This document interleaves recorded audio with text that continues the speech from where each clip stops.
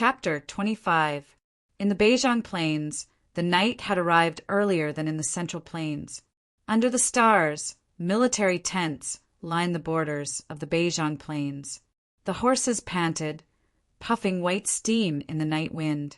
In the military advisor's tent, a series of light coughs could be heard. Fan Lingyue sat in front of the desk, wearing a thick mink fur cloak in this October night that wasn't too cold. Her delicate and beautiful face was sickly pale, making one's heart ache. "How is it?" Fan Lingyue asked softly. "We barely managed to turn the tables," the young general replied respectfully. "An unexpected variable."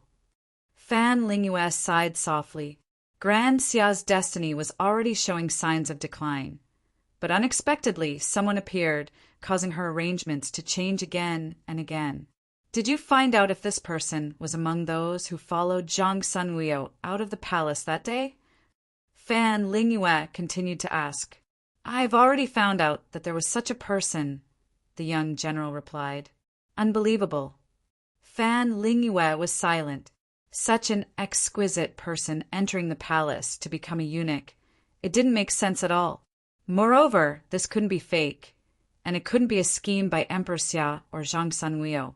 The reason was simple. No emperor would be so magnanimous to allow a fake eunuch into the harem.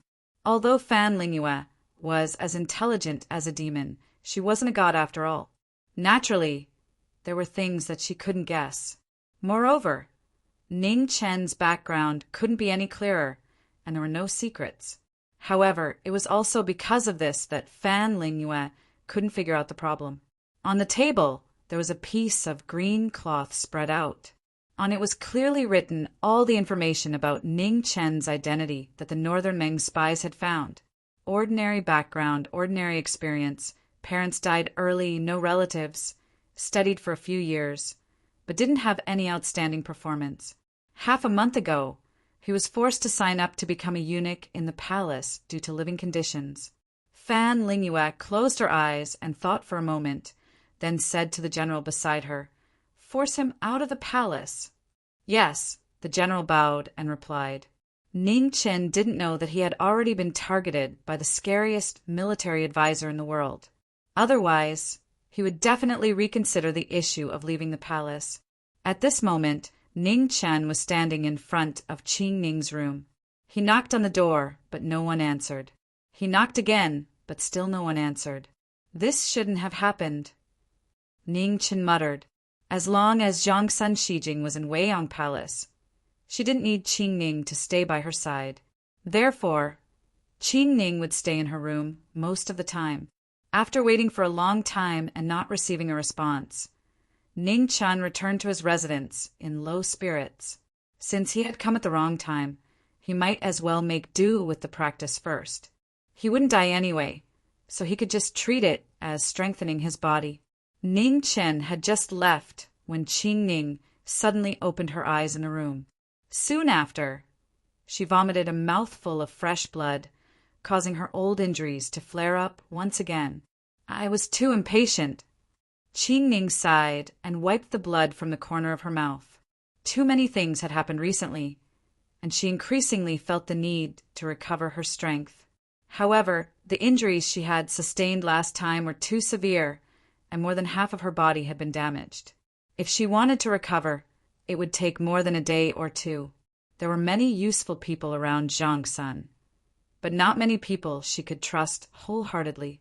After she was injured, she spent most of her time healing, so Zhang Sun's burden was even heavier. If only he could be used. A trace of tiredness flashed through Qing Ning's eyes. Actually, she and Zhang Sun had talked about Ning Chen more than once. Apart from his usual messy behavior, Ning Chen's tolerance was indeed shocking. Unfortunately, this guy always wanted to run away, which gave them a headache. He didn't desire glory, wealth, power, or women. He was neither evil nor perfect. He had a bunch of problems, but they couldn't really find a place to start. She knew that Zhang Sun was a person who cherished talents and valued relationships. Otherwise, he wouldn't have forgiven Ning Chen again and again in a fit of rage. This time, The most important reason for grounding him was to make him calm down and completely give up on the idea of leaving the palace. However, what she and Zhang Sun didn't expect was that Ning Chen's performance in fighting against the envoy of the kingdom of True Extreme shocked the world. Such intelligence, such amazing talent. Thinking about it, the calmest place in the entire imperial city right now was probably the Weiyang Palace. Ning Chen's sudden rise had already caused a huge commotion outside, but in the Weiyang Palace, it didn't even cause a small ripple. She could see that Ning Chen didn't take it seriously, except for a little heartache when the Empress confiscated 100 taels of gold from him. He didn't take it seriously at all. In the Qingyue Pavilion in the middle of Weiyang Palace, the 9th princess left after greeting. However, Zhang Xuan's bedroom was still lit all night. In the east, Qing Ning's room was also lit all night. Only Ning Chen's room, which was the furthest away, had its light turned off early. No one knew whether he was asleep or not. At dawn, the court meeting was about to start. Ning Chen was called by a little eunuch. For the first time, Zhang Sun took the initiative to take him to the hall together.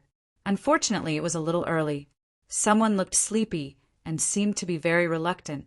Compared with the previous 2 times, Zhang Sun had high expectations for Ning Chen this time. However, he couldn't bear to see this guy's indifferent and lazy appearance. He wanted to scold him, but he swallowed it. Not far away, the envoy of the kingdom of True Extreme came with 5 white-robed Confucians. They were not old, at most 20 years old. However, they didn't have a strong scholarly air. They didn't look like Confucians, but like fortune-tellers. Ning Chen was suddenly energized. Speaking of Confucians, the great Xia dynasty's Confucianism was prosperous. There were many great Confucians in the imperial court. The grand sage of the 3 chancellors was the head of the Confucianism in the imperial court. It could be said that the great Xia dynasty didn't lack Confucians. If the envoy of the kingdom of True Extreme wanted to seriously compete with him, it was no different from asking for a beating. Moreover, this round wasn't about luck or fate. Were these 4 guys really fortune-tellers? He wasn't familiar with fortune-tellers, but he had seen a great one. He met the one when he went out to buy shoes with Li Er. At that time, he didn't think much of it. Later, he thought that the man was really something. That charlatan said that he couldn't escape, and he was indeed caught by Qing Ning. It was true that every profession had its own master. Since they knew about the existence of Jinqi, fortune-tellers weren't something unacceptable. Emperor Xia was still sitting on the highest dragon throne in the heavenly mandate palace. His majestic face didn't have a trace of a smile. As the emperor of the most powerful dynasty in the world, every move of his would shake the world. The emperor of the great Xia dynasty, no matter which generation, would never lose the title of emperor. After Ning Chen followed Zhang Sun into the palace, several people took the initiative to look at him. All the officials knew that this little eunuch was really extraordinary. If it weren't for his status, he would have been roped in by all parties. Unfortunately, he was a eunuch. Because the eunuchs of the previous dynasty once rebelled, the current dynasty severely suppressed the eunuchs. It was almost impossible for a eunuch to be in power. Therefore, Emperor Xia only rewarded Ning Chen with 100 taels of gold for his great service. At the current dynasty, Ning Chen didn't care about this. He really cared about the 100 taels of gold. The court meeting was as boring as ever, especially with the annoying face of the envoy of the kingdom of True Extreme. However, the 3rd question was indeed beyond everyone's expectations. A maze. There was a maze in the palace of the great Xia dynasty.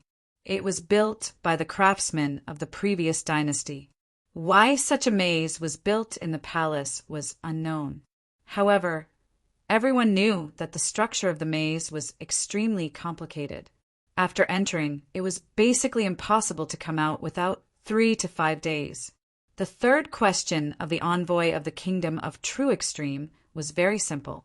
The great Xia dynasty and the kingdom of True Extreme would each send 1 person in. Whoever came out first would win. Logically speaking, The great Xia dynasty had the advantage.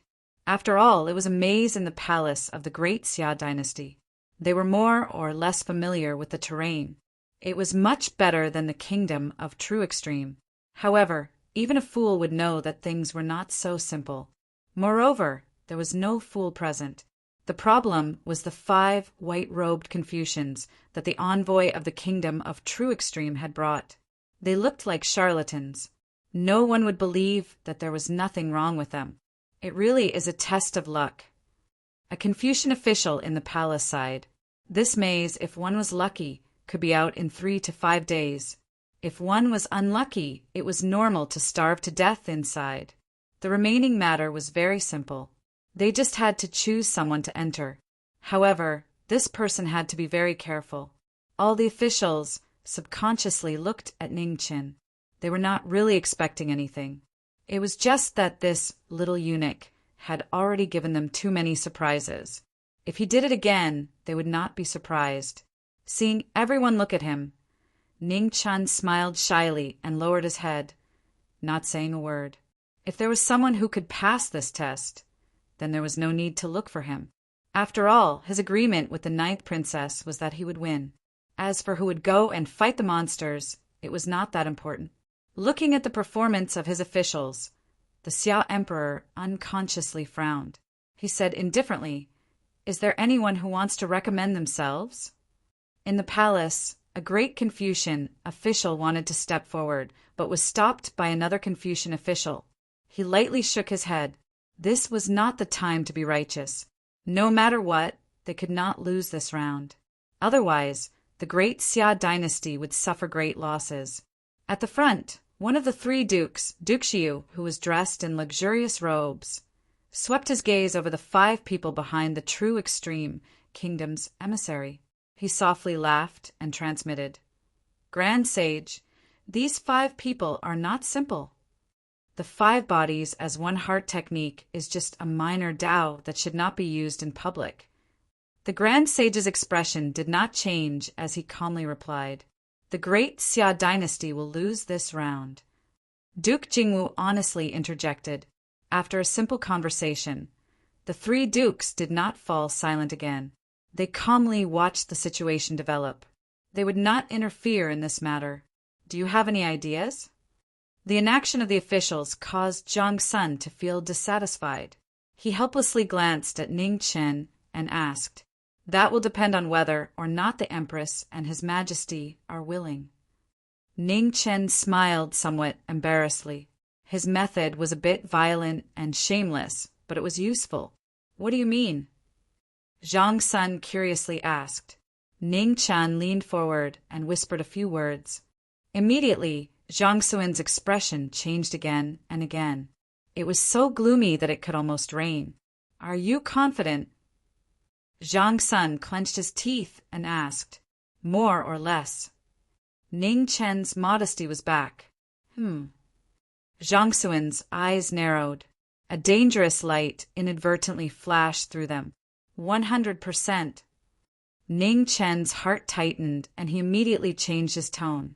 "Approved. Go and prepare." "I will speak with His Majesty about the rest," Zhang Sun calmly said. "Yes," Ningqian replied, and immediately left the palace. After leaving the palace, Ningqian moved to the side of a general dressed in dark green armor and said a few words. Immediately after, the 2 of them looked at each other and smiled cunningly. Together, they rushed toward the Imperial Academy of Medicine. Chapter 26. In the Imperial Academy of Medicine, Ling Xiao was looking for something in the mountain of medicinal stones while complaining, "Ningqian, can you do it or not?" "Of course I can. Why would I look for you if I can't?" In another pile of medicinal stones, Ningqian poked his head out and replied, "Cough, cough, I'm choking to death." Ling Xiao violently coughed a few times. The choking smell made him want to die. "Don't look for me next time. It's too painful. I might as well find someone to fight." Vulgar. Ningqian did not even raise his head. He raised a finger behind the small mountain and said disdainfully, "General Ling, when will you enter the Xiantian realm?" "Cough, cough." Ling Xiao coughed again. This time it was not because of the smell of the medicinal stones, but because of Ning Chen's words. My ass. Do you think Xiantian is a cabbage that can be easily entered? From what I know, other than the dean of Tiansong Academy, no one else has entered the Xiantian realm. Then what realm are you at? Ning Chen pulled out a saltpeter and casually asked. 8th grade natal realm. Ling Xiao proudly replied. I despise you. Ning Chen raised a finger again. Only 8th grade. He was not even enough for Qing Ning to beat. What do you know? Ling Xiao disdained to argue with him. In Xia, 8th grade experts could already be the general of an army. He was in the imperial palace where experts gathered, so he did not reveal himself. I'm already at 1st grade. I just trained 2 days ago. Ling Xiao was speechless. He really could not refute this. The heavens took pity on him. Back then, he had suffered a lot to enter the martial path. Who would have thought that this guy who did not know anything would be able to enter the martial path? That's because you're lucky. Ling Xiao was not convinced, but he could not help but retort. Luck is also a skill. Look, isn't this round of the envoy from Flatbread Country just a competition of luck? Ning Chen straightened his body and massaged his aching waist. That's true. Why do you call them Flatbread Country? Ling Xiao asked curiously. You can't even tell. Didn't you notice that their people all have big flat faces? Ning Chen replied matter-of-factly. Brother, you're really a talent. Ling Xiao gave him a thumbs up. I'm just famous. Ning Chen modestly replied. That's right. I also wanted to ask you why you're looking for these things. Ling Xiao covered his nose. You will know in a while. General Ling, I have a favor to ask of you. Speak. Don't let anyone else know about what we're looking for today. Even if it's the eldest grandson. No, even if the Empress asks, just say that you don't know and push the responsibility to me. Ning Chen raised his head and said seriously. Ask what? Ling Xiao asked with a strange expression. You know about pestilence, but you don't? I know. If this thing were to spread, the consequences would be even more terrifying than the plague. People are greedy. Sometimes they will stop at nothing to achieve their goals, sighed Ning Chen. Ling Xiao was shocked. After struggling for a while, he nodded. He roughly understood the meaning behind Ning Chen's words. If that was the case, then this thing really couldn't be spread out. Many thanks, Ning Chen thanked him. He believed in Ling Xiao's character. However, even if they took a step back, even if Zhang Sun and Empress Xiao were to find out what they were looking for today, finding the correct formula would not be so simple. For this reason, he had purposely taken a lot of things. Most of the medicines he had asked Ling Xiao to find were useless. His goal was to confuse the spies in the palace. There was nothing definite in this world. In order to guard against the possibility of something happening, he had no choice but to measure the heart of a gentleman with the yardstick of a villain. Of course, the only and most important reason was that he didn't want to die, and this formula was a life-saving talisman. As long as it wasn't leaked, his head would be saved. The two of them worked for half a day, almost turning the entire imperial hospital upside down. However, with Zhang Suin's verbal order and token, the imperial physicians of the imperial hospital didn't dare to go forward and ask questions. They could only let the two of them do as they pleased. Zhang Sun didn't have any intention of asking for the jade pendant back, so Ning Chen kept it for himself. This thing was very useful. It could kill whoever it saw. It probably had the same effect as the death exemption medallion. In reality, Zhang Sun had given a lot of thought. It wasn't that she had forgotten, but that she knew that Ning Chen was a troublemaker. If there came a day when she couldn't save him in time, this jade pendant could temporarily save his life. Cough, cough. It's about time. Let's go. Ning Chen found the last thing and casually rummaged through the pile a few more times before standing up. Okay. Ling Xiao couldn't stand it any longer. Hearing Ning Chen's voice, he didn't say anything else, grabbed the things and left. Where are we going? After taking 2 steps, Ling Xiao suddenly stopped. Seeing Ning Chen's contemptuous gaze, he scratched his head and asked. The workshop, Ning Chen said contemptuously. So far. Ling Xiao said reluctantly. You can choose not to go. I'm not forcing you, Ning Chen said indifferently. If you have the ability, then don't go. Haha, I'm just saying. Ling Xiao smiled bitterly. How could he dare not go? Ning Chen was easy to deal with, but the key was that this guy had someone above him. Time was tight. The 2 of them didn't dare to delay and hurried to the workshop. In the heavenly mandate palace, when a palace maid came up to pour wine, Zhang Sun accidentally knocked over the wine cup and reprimanded the maid. She dipped her finger in the wine and secretly wrote the word drag on the back of the wine pot. Due to the angle, the kingdom of True Extreme couldn't see anything. However, Emperor Xia, sitting high on the dragon throne, saw everything clearly. Emissary, how about we raise the stakes by 50%?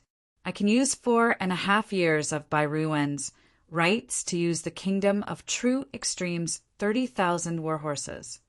Emperor Xia said calmly, shocking all the officials present. At this moment, even the 3 dukes had a look of surprise in their eyes. Under such unfavorable conditions, increasing the stakes was deliberately letting the kingdom of True Extreme take advantage of them. Hearing Emperor Xia's words, the kingdom of True Extreme's emissary frowned slightly. He thought about it, but he couldn't figure out what Emperor Xia was thinking. Logically speaking, for Emperor Xia to raise the stakes at this moment, he was either bluffing to force him to back down, or he truly had absolute confidence in winning.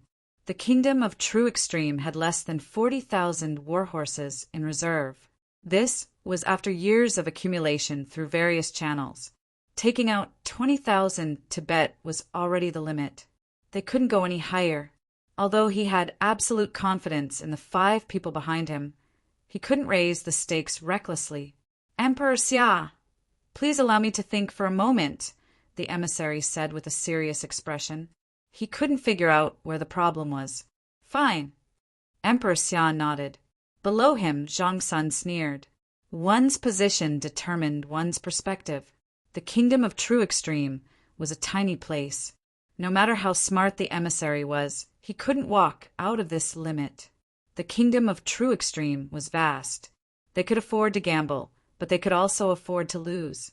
While the emissary was thinking, the officials of the kingdom of True Extreme were also trying to figure out Emperor Xia's intentions. For the first time, they realized that they really couldn't understand their emperor. Time slowly passed. Emperor Xia didn't rush him from his throne. The emissary's expression kept changing. It had to be said that Emperor Xia's proposal was very tempting. It was difficult for him to refuse Bai Ruyuan's rights to use the kingdom of True Extreme's territory for 5 years. However, when he thought of the price he had to pay, he couldn't bear it either. War horses were different from ordinary horses. The kingdom of True Extreme was the same as the kingdom of True Extreme.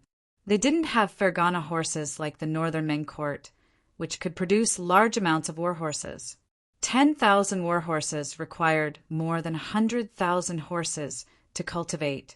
The production rate of war horses had always been less than 1 in 10. Otherwise, the kingdom of True Extreme wouldn't have used such an important place like the kingdom of True Extreme to gamble. After waiting for a long time, the emissary finally sighed. He admitted that he still couldn't convince himself to gamble. After all, the kingdom of True Extreme couldn't compare to the kingdom of True Extreme. They couldn't bear such a huge price. Your Highness, it's ready. At this moment, Ning Qin quietly walked back and indicated. Zhang Sun nodded and then nodded at Emperor Xia, indicating that he was ready. Emissary, do you have a conclusion? Emperor Xia asked. The emissary stepped out and said in a low voice, Emperor Xiao's proposal is very tempting. However, I have been ordered to come here. I can't change your mind. I hope you can forgive me. Since that's the case, I won't force you. The wager remains the same. Men, prepare a carriage for Zhengqi Palace. Yes, Your Highness. All the officials knelt and then left the heavenly mandate palace. They walked majestically toward Jingqi Palace. Jingqi Palace was a strange palace built by the craftsmen of the previous dynasty. There were 4 gates in the north, south, east, and west. It seemed ordinary, but only those who had entered knew that unless they made a mark and went back the way they came, it was almost impossible to come out. The gamble was very simple. After each of them chose a gate to enter, they just had to walk out of the other gate. The emissary of the kingdom of True Extreme sent one of the 5 white-robed Confucians into the palace. When it came to the kingdom of True Extreme, it was Ning Chen again. Ning Chen carried a large bag with rations, water, and jerky on it. He had borrowed it from the imperial kitchen. The emissary of the kingdom of True Extreme sneered. He didn't care. So what if you prepared 10 days' worth of rations? The 5 skies Will had already calculated. If everything went well, an hour would be enough. If you lose, you don't have to come out. Zhang Sun frowned and said angrily when he saw Ning Chen carrying such a large bag. If I win, you'll let me out of the palace? Ning Chen smiled shyly and asked in the end. We'll talk about it when the time comes, Zhang Sun said indifferently. Ning Chen wasn't disappointed. He snorted in his heart. He knew this would be the result. In any case, he had already found another way out. When the time came, it would be too late for Zhang Sun to stop him. The 2 of them entered the palace at the same time. Behind the emissary of the kingdom of True Extreme, the 4 skies wills each stood in front of a gate. Their palms were clasped together, and spiritual light flashed around them. The 4 symbols, telepathy, connected with the souls of the white-robed Confucians who had entered Jingqi Palace. Relying on the changes in distance between the 5 of them, they quickly guided them to find the most correct path. 5 bodies as one. In the kingdom of True Extreme, a general finally saw through it and shouted in shock. In front, Emperor Xia and Zhang Suan's hearts tightened. It seemed that they had underestimated the emissary of the kingdom of True Extreme. With these 5 people, the kingdom of True Extreme had a very small chance of winning. Empress, are you confident? Emperor Xia's expression was serious as he asked. Zhang Suan's eyes narrowed. He hesitated for a moment, but he saw Qing Ning nodding seriously. In the end, she sighed and said, I believe in him. Hearing this, Emperor Xia nodded slightly and didn't say anything else. At this moment, suddenly in front of them in Jingqi Palace, there was an earth-shaking explosion. Heaven and earth shook. Then there was another explosion. Boom! Boom! Boom! In less than a quarter of an hour, one explosion after another sounded in the Hall of Righteous Mystery. Before anyone could react, a disheveled figure covered in dust ran out from the west gate. Cough, cough, cough! It wasn't easy to get out of the palace. Ning Chen didn't have the time to care about other things. He coughed and patted the dust off his body. How could the power of this black powder be so terrifying? Luckily, he ran fast enough. Outside the palace, everyone was stunned. Not only the officials of Great Xia, but even the emissary of the kingdom of True Extreme had yet to recover from the shock. Your Majesty, we won. At this moment, a smile finally appeared on Zhang Suan's face as he spoke softly. Good. Emperor Xia suppressed the shock in his heart and said in a deep voice, as long as there were war horses, the men of Great Xia had nothing to fear.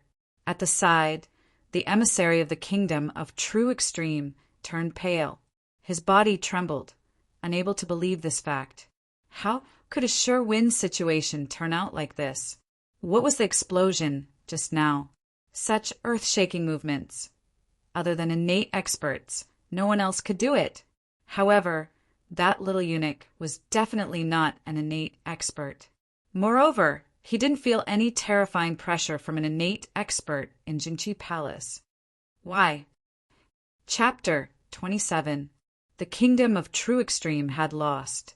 Not only had they lost 20,000 horses, but they had also lost the ability to mobilize their army within 10 years. The agreement was written in black and white, together with the official seal of the Kingdom of True Extreme. The Kingdom of True Extreme could not go back on their word. Most importantly, the Xia Kingdom was the most powerful country in the world. If anyone dared to go back on their word, the 200,000 black feather army of the Marquis would not be as simple as just guarding the place. What was left was the work of the various officials of the Xia Kingdom. The Marquis of the Xia Kingdom was guarding the outside. The only people left in the palace were the civil officers and officials. However, this was enough to deal with these matters. Ning Qin had completed his task. Other than training, he waited for Emperor Xia's decree. Finally, on the third day, Emperor Xia's decree was issued. He conferred the title of Princess Miaoyu to Prince Hua's daughter. She would enter the Kingdom of True Extreme through marriage. Ning Chen's name was on the list. When Zhang Sun and Qing Ning heard the decree, they were stunned. Especially Zhang Sun. She was furious and shocked at the same time. Having stayed in the palace for such a long time, how could she not have guessed the reason behind this? Ning Chen's name was obviously added at the last minute and was dispensable. Emperor Xia's addition was obviously because someone had pleaded for leniency. In the palace, there was only one person that Ning Chen could interact with and influence Emperor Xia. That person was the 9th princess. Very good, very good. Zhang Sun stood in the main hall of the Weiyang Palace. Her face was green with anger. She said sternly, "Someone bring Ning Chen here." "I'll go." Qing Ning was worried and begged. "You stay here." Zhang Sun was furious.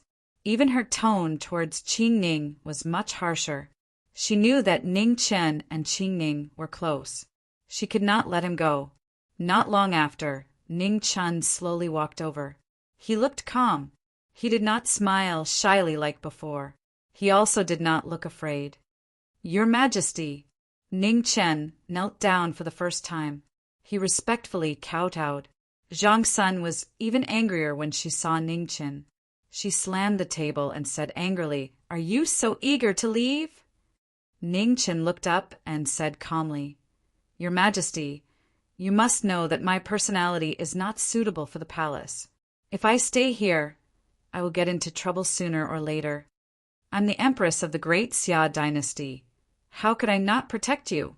What are you afraid of?" The more Zhang Sun thought about it, the angrier he got. He wanted to throw the teacup on the table at the former's face. "I'm afraid that if I cause a huge disaster one day, the first person to chop off my head will be you, Your Highness." Ning Chen sighed softly. Boom! Zhang Sun was infuriated. He grabbed the teacup and fiercely threw it at Ning Chen. With a bang, the teacup hit Ning Chen's forehead and blood splattered out. "You've disappointed me too much." Seeing that Ning Chen's face was covered in blood, yet still refused to lower his head, Zhang Sun was so angry that his entire body trembled. He closed his eyes and spoke in disappointment. "The 9th princess is here." At this moment, Xia Xinyu walked over. The moment she entered the hall, she saw this scene and was shocked once again.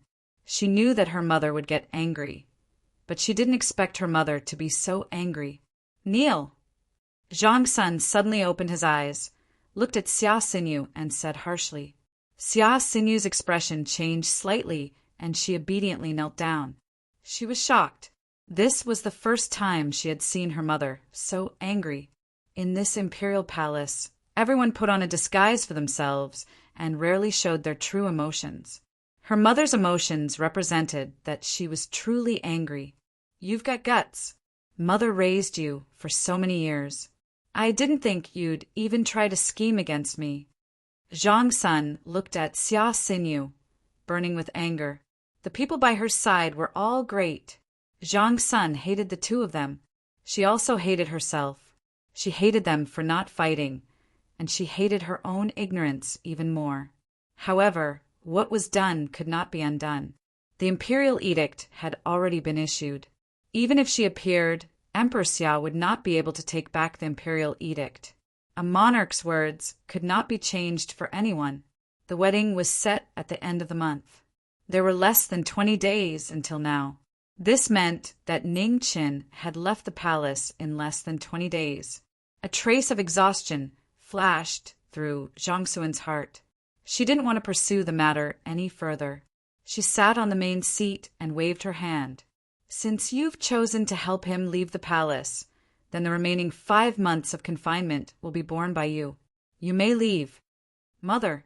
Xia Xinyu was shocked. Her face paled. Leave. Zhang Sun slammed the table and said sternly. Yes. Xia Xinyu unwillingly bowed, then stood up and left. This time she had miscalculated. After Xia Xinyu left, only Ning Chen remained kneeling. Qing Ning stood to the side, but she didn't dare to plead. She knew the Empress was disappointed. Even she didn't understand Ning Chen's actions. Even if he wanted to leave the palace, with the Empress' grace, he might succeed if he begged many times. There was no need for him to leave the palace in such a hurry. Seeing Ning Chen kneeling in front of her with blood flowing down his face, Zhang Sun thought of everything that had happened since he entered the palace. She forcefully suppressed the anger in her heart and said in a low voice, This consort will give you one last chance. If you admit your wrongs and come back obediently after the wedding, this consort can pretend that nothing happened. Ning Chen sighed heavily and didn't say a word. Things had already reached this point. How could he turn back? If he didn't want to die in the palace, he had to leave as soon as possible. Unfortunately, he couldn't tell Zhang Sun this. He could only keep hiding it. Good, very good. Zhang Sun angrily stood up and walked out of the hall with an ashen face. Qing Ning looked at the kneeling Ning Chen with a complicated expression. She didn't say a word and left with Zhang Sun.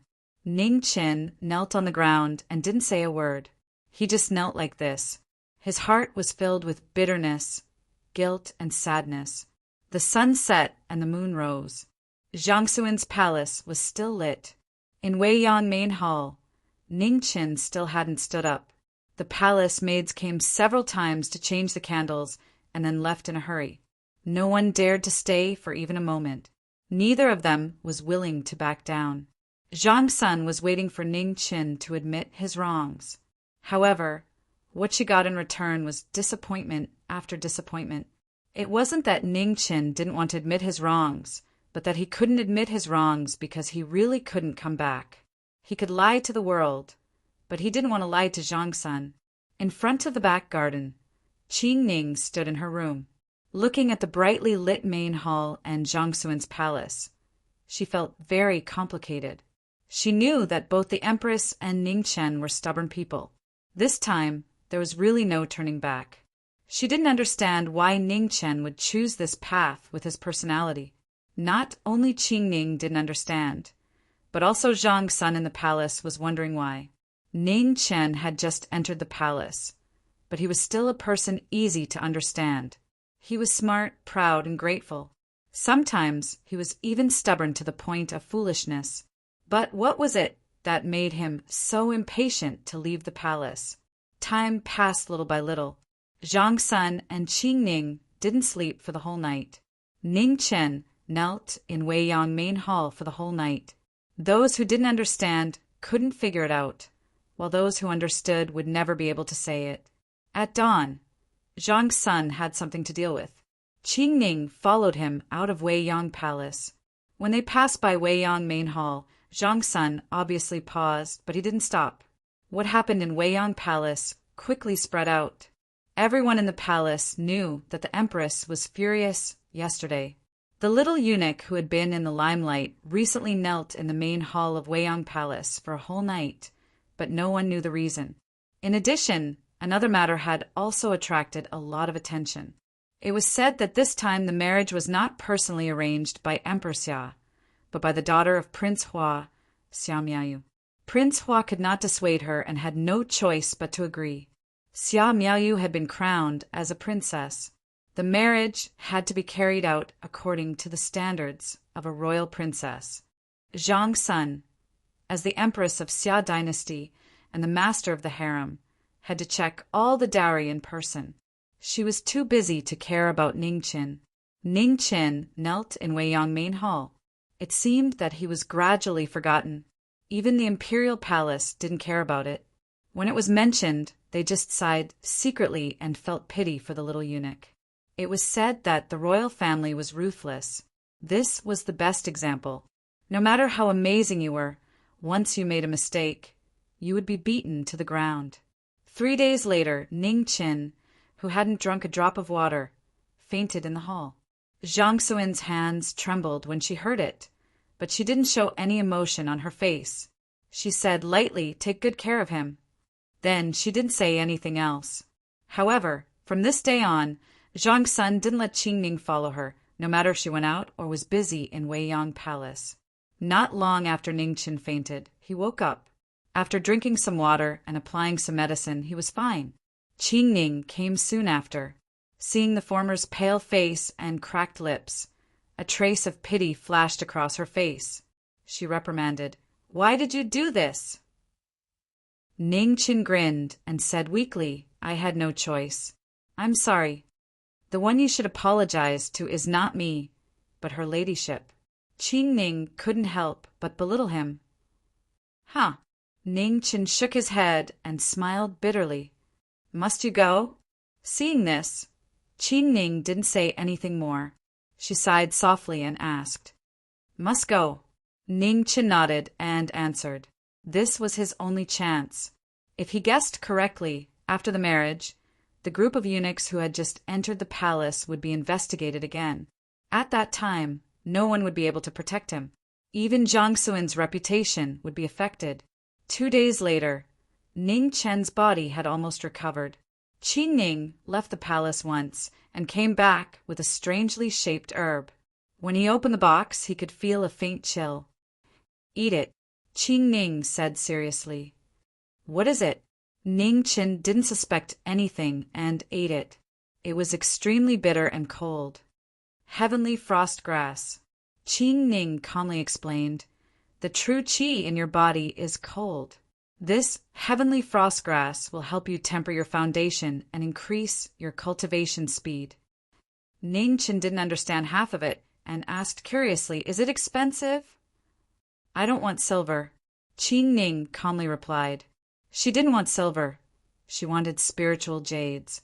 However, there was no need to tell him. "From today onwards, I will teach you movement techniques. You better prepare yourself." As she spoke, Qingning turned and walked towards the door. "Follow me." Ning Chen followed her all the way to the back garden. October had arrived, and the garden was full of fallen flowers. When the autumn wind blew, the flowers drifted across the sky. "Watch carefully." As soon as she finished speaking, Qingning's body moved. In an instant, her figure flew like snow and turned into a small boat among the falling flowers. She danced in the wind, and not a single leaf touched her body. Ning Chen was dumbfounded as he watched from the side. What an awesome person! They were about the same age. How could there be such a big gap between them?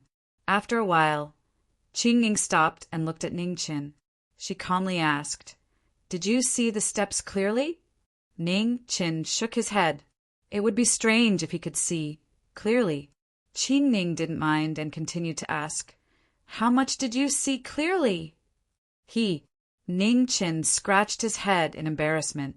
He took 2 steps forward and drew a big circle on the ground. "I only saw this step clearly." Qingning's face turned cold. She suppressed her anger and didn't go up to hit him. This was where she had been standing at the beginning. She walked forward and kicked his right leg away. She angrily said, "Stand on one leg. Don't let me see you switch to the other leg for 2 hours." Ning Chen's mouth twitched in pain, but he didn't dare to make a sound. He sucked in a breath of cold air and stood on his left leg. His body kept swaying left and right. 15 minutes later, Ning Chen felt his left leg go numb and his body swayed even more. However, when he saw Qingning's cold face, his heart trembled. He clenched his teeth and stood still. Half an hour later, Ningchen seemed to be unable to feel his left leg. However, there was a burning pain in his knee. This was an old injury from kneeling earlier. It hadn't healed yet. Qing Ning stood there indifferently. She could see that Ning Chen's knee injury didn't hurt his muscles or bones. Even if it hurt, this guy asked for it. Chapter 28. Half an hour later, Ning Chen had reached his limit.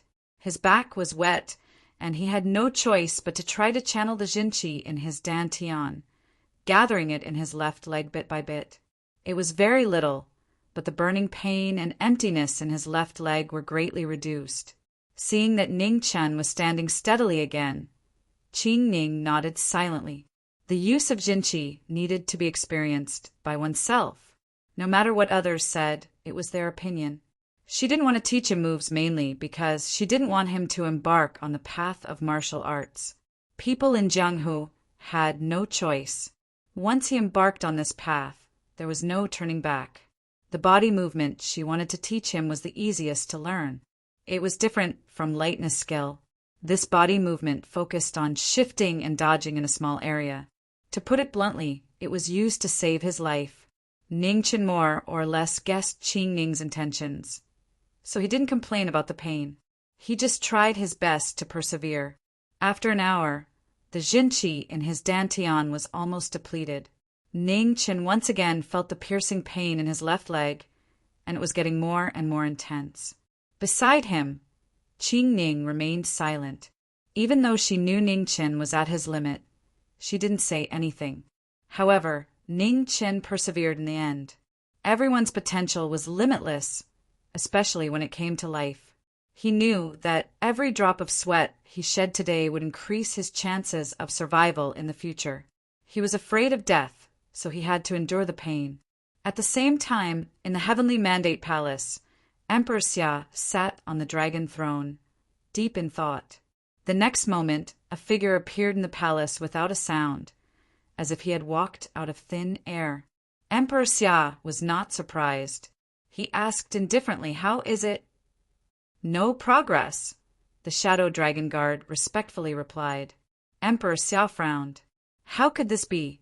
Your Majesty, the Department of Heavenly Works and the Ministry of Works have repeatedly confirmed that no matter how the 17 types of medicinal stones were mixed, it was impossible to produce the explosive effect that day," the Shadow Dragon Guard said in a low voice. The situation that day shocked the court. The entire interior of the Jinqi Palace was blown up, creating a passageway that could be seen through at a glance. If the Xia Kingdom could master this gift, they would be invincible in the world. Emperor Xia narrowed his eyes, carefully weighing the pros and cons originally.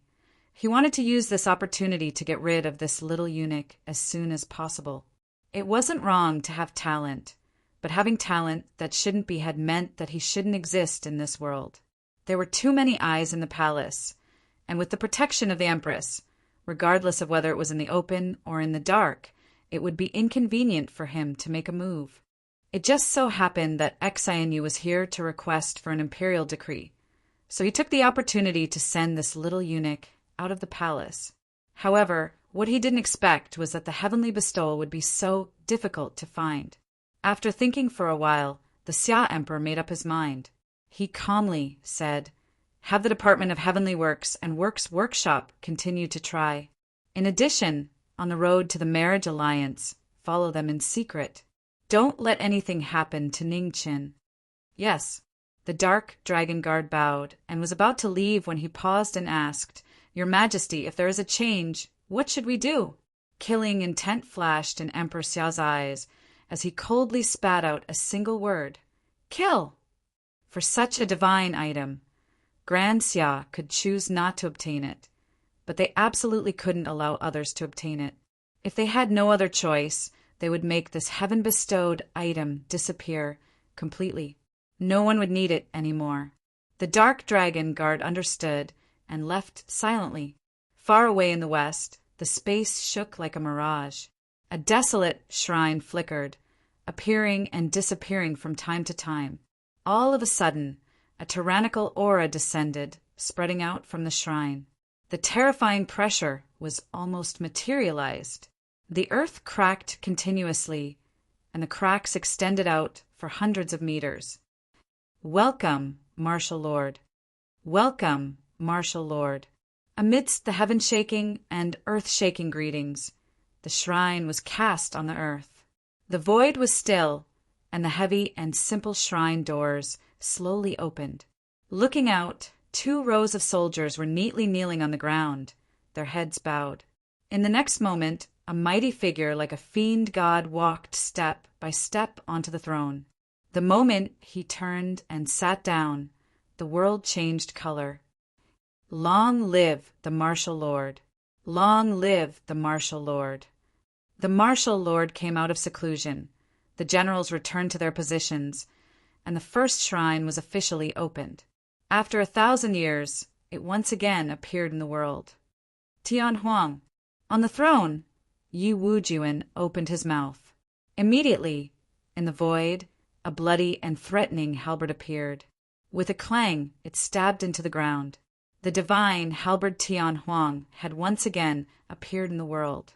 At the same time, in an ordinary room in the Sky Academy, the principal's body trembled, and he stopped writing. His aged eyes looked towards the west, revealing a trace of worry. In the north, in the northern Ming Imperial Court's Imperial Palace, the Imperial tutor woke up from his meditation and calmly said, "Inform the military advisor that Yi Wujuan has come out of seclusion." Yes. In the south, in the Du-Yi Temple, a withered old monk was chanting scriptures. The prayer beads in his hand paused for a moment, but after a moment he continued. In the east, in a desolate city not far from the Grand Xia, a sword lightly moved, and then there was no more movement. Not long after, a beautiful figure walked over and quietly took away the sword in the city. Her beauty added color to the desolate city. "This shadow-bearing sword belongs to you from now on." A calm voice came from the desolate city.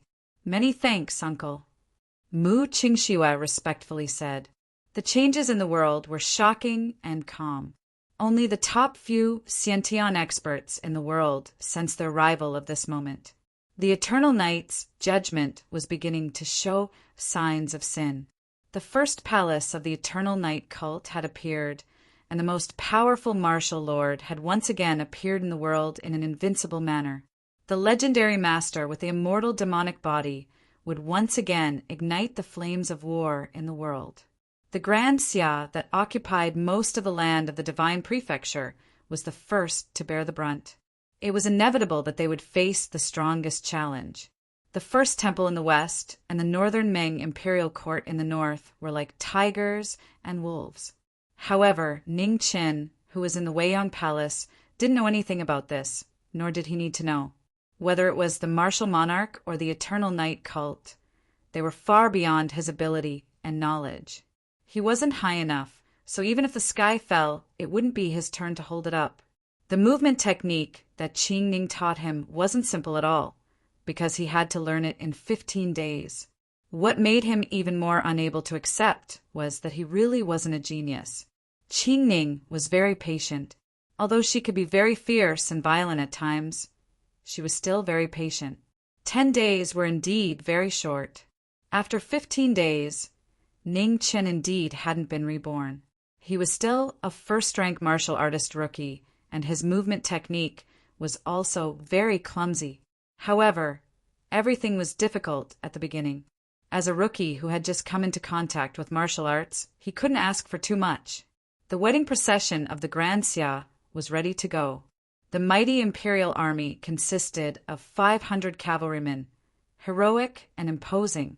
Ning Chen knelt at the door of the Zhongsun Palace, silently kowtowed 3 times, then got up and left. He was appointed as the personal attendant of Princess Miao Yu by Emperor Xia, so he had to report half a day in advance. "Your Highness, he's gone." In the palace, Qing Ning sighed softly. After knowing Ning Chen for so many days, she finally understood what it meant to be arrogant and daring. In this palace, Ning Chen was the only one who had never knelt before Emperor Xia. He didn't even kneel when he first met the Empress. The Zhongsun Palace quietly looked at the door without saying a word. After a long silence, she calmly got up and said, "Let's go. Come with me to send Miao Yu off." Yes. Qing Ning nodded and followed. In the heavenly mandate palace, in front of the stone steps paved with white marble, Emperor Xia looked down at the mighty wedding procession.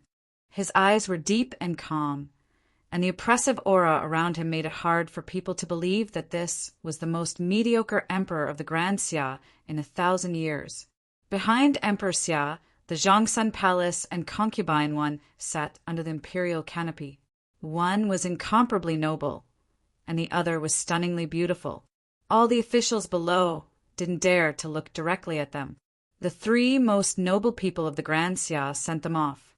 At the bottom of the stone steps, 500 imperial army soldiers knelt together, their armor clanging, forming a black mass. "Long live the emperor! Long live the emperor! Long live the emperor! Long live the emperor!" The deafening cheers broke through the sky. Emperor Xia raised his hand, and the cheers stopped. The entire heavenly mandate palace was terrifyingly quiet. Emperor Xia said indifferently, "Let's go. Let's go." At the front of the wedding procession, a general wrapped in black armor shouted. Immediately, war horses neighed, and the 500 imperial army soldiers escorted the wedding procession forward. In the procession, beside an extremely luxurious carriage, Ning Chen looked back at Zhang Sun and Qing Ning in front of the heavenly mandate palace. A trace of sadness flashed through his heart. This time, it might really be goodbye forever. He was lucky to have met Zhang Sun after entering the palace. Unfortunately, he had to leave. The wedding procession went east. Behind the 500 imperial army soldiers, there were palace maids and eunuchs, carriages and small carriages. The entire procession was more than 5 miles long, and one couldn't see the end of it. Ning Chen's position was at the very center of the procession, and beside him was Princess Miao Yu's carriage. Everyone in the world was unfamiliar with this woman. The current Emperor Xia was quite generous to his own brothers. Of course, this was on the premise that the princes had enough self-awareness. When the current Emperor Xia ascended the throne, Prince Hua had relieved himself of all his official duties and was content to be a happy prince. He rarely appeared in front of people, so very few people knew that Prince Hua had such a daughter. Ning Chen didn't care about this at all. He only cared about how to escape without being noticed. As for the wedding procession, so many people had already done it, and he wouldn't make a difference. However, when he saw the indistinct old figure in the black carriage behind him, he had to temporarily suppress the idea of escaping. The figure in the carriage was very quiet and didn't say a word along the way. Through the curtain blown by the wind, Ning Chen saw an old man, dressed in green, sitting cross-legged in the carriage. There was a sword across his leg. The sword was not out of its scabbard, so it didn't look out of place. Ning Chen sighed inwardly. Anyone who was so good at pretending was either a swordsman or a bastard. Obviously, this one belonged to the former. It seemed that Emperor Xia cared a lot about this marriage. Not only did he send 500 imperial army soldiers to escort the wedding procession, but he also arranged for such a master to accompany the princess. It was impossible for him to escape in a short period of time. Ning Chen thought about it and decided to infiltrate the enemy's base first, then look for an opportunity to take advantage of it. "Senior, are you thirsty? Senior, are you hungry? Senior, have some fruit. Senior, this." In the next 3 days, Ning Chen shamelessly tried to curry favor with the old man every few days. The old man was silent at first, then continued to be silent. In the end, he couldn't take it anymore and directly shook Ning Chen out of the carriage. Unfortunately, he'd still underestimated Ning Chen's patience. He'd never imagined that a person's face could actually be thick to the point of being so unbridled and insane. Therefore, 5 days later, the old man gave in and allowed Ning Chen to ramble on and on in the carriage, spouting endless nonsense. Ning Chen didn't care that the old man ignored him. It was good enough that he was sitting in a carriage. It was better than walking. As for the princess, he wasn't summoned at all. "Senior, your sword is not bad. Can you let me take a look?" Tired of talking, Ning Qin looked at the sword in front of the old man. Out of curiosity, seeing that the old man didn't object, he stretched out his hand to take a look. Swoosh! At this moment, the sword flashed, instantly illuminating the entire carriage. Chapter 29. Ning Chen's body stiffened. With a ripping sound, his sleeve turned into fragments that filled the air. In a flash, more than half of his sleeve was gone. $% and Ning Qin jumped up at once. He pointed at the old man and almost cursed out loud, but he forcefully swallowed his words. He didn't dare. Ning Qin sat down indignantly and gulped down half a pot of tea. Only then did he suppress his surging anger. One must respect the old and love the young. This old man didn't know how to love the young, so he didn't bicker with him. Endure he must endure. However, he wasn't completely without gains. At the very least, he had proven that he really couldn't defeat this old man. The road to escape was still far away, and cultivation still required hard work. As a result, in the following days, Ning Qin didn't bicker with the old man anymore. He spent most of his time in the carriage, cultivating the mental cultivation method on the golden paper. He circulated the true qi in his qi si over and over again. The carriage finally regained its peace with great difficulty. The old man naturally wouldn't care about what Ning Qin was doing. Moreover, a rank 1 martial arts rookie really wasn't worthy of his attention. On the 10th day, the bridal procession had already traveled more than 700 li. They were far away from Daxia's imperial city and entered a wasteland that stretched as far as the eye could see. Now that it was close to late autumn, the quiet wasteland appeared even more desolate. The arrival of the cold night made people feel an indescribable chill. Awoo! Awoo! The wolves in the wasteland howled at the moon, causing the camping troops to become nervous. Everyone knew that the most terrifying creatures in the wasteland weren't tigers or leopards, but rather wolves. Wild wolves were cunning and ruthless by nature.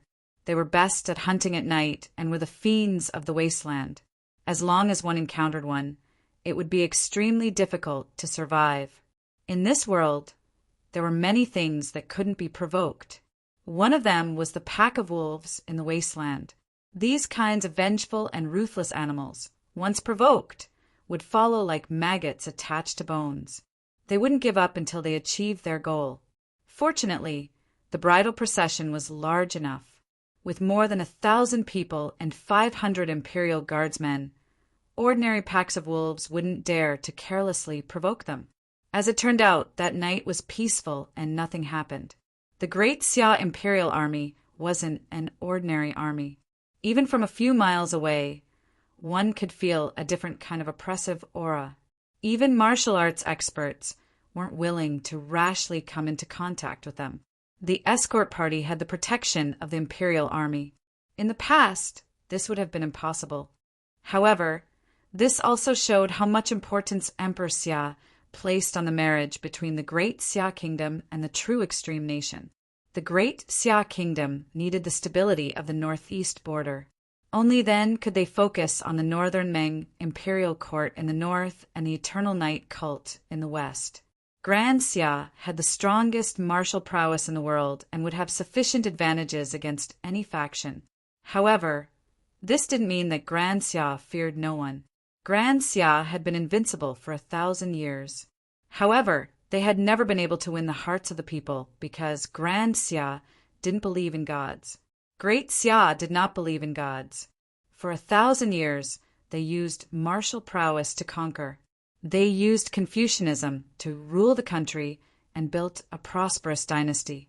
1,000 years had passed. The people of Grand Xia had somewhat forgotten that 1,000 years ago, the strongest power in the divine prefecture wasn't the nobles who ruled over each other, nor was it the great Yin dynasty that was overthrown by Grand Xia. It was the Eternal Night cult that had believers all over the world. The ancestors of Grand Xia rose like a comet.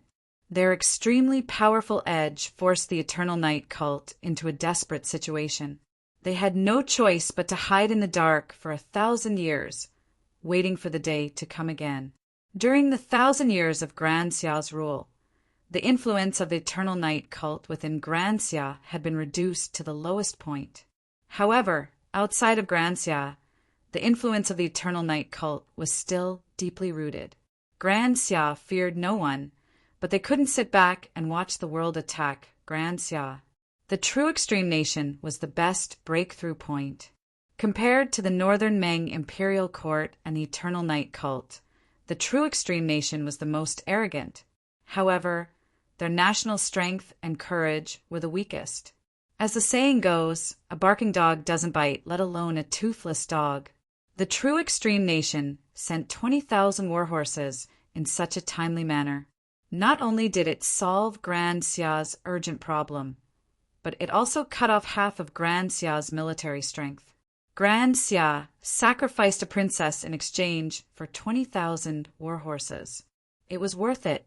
Ning Chen had never met Princess Miaoyu, but when he heard that the latter had personally requested to be a chess piece for the peace marriage, he couldn't help but feel a little curious. If it weren't for the great sages and virtuous people in the world, this princess's thoughts were worth thinking about. Thinking about it carefully, this matter wasn't completely untraceable. Everyone was ordinary, and it was nothing more than the word benefit. Thinking about it, there were some clues. Grand Xia had a total of 19 princes and princesses, but only 5 of them had real power. The 4 princes and the 9th princess. However, behind the 4 princes, there was the shadow of the royal family. Now that he thought about it, this Princess Miaoyu and Prince Hua weren't as aloof from worldly affairs as they seemed. Xia Miaoyu going to the true extreme nation for peace marriage had a huge impact. Emperor Xia would definitely compensate Prince Hua. At this time, obtaining Prince Hua's support would be a great help to the 4 princes. For an idle prince to suddenly become a popular figure, even a fool wouldn't believe it was a coincidence. What was more interesting was that all the nobles in the imperial city knew that the 9th princess and Xia Miaoyu had a good relationship. Compared to many of the so-called direct siblings in the palace, their relationship was considered close. The 9th princess's brother was the eldest prince, who was the son of the late imperial noble consort. His status was noble, and he had the support of the eldest grandson. He could be said to be the most legitimate successor to the throne. Therefore, no matter how one looked at it, this peace marriage was inextricably linked to the eldest prince. However, this was the most unreasonable part. Everyone knew that the eldest prince, Xiazi, was the successor of the Confucian sect. He was full of righteousness and disliked fighting and scheming. If he wasn't born into the royal family, he would be the most likely candidate to succeed the Duke of Grand Wisdom as the head of the Confucian sect. Ning Chen wasn't the only one who couldn't figure out this matter. The entire world couldn't figure it out either. And the person who knew the truth the best was sitting in a luxurious carriage, never showing his face. Because of this, Ning Chen became the most idle person in the entire procession. The wilderness was vast. The bridal procession walked for an entire day and still couldn't see the end. Ning Chen spent most of his time cultivating in the old man's carriage. Everyone had the instinct to seek fortune and avoid calamity. They would subconsciously choose the place they thought was the safest. It was obvious that in Ning Chen's mind, the old man was the most powerful person in the procession, and beside the old man was the safest place. Ning Chen didn't think that the bridal procession would be smooth sailing. There were too many people in the world who didn't want the peace marriage between the Great Xia and the true extreme nation. There were so many that he couldn't even count them with his hands and feet. Emperor Xia sent 500 imperial guards and secretly added a master of martial arts. It was obvious that he wanted to guard against people with ulterior motives. Within the borders of the Great Xia, it was absolutely impossible to mobilize a large number of troops to attack the bridal procession openly. The only way to do so was to ambush and assassinate by a master of martial arts. Ning Chen still couldn't understand the extent of a master of martial arts, but he had seen Qing Ning fight when she was seriously injured. The power displayed by her every move was not something ordinary people could resist. He didn't know how powerful the old man in front of him was, but his intuition told him that the old man's strength was definitely not weaker than Qing Ning's. A few days ago, he clearly felt how fast that sword was. If it weren't for the old man's lack of murderous intent, he would have been buried in a foreign land. Awoo! Awoo! Awoo! Suddenly, the howls of wolves resounded through the wilderness. The bridal procession was suddenly in a panic. At the front, the general in heavy armor reined in his horse. The 500 imperial guards stopped and observed quietly. In the procession, the eyes of the emissary of the true extreme nation, who had been silent for more than 10 days, shone brightly. His expression was extremely strange. If Princess Miao Yu died within the borders of the Great Xia, the responsibility would be placed on the Great Xia. There would be another change in the peace marriage between the two dynasties. Furthermore, the true extreme nation could even use the matter of the 20,000 war horses as an excuse. Be on guard! The heavily armored general shouted in a deep voice. The situation was not normal. The wild wolves were intelligent creatures. They would not throw away their lives for no reason. With the deterrence of 500 imperial guardsmen here, the wolf pack still dared to appear. There must be something secretly controlling them. Rustle, rustle. In the silent atmosphere, the sound of the wolves trampling on the withered grass resounded in everyone's ears. Gradually, it became more and more obvious. 1, 2, 10, 100 in a short span of a few breaths, hundreds and thousands of wild wolves gathered from all directions. There were so many of them that they couldn't be counted. Awoo! The deep sound of a flute was heard. The formation of the wolf pack suddenly changed. All of their attention was focused on the magnificent carriage in the middle of the procession. Awoo! Another deep sound of a flute was heard. The wolves howled at the sky. Their sinister eyes lost their bloodthirsty demonic look. Soon after, they ran toward the carriage like crazy. Protect the princess! At the front of the procession, the general in heavy armor shouted. With a wave of his hand, 500 imperial guards moved quickly. Their blades connected and blocked the attack of the wolf pack. The imperial guards of the Great Xia were the elites among the elites. One of them could hold the pass against 10,000. Between the blades, wolf blood rained down. However, there were too many wolves. They were like a black mass that surged forward like a tide. When there was a limit to manpower, a gap began to appear.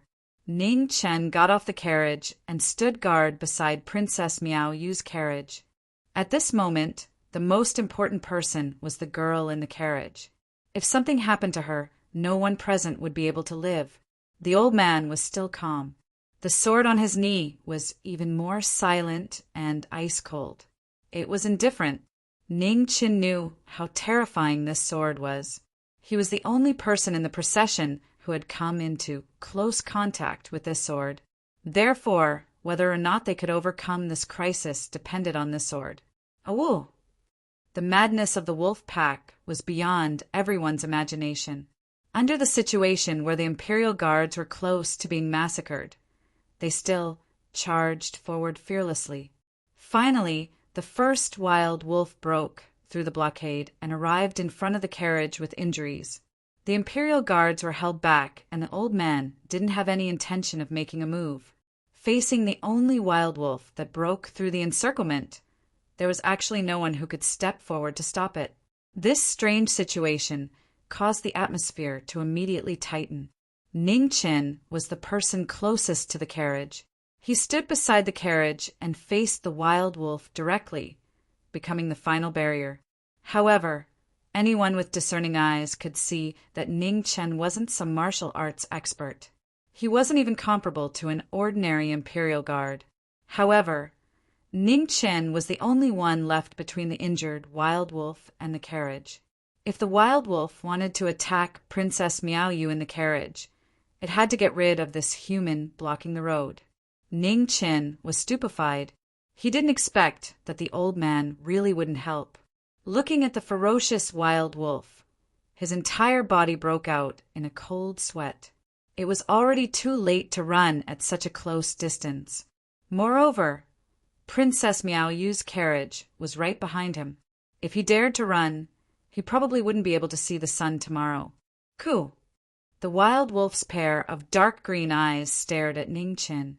Its throat continuously emitted a low and deep gurgling sound. Its front claws slightly bent, and soon after it suddenly pounced. Ning Chen's scalp went numb. His brain couldn't react in time.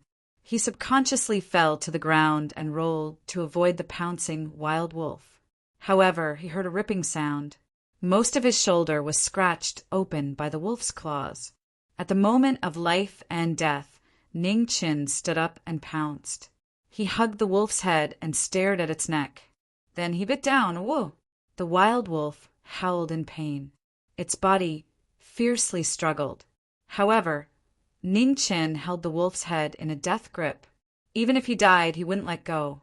Human strength was limited, but human strength was limitless.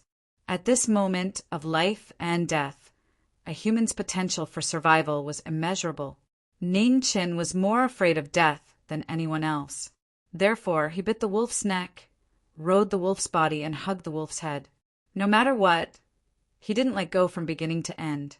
The wild wolf struggled because of pain, because of anger, and even more because of fear. Any wild beast's neck had a large artery. If there was too much blood, it would be hard to not die. Of course, Ning Chin also knew this. Therefore, he bit down even harder. Then the wolf died. Chapter 30. The wild wolf's death was very unjust. There were many experts present. Even if it died under the blade of an ordinary Imperial Guardsman, it would not have lived in vain. However, it died under the hands of the weakest Ning Chin. The wild wolf's death could not be considered unjust. No matter what was said, Ning Chen was still a rank 1 martial path expert. Although he did not know any moves, did not know how to fight, and his combat strength was extremely trash, of course, the most important thing was that the wild wolf had already been hit by a blade and was heavily injured. The movement technique that Qing Ning taught could be considered to have been taught in vain, because at the crucial moment, Ning Chen simply did not think of using it. The facts proved that when a person was in danger, they would still choose the method they were most proficient in. There was not much difference between not learning and not learning at all. After the wild wolf died, Ning Chen's complexion was deathly pale as he stood there in a daze. His entire face was covered in wolf blood. A fishy and salty taste continuously drilled into his nose, mouth, and stomach. Ugh! Ning Chin still could not hold back. He bent over and retched. His pale complexion became even more unsightly. In a short period of less than half an incense stick's worth of time, Ning Chin felt as if half a year had passed. The blades in the hands of the 500 Imperial Guardsmen never stopped.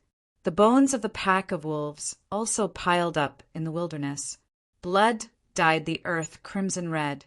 The smell of blood assailed the nostrils and was extremely unpleasant. Woo! The deep and low sound of the flute played the prelude to death. The unending pack of wolves became even more berserk. It was as if all the wolves in the wilderness had come at this moment and unceasingly attacked the defensive line of the 500 Imperial Guardsmen. Slash! Suddenly, a sharp and ear-piercing sound echoed in everyone's ears. It was like the sound of a sharp blade scraping through pig iron. Immediately after, fresh blood sprinkled. With a long and painful groan, an Imperial Guardsman fell to the ground with a thud. Roar! Under the pool of fresh blood, the torn armor pierced people's minds. To the side, a wild wolf the size of a small mountain let out a low howl. Its sturdy body and sharp claws all indicated that this wild wolf was not ordinary. Bang, bang, bang! Almost at the same time, several more figures fell from the Imperial Guardsmen. The grim reaper hiding the pack of wolves began to show its edge. One by one, they walked out and stepped on the corpses on the ground. Their sinister and greedy eyes flickered, causing people to tremble in fear. Wild Wolf King. Several dozen desolate wolf kings appeared. The expressions of the Imperial Guard soldiers changed greatly, and the sabers in their hands also became blunt. Great Xia's iron-smelting technology was very advanced. Correspondingly, the armor worn by Great Xia soldiers was practically indestructible. This was also one of the key reasons why Great Xia had been undefeatable for 1,000 years. However, the desolate wolf king's sharp claws broke this law. As the desolate wolf king entered the battle, the casualties of the imperial army increased. At this moment, the sword on the old man's legs finally moved. One sword strike. With a casual sword strike, the sword light tore through space. The 3 desolate wolf kings and several dozen desolate wolves instantly sprayed blood, and their heads flew. The indescribable sword might shocked countless wild wolves, and at the same time it also shocked Ningchen, who was closest to the old man. He didn't expect that human strength could reach such a level. This was no longer a category that ordinary people could understand. Zung! At this moment, the sound of something breaking through the air rang out as a meteor arrow shot through the sky, heading straight for the old man who had just drawn his sword. It was a familiar arrow. Ning Chen's eyes narrowed. That day, Zhang's son had been assassinated. It was this arrow that had seriously injured Qingning. With the might of the divine arrow, the old man's expression also turned grave. The ancient sword was held horizontally in front of him, blocking the world-shocking arrow. Bang! The sword and the arrow collided, raising a gale and raging mist. Under the old man, the carriage was split into pieces with a bang. When it fell to the ground, another arrow came to meet him head-on. The old man had no choice but to retreat to avoid the tip of the arrow. However, this retreat fell into the arrangement of the person who shot the arrow. The old man's sword was the final barrier to protect Princess Miaoyu.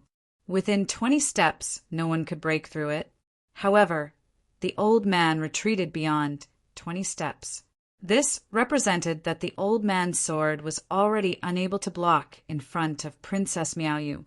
In the next moment, the sky-piercing arrow broke through the fetters of space and arrived in front of Princess Miaoyu's carriage in a flash.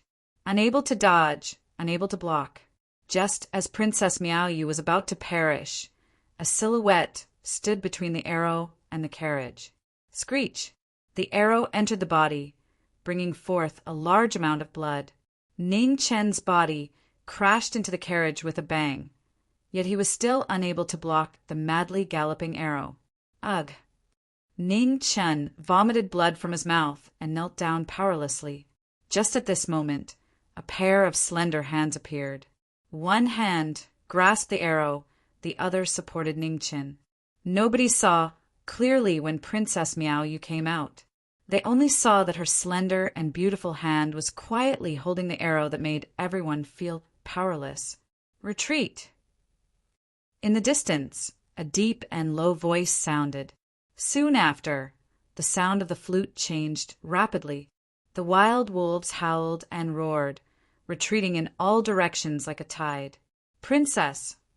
All the soldiers and the old man kneeled down and said respectfully, "Rise, let's continue on our way." Xia Miaoyu said softly. Her calm expression seemed as if nothing had happened. Yes. Everyone stood up. The heavily armored general in the lead mounted his horse. With a wave of his hand, he led the troops forward slowly. The old man also changed his carriage and continued to follow behind Princess Miaoyu's carriage. However, this time his state of mind was no longer as calm as before. Who would have thought that Princess Miaoyu in the carriage in front was actually a 9th-grade martial artist? He didn't expect it, and the assassin didn't expect it. Therefore, this seemingly perfect assassination seemed so laughable.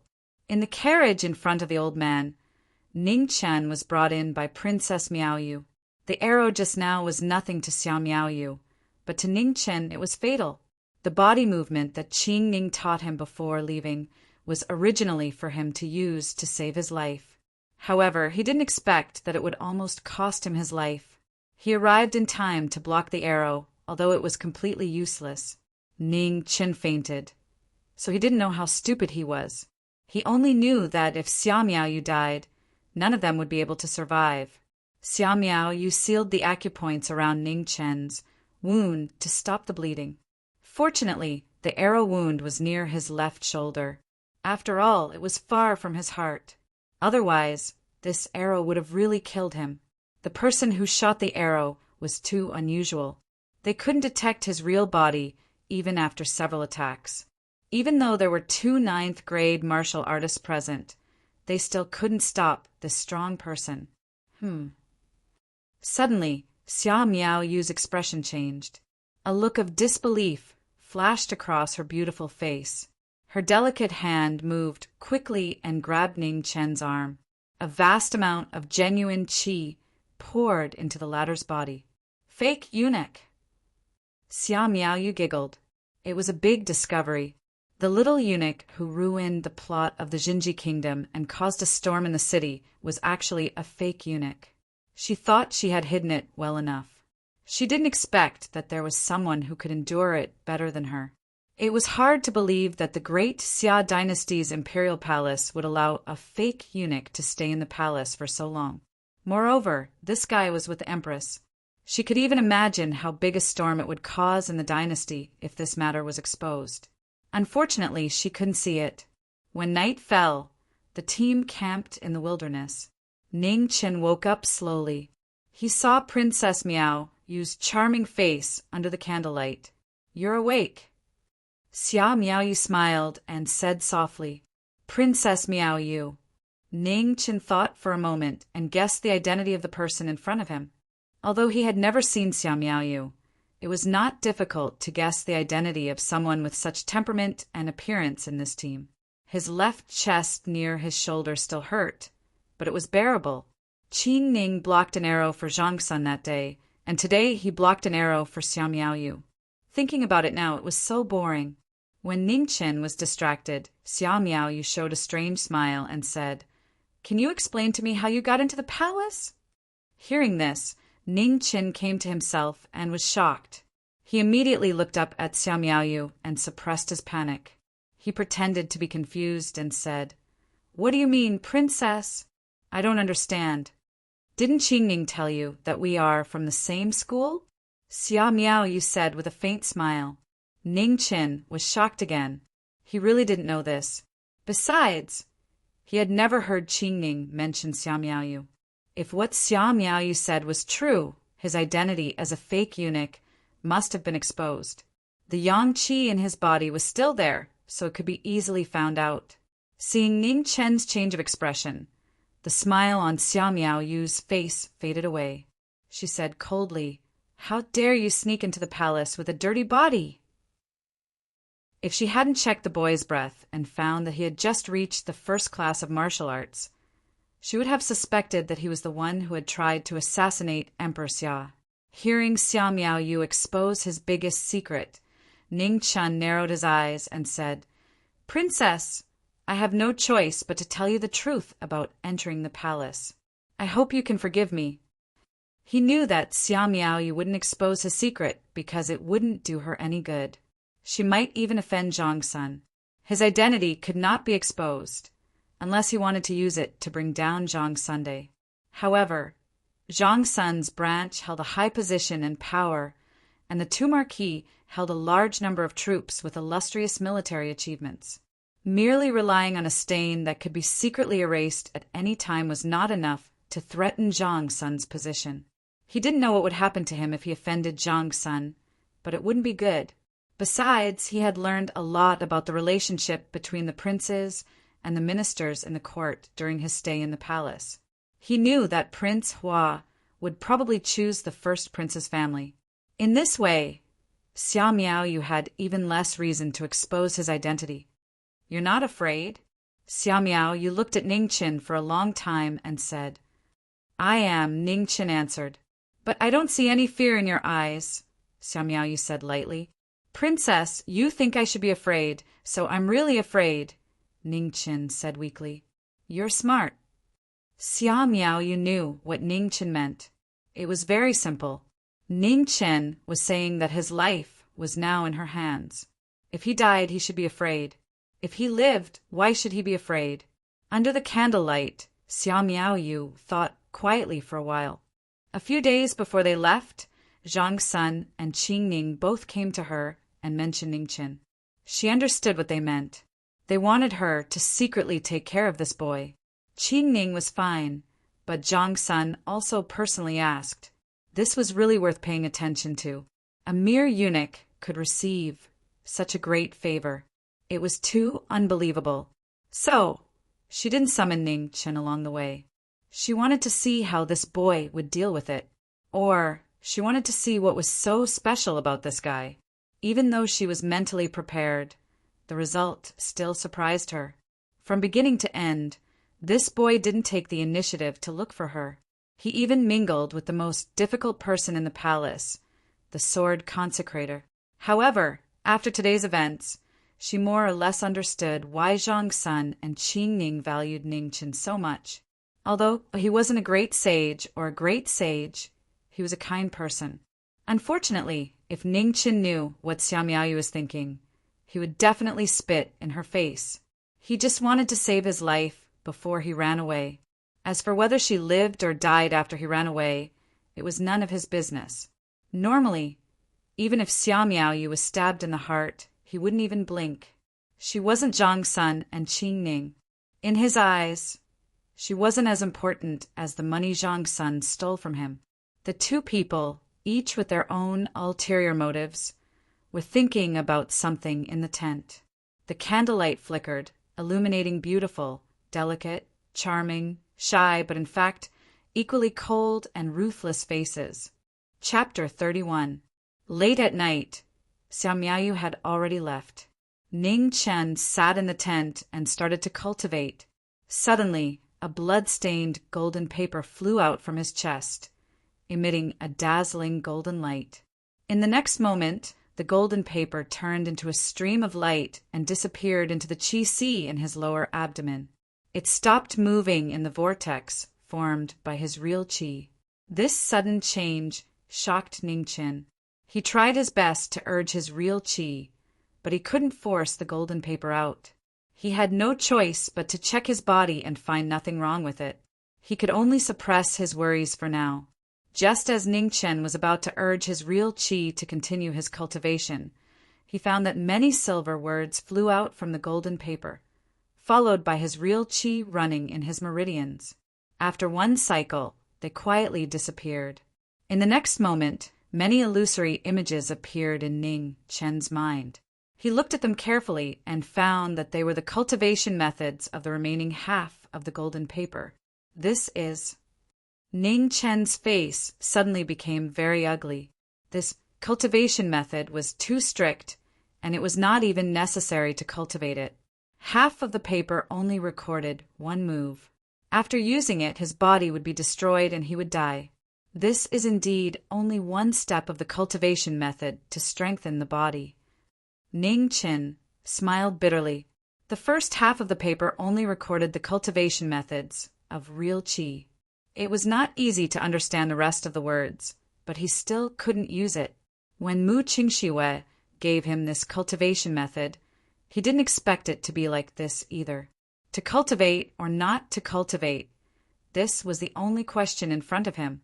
In fact, he didn't have anything to think about, because he didn't know any other cultivation methods except for this. No matter what kind of cultivation method it was, the cultivation method and the moves were complementary. Cultivating real qi was useless except for increasing the quality of real qi. Moves needed the real qi to support them. During cultivation, the improvement of real qi couldn't be ignored. Most of the time, warriors would only cultivate the moves and not pay much attention to the cultivation of the cultivation method, because most of the movement methods would help them condense real qi. There weren't many pure cultivation methods like the one on the golden paper in the world. Let's do it. Ning Chen sighed softly, then closed his eyes and started to cultivate the move according to the illusory images in his mind. He knew very well that if he was forced to use this move one day, His life and death would no longer be the most important thing. A moment later, a faint silver light appeared in the tent. Frost condensed around Ning Chen's body and floated down from the air. When it landed on the ground, it quietly disappeared. At the same time, Sword Consecrator and Xia Miaoyu both sensed something. They opened their eyes and looked at Ning Chen's tent. Xia Miaoyu's eyes narrowed as she softly said, "It seems that there's still something I don't know." This kind of qi fluctuation definitely didn't belong to a first-rank martial artist. Although it wasn't a threat to her, it was beyond the range of ordinary second-rank or third-rank martial artists. "I'm about to break through." After a short moment, a wisp of bright light flashed in Jian Consecrator's aged eyes as he spoke in a hoarse voice. Sure enough, as soon as he finished speaking, spiritual energy madly gathered outside Ning Chen's tent and poured into it like a tide. What a huge commotion! At this moment, many experts in the Imperial Army also sensed it and looked in the direction of the surging spirit qi. Judging from the movement, it was almost equivalent to the fluctuations of a third-rank expert breaking through. Fine, I'll help him this time. Xia Miaoyu's expression became serious. She waved her delicate hand, and a vast stream of genuine energy flew out, heading straight to Ning Chen's tent. Almost at the same time, a stream of sword qi flew out from Jian Consecrator's direction and also entered Ning Chen's tent. Two masters at the peak of the acquired realm took action.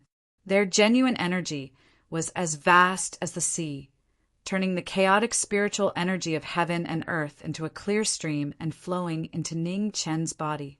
A moment later, the chaos stopped and everything returned to normal. The painful expression on Ning Chen's face gradually faded away. His cultivation finally stabilized at the second rank of the acquired realm. After stabilizing his realm, Ning Chen was about to calm down his breath. At this moment, a sound of steady footsteps came slowly from afar. Jian Consecrator and Xia Miaoyu both became serious. They stepped out of the tent and looked at the figure walking slowly from afar. The Imperial Army also sensed the unparalleled warrior's breath and looked at the newcomer with a serious expression. In the night, a purple robe fluttered in the wind. His indifferent breath and steady footsteps made him look young, but he had the demeanor of a grandmaster. Everyone felt a strong pressure. A member of the divine sect. Jian Consecrator's face turned ugly. He didn't hide his breath at all. When he was young, he had met a person whose breath was almost the same as the one in front of him. The newcomer stopped and released his breath. He looked indifferent. "I'm Jun Shaoqing." He said the most amazing name in a casual tone. The son of God of the Eternal Night Divine Sect, the number one of the young generation, almost invincible under the acquired realm. Jian Consecrator's expression changed slightly. This was the worst-case scenario. They were both at the peak of the acquired realm, but he didn't have the confidence to stop the person in front of him. "Hand over the birth scroll, and I'll let you go." Jun Shaoqing glanced around and finally fixed his eyes on Xia Miaoyu. He had sensed the breath of the life scroll for a moment. If he hadn't been so close to her, he would have missed it. "I don't have the life scroll. You've got the wrong person." Xia Miaoyu's eyes turned cold. "Then I'll offend you." Jun Shaoqing didn't argue anymore. His feet moved and his body disappeared. His right hand reached out to the girl in front of him. Swoosh! In the nick of time, a sword light appeared in front of the two. Jian Consecrator unsheathed his ancient sword and drew a beam of light, blocking the Son of God. Jun Shaoqing frowned. His body flashed a few afterimages and avoided the sword light. He waved his left sleeve casually and sent out a palm attack towards Jian Consecrator. At the same time, his right hand continued to reach out to Xia Miaoyu. Humph! Xia Miaoyu wasn't afraid. She waved her hand and sent out a palm attack towards Jun Shaoqing. Bang! As the two palms collided, a violent gust of wind swept out. The ground beneath the two of them cracked, and gravel flew everywhere. The shocking might shocked the hearts of everyone present. On the other side, Jen, Consecrator, raised his sword to block the other palm attack. He took half a step back. His chi and blood were churning. The serious look in his eyes became more intense. In the distance, Ning Chen had already withdrawn his chi. He was the only one present who knew what the life scroll Jun Shaoqing had mentioned was. However, his identity was too inconspicuous, so no one would suspect him. However, he hadn't expected that the cultivation scroll Mu Qingxue had given him would attract the attention of others. He also hadn't expected that someone would be able to sense the chi of this cultivation scroll. Eternal Night God Sect.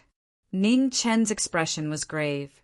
He had heard of Jun Shaoqing's name. This person wasn't a stranger in the entire Grand Xia.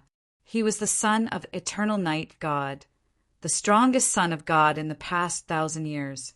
He was only 20 years old, but he had already touched the barrier to the Xiantian realm. He was hailed as the person most likely to enter the Xiantian realm. For this trip, he had asked Qing Ning about many experts in the world. Jun Shaoqing was one of them. Qing Ning had specifically told him that if he encountered Jun Shaoqing, there was only one word to use: run. Even if he knew he couldn't escape, he had to run. The strongest person under the Xiantian realm wasn't just a title. God's sons rarely left the shrine, but every time they did, they would leave behind shocking results. Experts who had never been defeated were always respected. Even the members of the Eternal Night God sect were regarded as lifelong goals by many young people in the Grand Xia. In the blink of an eye, more than 10 moves had been exchanged on the battlefield. Jun Shaoqing was fighting 1 against 2, but he wasn't at a disadvantage. Every move he made, his vast qi suppressed everything. Xia Miaoyu and Jian Consecrator weren't ordinary people either. Xia Miaoyu's slender hands were ruthless and merciless. Every move she made was aimed at the vital points. Around the 3 of them, the ground was broken, and the scene was devastated. The powerful destructive power engulfed everything around them. Seeing that the princess was about to make a move, the leader of the Imperial Guards was worried that something might happen.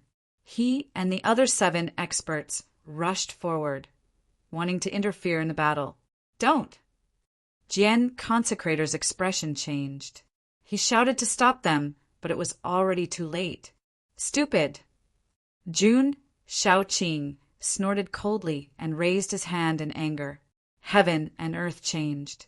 Lightning flashed in all directions. Amidst the raging wind, the 7 experts and the leader of the Imperial Army were sent flying with a few muffled groans. Dark lightning. It was an earth-shattering move. The earth-shattering power broke the limits of human knowledge. Thunder rumbled in God's Son's hand, shaking the sky and earth. The power was so terrifying that it was about to tear the space apart. Flying feather, one sword of heaven and earth. Facing the destructive move, Jian Consecrator focused all his attention on it. His sword moved, and thousands of sword shadows merged into one move. A merciless feather swept towards God's Son. Morning snow wave. On the other side, Xia Miaoyu focused. Her chi surged, and the temperature in the air dropped. Snowflakes drifted in the air as if winter had arrived. Boom! The 3's ultimate moves collided. Everything seemed to explode. The space twisted crazily, the sand rolled, and the waves shook the sky. One couldn't see anything. The terrifying scene was like the end of the world. In the distance, Ning Chen was shocked by this unparalleled scene. Everything he knew was destroyed in an instant. Human strength can reach such a level. The indescribable shock made him completely change his view of cultivation. It turned out that the martial arts that he had always thought was nothing was so powerful. It was so dazzling that he couldn't take his eyes off it. The sand dispersed. The 3 on the battlefield stood on one side. After a while, Jian Consecrator vomited a mouthful of red blood. His blood stained the barren land. Xia Miaoyu's qi was vibrating. Blood spilled out of the corner of her mouth. Apparently, she had been seriously injured. In front of the two, Jun Shaoqing's clothes were slightly messy, but the energy around him was still powerful enough to make people despair. The name of God's Son was terrifying. Hand in the birth scroll. Jun Shaoqing took half a step forward and said lightly. His calm words still didn't carry any threat. However, the powerful pressure was like a heavy hammer pounding on people's hearts. Not far away, the leader of the royal guards and 7 powerful warriors fell into a pool of blood. Their last bit of energy was dissipating. Can't do it. Xia Miaoyu was also irritated. She said coldly, "What a pity." Jun Shaoqing sighed softly. No one knew what he was thinking about. Then he activated his qi, wanting to end this meaningless battle. At this moment, an extremely evil and cold energy flashed in the distance. Jun Shaoqing's expression changed. He withdrew his qi and turned into a flowing light. In the blink of an eye, he flew into the distance. The sudden change stunned Xia Miaoyu and Jian, consecrator.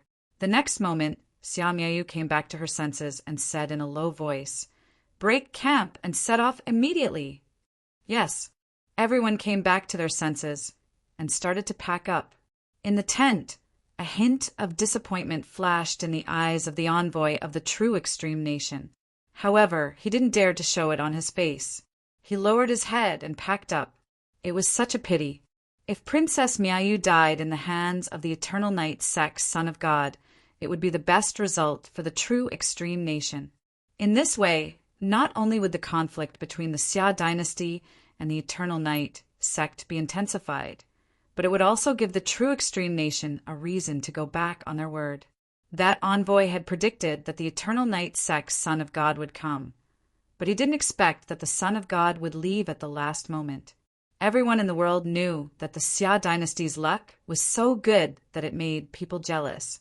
However, they didn't expect that even the princess, who wasn't related to the Xia dynasty, could be tainted with such great luck. Everyone in the world had their own luck.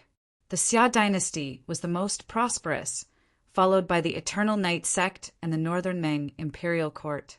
However, except for the Northern Meng imperial court's military advisor, who was as intelligent as a demon, almost no one in the world could do it. The luck of the Xia dynasty had always been the biggest problem for all the forces in the world. Chapter 32. The carriage continued its journey under the cover of the night, the wheels squeaking. The imperial guards were temporarily replaced by the deputy commander, and only 400 of them remained. More than half of the eunuchs and maids had been lost. No one had expected so many things to happen in just one day. The most unacceptable thing was that they still didn't know who was behind the assassination. Even the reason why the Eternal Night cult Son of God would appear here was something that no one could understand. In the carriage, Sir Jian was healing with his eyes closed. Next to him, Ning Chen was leaning against the carriage, quietly digesting everything that had happened today. Compared to the assassination attempt during the day, the Son of God's appearance tonight had shocked him the most. He had experienced the terror of a martial arts master up close. It seemed that human strength was not just a legend. How is it? Sir Jian opened his eyes and looked at Ning Chen, who had been silent all this time. Unbelievable, Ning Chen said honestly. He had underestimated martial arts too much in the past. Whether it was because he was ignorant or because he was a frog in a well, he had never thought that martial arts could bring him such a huge impact. Jun Shaoqing, the Son of God, was worthy of the title. Sir Jian nodded. In his opinion, Ning Chen's performance was good enough. When he first encountered real martial arts, he was not as calm as Ning Chen. He is the Son of God, worthy of any praise. Sir Jian said, then closed his eyes and continued to operate his jinqi to heal himself. The path of martial arts needed to be walked by oneself. He could give some advice, but there was no need to say it too clearly. Ning Chen thought about the old man's words carefully. It was not difficult to understand what Sir Jian meant. The greatest glory of the Son of God was not his status, but his amazing strength. In other words, Jun Shaoqing's reputation was built on battles. He had stood on the bones of countless masters. Now, it was normal for him to look up to Jun Shaoqing because the Son of God was standing too high. Thinking of this, Ning Qin closed his eyes and began to cultivate silently. If he did not want to look up to Jun Shaoqing, he would have to work harder from now on. Otherwise, he would have to look up to Jun Shaoqing for the rest of his life. The change in his state of mind made Ning Qin put away his casual attitude and focus on cultivating the Heart Sutras in the Life Scroll. Since Jun Shaoqing had sensed the existence of the Life Scroll, he would not give up. Although he had concealed his aura in time after breaking through this time, he might not be so lucky next time. In front of someone as strong as Jun Shaoqing, even an army of thousands would not be able to stop him. If he really wanted to keep the secret of the Life Scroll, he had to become stronger. Feeling the change in the young man in front of him, Gen Consecrator's eyes flashed with a strange light. If Ningqian was still a piece of unpolished jade before, at this moment, the unpolished jade had begun to reveal a beautiful brilliance. It was true that the most important factor on the path of martial arts was talent, but the most important thing after embarking on this path was determination and perseverance. When he was young, he wasn't very talented, but he had persevered to get to where he was today. The 5 high and mighty Xiantians in the world indeed had extraordinary talents. But then again, there are only 5 known Xiantians in the world. Most of the warriors were mediocre in talent. Ning Qin didn't know that Qing Ning, Mu Qingxue, and even Xiao Miaoyu, whom he had met earlier, were all rare martial arts geniuses. At the age of 20, they had already cultivated to the peak of the 9th level that others could only dream of in their lifetime. Compared to them, his ordinary aptitude was naturally nothing. However, compared with geniuses, he was very eye-catching in the category of normal people. After all, not everyone was lucky enough to be taught by more than one peak of 9th level. If he was in the army, he would be a master of the 2nd level of martial arts. The only drawback was that he was not good at martial arts. Of course, this also had something to do with Qing Ning and Mu Qingxue's unwillingness to teach him movements. Aside from these reasons, Ning Chen could barely be considered a martial artist by now. Under the night sky, the bridal procession moved forward slowly. Who would have thought that nearly 1,000 people were hurrying at night just because of one person? In a procession, there are 2 peak 9th level experts who stood at the peak of martial arts, but they still couldn't resist the sharpness of the Son of God. When the cold wind blew, it was bone-chilling. The procession didn't stop until noon of the 2nd day. When they came out of the wilderness and arrived at a mountain ridge, the temporary deputy leader of the Imperial Guards ordered them to stop and rest. Xiao Miaoyu had been adjusting her breath in the carriage, and no one dared to disturb her. After last night's battle, everyone knew how powerful this seemingly weak princess was. The procession rested for about an hour, and the deputy leader in heavy armor had to ask for instructions. Because the road ahead was rugged, if they hurried now, they might have to camp in the mountain ridge at night. Keep going. A pleasant voice came out from the gorgeous carriage. It was calm, but unquestionable. The deputy leader cupped his hands to accept the order, and then walked to the front of the procession and ordered them to continue. Half a day later, the sky gradually darkened. The procession, tired from the journey, finally got a night's rest. Even though they were in the wilderness, no one cared. Xiao Miaoyu returned to her tent early in the morning and ordered that no one could enter without her permission. Ning Qin naturally wouldn't provoke the former. He didn't have the cheap habit of serving others as a servant. As long as Xiao Miaoyu didn't summon him, he was more than happy to be idle along the way. When setting up the tent, Ning Chen deliberately put his tent closer to Jian Gongfeng's. After a bonfire rose and a simple meal of dry rations, the imperial guards, eunuchs, and palace maids who had been tired all day mostly returned to their tents to rest. Only a portion of the Imperial Guards who were on night watch were left to patrol to prevent attacks from assassins and wild beasts. Jian Gongfeng sat by the bonfire and didn't return to his tent to rest. The assassination and the Son of God that happened yesterday made him pay more attention. Everyone knew that this trip wouldn't be easy, but he didn't think that each person who came would be more difficult than the last. After crossing this mountain, they wouldn't be far from the city where the Marquis was stationed. Before that, he didn't want any more accidents to happen. Jian Gongfeng didn't rest, and Ningqin didn't return to his tent either. Instead, he stayed by the old man's side and silently cultivated until midnight. Only then did he open his eyes. "Senior, can you teach me how to cultivate?" Ningqin asked abruptly. The cultivation he spoke of naturally referred to moves. He had his own cultivation method, and it was no worse than anyone else's. Jian Gongfeng was silent. He didn't refuse, but he didn't agree. "The princess is more suitable than me." After a long time, Jian Gongfeng said hoarsely. Ningqin understood what the old man meant. Qingning had said that the Jinqi in his body was of the cold attribute, and Xiamiao's previous moves had also made people feel a bone-piercing chill. If he wanted to guide cultivation, Xiamiao was indeed the best choice. "She is the princess," Ningqin said calmly and didn't say anything else. The old man was silent again. No one knew what he was thinking. Ningqin wasn't in a hurry. He waited quietly on the side. Although he had only cultivated for a short time, he also knew how conservative the views of sex were on the path of martial arts. This request was somewhat rude.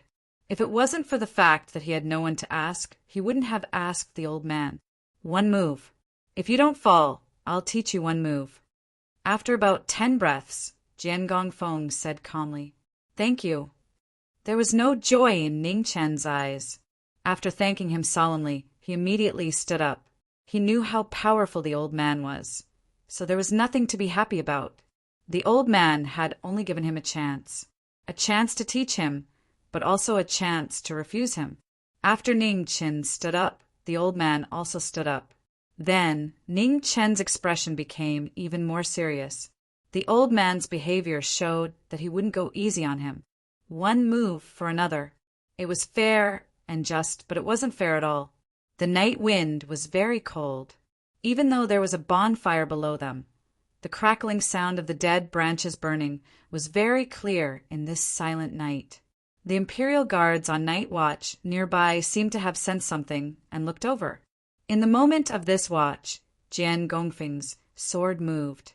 No one could see how he unsheathed it. When everyone came to their senses, the sword had already left the sheath. A sword without competition and without desire. It came without warning. It didn't carry a trace of genuine qi, and it didn't require any genuine qi. This was the only chance he gave Ningqin. If the genuine qi of a peak rank 9 powerhouse moved, everything within a radius of 10 feet would be cut open. This was no longer a chance. Therefore, this unfair battle appeared to be very fair. The true meaning of the sword was only fast, accurate, and focused. Jian Gongfeng's sword was fast, accurate, and focused. Originally, Ningqin didn't have a chance to dodge. However, after Ningqin came to this world, he developed a fearful and cautious personality. Especially when facing his eldest grandson, he would subconsciously take half a step back every time. Today, when facing Jian Gongfeng, he also subconsciously took half a step back. However, he wasn't Jian Gongfeng. His half step back wasn't accurate enough. Therefore, Jian Gongfeng's sword wasn't accurate enough. The sword entered his body, and he took a few steps back. Ningqin endured the pain and used the movement technique that Qingning taught him to take another 3 steps back. The sword still pierced his body. Ningqin still didn't dodge. However, he didn't need to dodge. He didn't faint. Every time he fell, it was a victory. From tonight onwards, I'll teach you how to use the sword. The sword consecrator pulled out his sword and sealed Ningqin's wound with a finger. Soon after, he said indifferently, "Thank you, Senior." Ning Qin covered his chest and coughed lightly.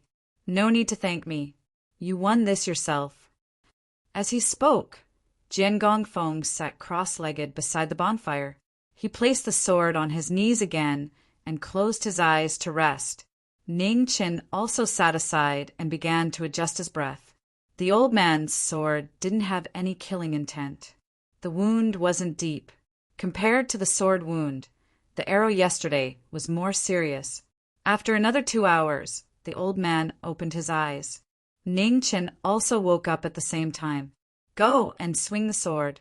Practice until I tell you to stop." Jian Gongfeng moved his hand and a black iron sword flew from the carriage not far away. It landed in front of Ning Qin with a clang. "Yes." Ning Qin picked up the sword and walked to the side. He swung it again and again. Jian Gongfeng's expression didn't change. He closed his eyes again. Ning Qin didn't ask. He focused on swinging the sword in his hand. Once, twice, it was a simple swing. It was so simple that anyone could do it. However, after Ning Qin swung the sword for a long time, he realized that swinging the sword was really difficult. No 2 swings of the sword could reach the same trajectory. No 2 swings of the sword could reach the same strength. Ning Qin swung the sword for an entire night. He almost couldn't feel his arm, but he still stubbornly persisted. After dawn, the group hurried on their journey. Ning Qin practiced swinging the sword while walking. The Zhen Qi in his body came into effect at this time. At least, it could relieve the soreness in his arm. Tonight, practice thrusting the sword. When night fell, Jian Gongfeng spoke again. He still didn't teach Ning Qin any moves. Instead, he changed the way he practiced from swinging to thrusting. Ning Qin nodded and then silently practiced. He didn't ask for the reason or the result. The mountain road was much more difficult to travel than everyone imagined. The wedding group carried too many things. It was difficult for carriages to travel, but it was also impossible to travel without carriages.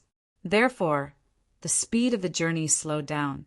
It took them 3 days to complete what should have been a day's journey.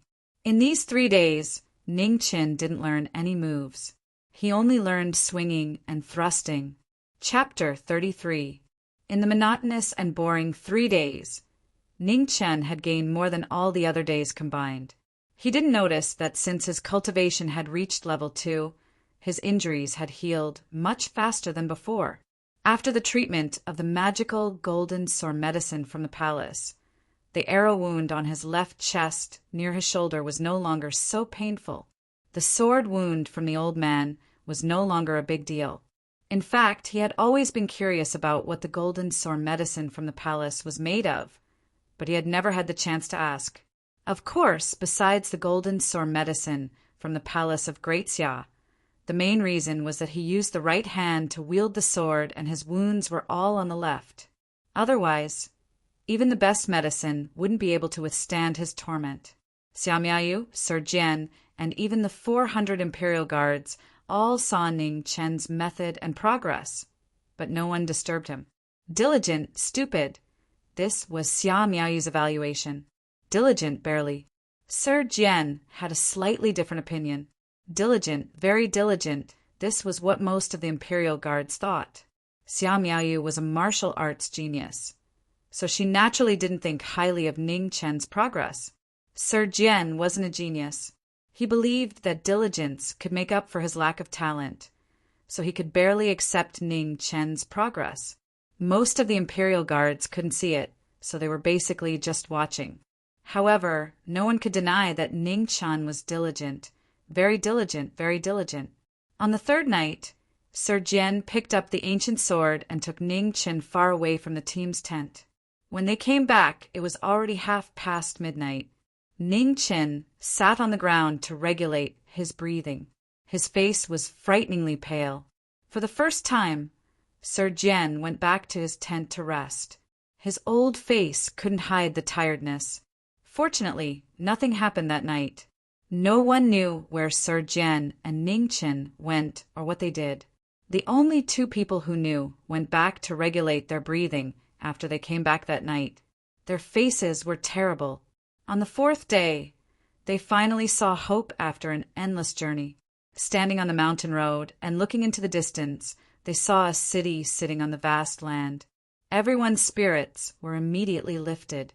That was the Mountain Gate Pass, the city guarded by Marquis Bai, one of the 10 marquises of Great Xia. Bai Marquis, a legendary title. He had guarded the Mountain Gate for 16 years and had never returned to the imperial city. When he became famous, most of the soldiers in the army had just been born, so they did not know much about this Marquis. However, everyone knew that the cotton cloth Marquis was not a martial Marquis that was passed down through the generations. Instead, he had climbed up step by step from a commoner. The 2 words commoner were an encouragement and praise for his origins. The 10 martial marquises of Xia were all legendary figures.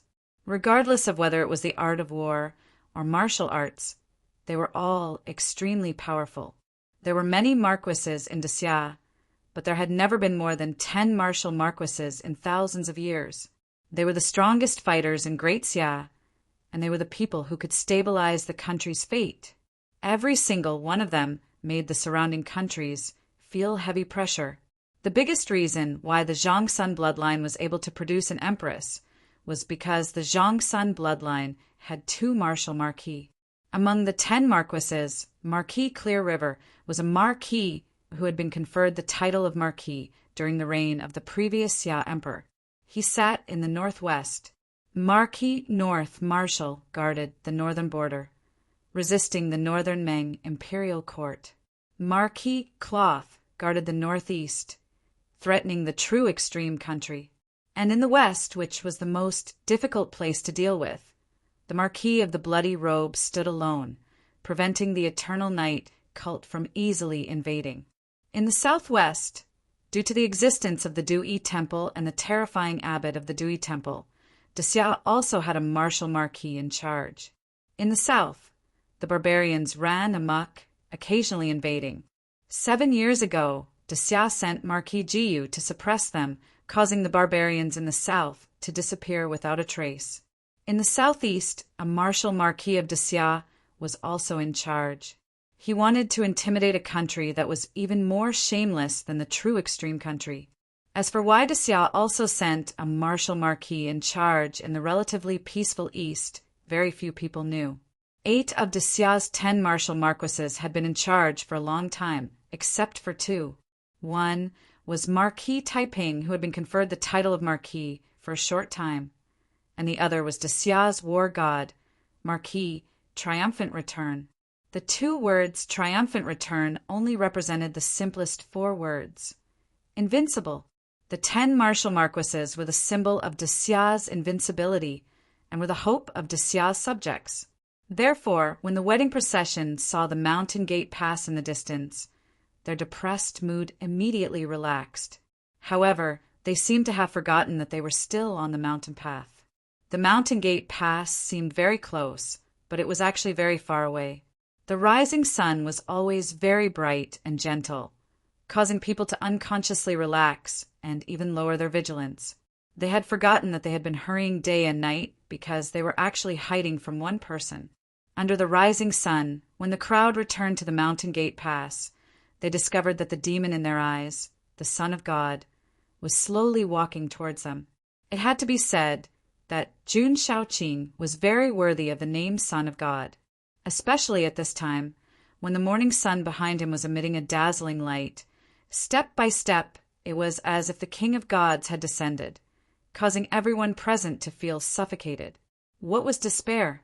Despair was when you were about to see hope, only to find that hope was so far away. After more than 10 days of rushing, the wedding procession was originally about to reach the safest place, but at the closest place, they encountered an obstacle that they could not cross. The emissary of the true extreme kingdom smiled brightly, but there was a trace of perverted cruelty in his smile. He hoped that the Son of God would kill everyone, even if he had to be killed as well. In fact, the world did not know much about the Son of God. They only knew that he was an unreasonably powerful young man. Facts had proven that the rumors were not exaggerated at all. The battle a few days ago had fully proved this point. A person who had not reached the natural realm could actually cause changes in the world and use the power of heaven and earth to a very terrifying extent. There were even rumors in the world that the Son of God of this generation might have the legendary divine body of eternal night. This was a terrifying possibility, but no matter whether it was true or not, the Son of God of this generation was undeniably powerful. An expert at the peak of the 9th level could only be dealt with by someone at the peak of the 9th level.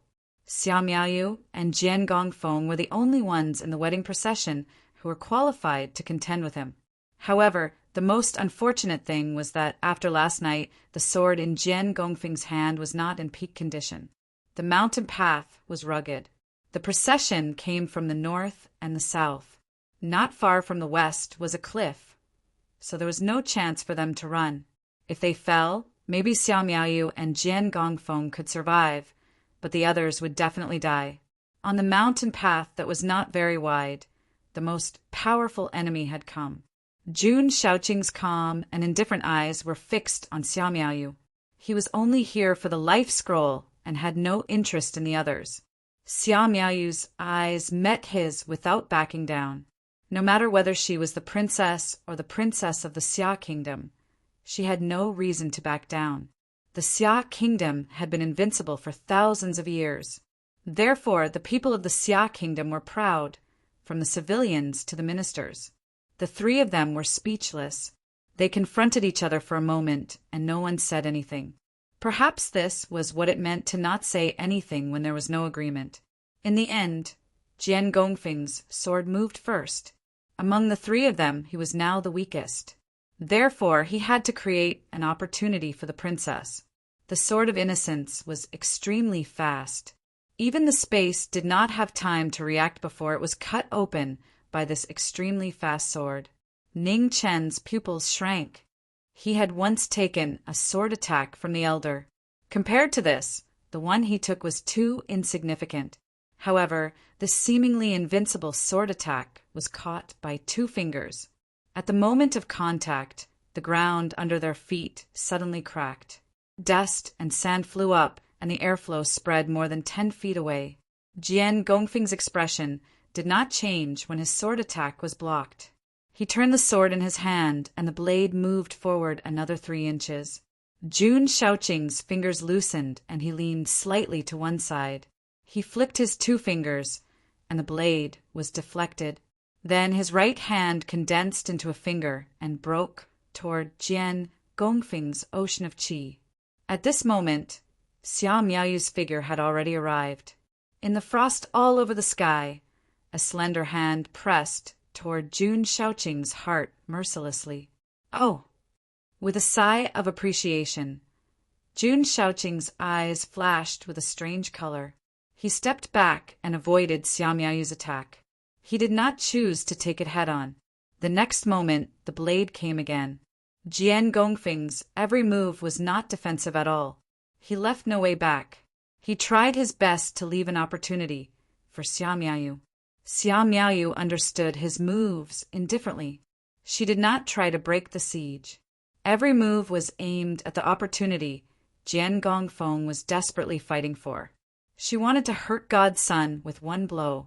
The 2 of them worked together. One was ruthless to herself, and the other was ruthless to others. They actually forced God's son to retreat again and again. Not bad. Jun Shaoqing grabbed the incoming sword with one hand and used the other hand to meet Xia Miaoyu's attack head-on. Experts of the Grand Xia, you have made me see you in a new light. With a turn of his hand, Jun Shaoqing's body was surrounded by a raging mist. His vast and mighty genuine qi spread out and pushed the 2 of them back. Patter! A drop of blood dripped from Jun Shaoqing's hand. It was the first time he saw blood since the battle started. Dark thunder. Jun Shaoqing raised his right hand. The surrounding heaven and earth suddenly changed. Thunder rumbled, and streaks of black thunderbolts sounded like thousands of birds chirping. Its power was earth-shattering. Seeing God's son's ultimate move, Jian Gongfeng's figure disappeared instantly.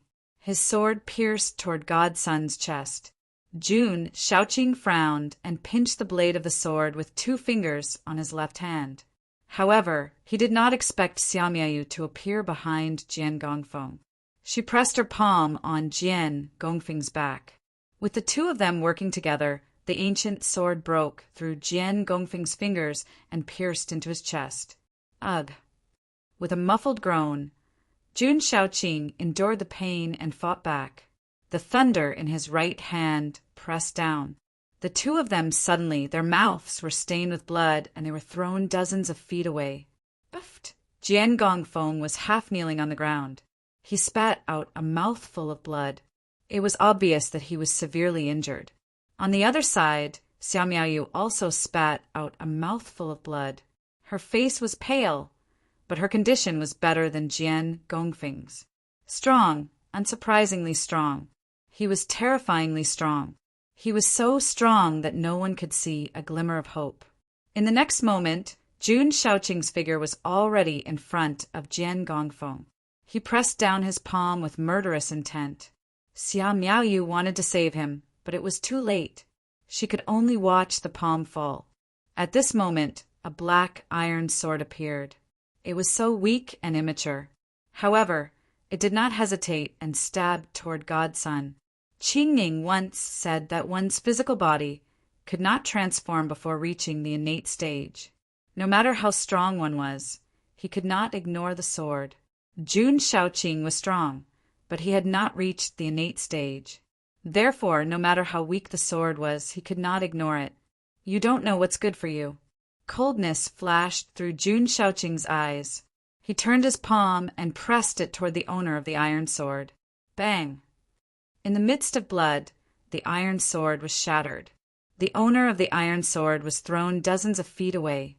However, it was a cliff 10 feet away.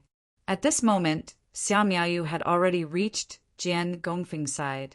In a flash, she retreated 10 steps away. Ning Chen, who was still in the air, saw the scene. He smiled with satisfaction. His smile was bright and stained with blood, like a blooming peony. He had repaid the old man's kindness.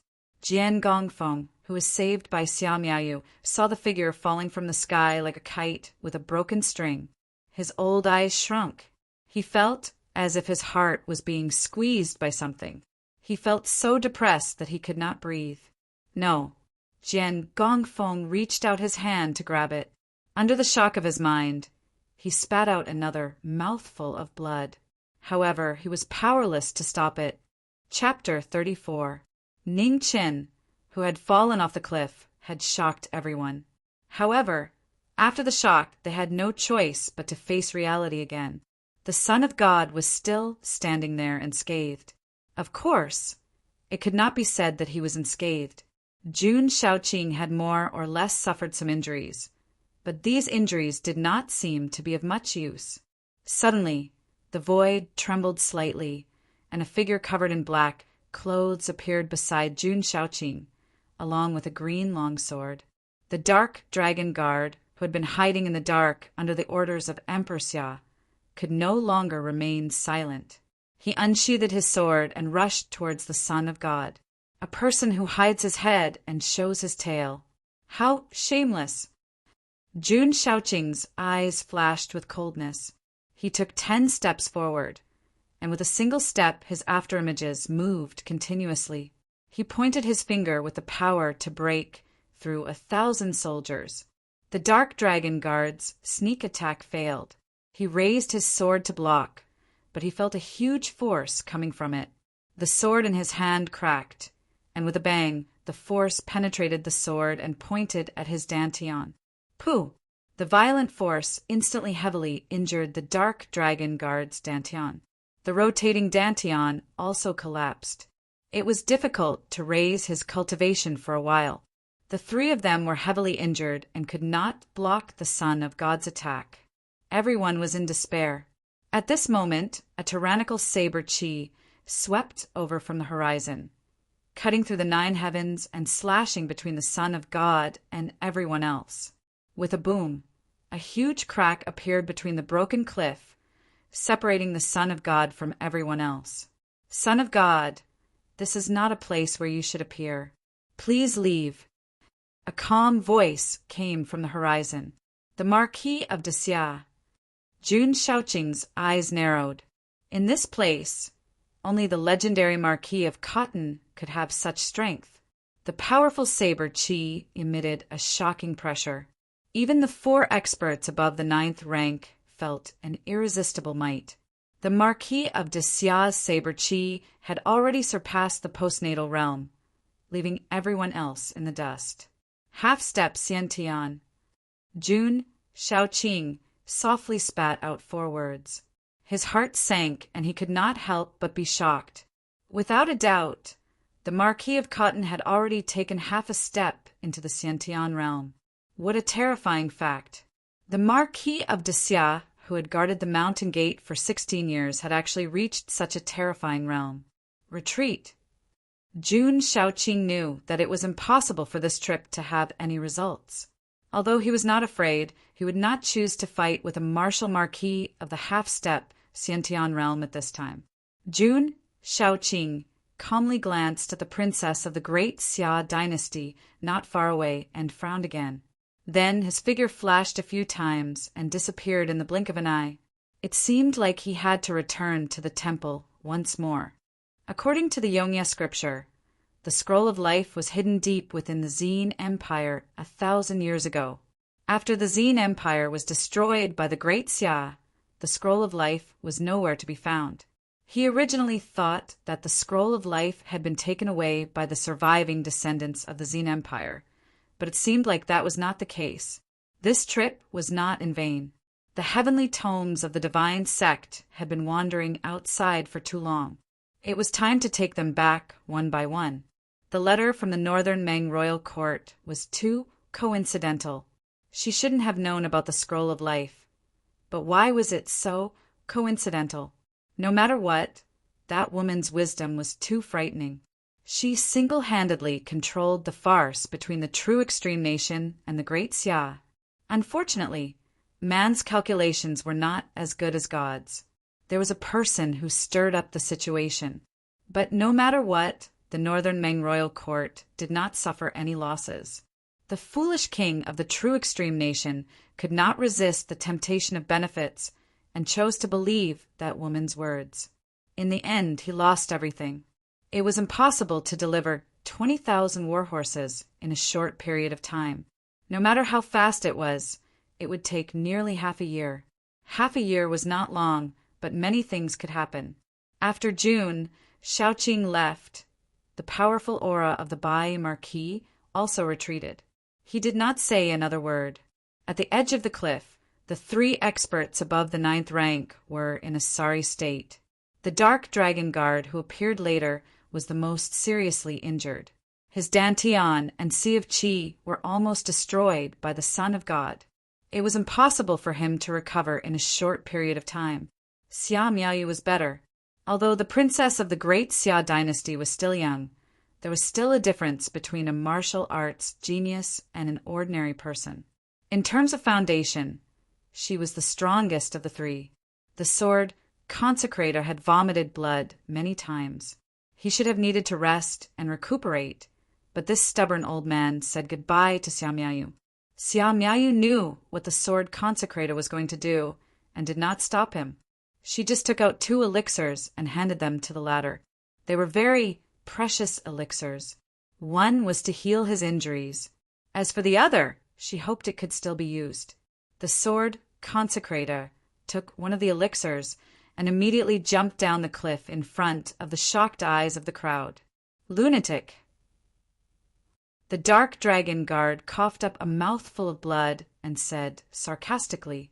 Xia Miaoyu glanced at the Dark Dragon Guard, and a faint sneer flashed through her eyes. She knew better than anyone why there was a Dark Dragon Guard following them. Emperor Xia of the Heavenly Mandate Palace of the Great Xia dynasty was far from being as mediocre as the world thought. In fact, it was not difficult to understand. How could a mediocre person sit on the most powerful dragon throne in the world in the Heavenly Mandate Palace? The group continued on their way. The tired crowd knew that the road was safe.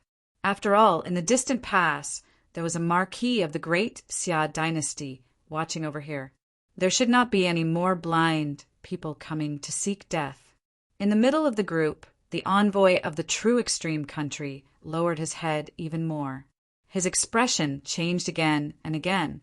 He had never thought that the Marquis of the great Xia dynasty, who had been blocking the way south of the true extreme country, would be so powerful.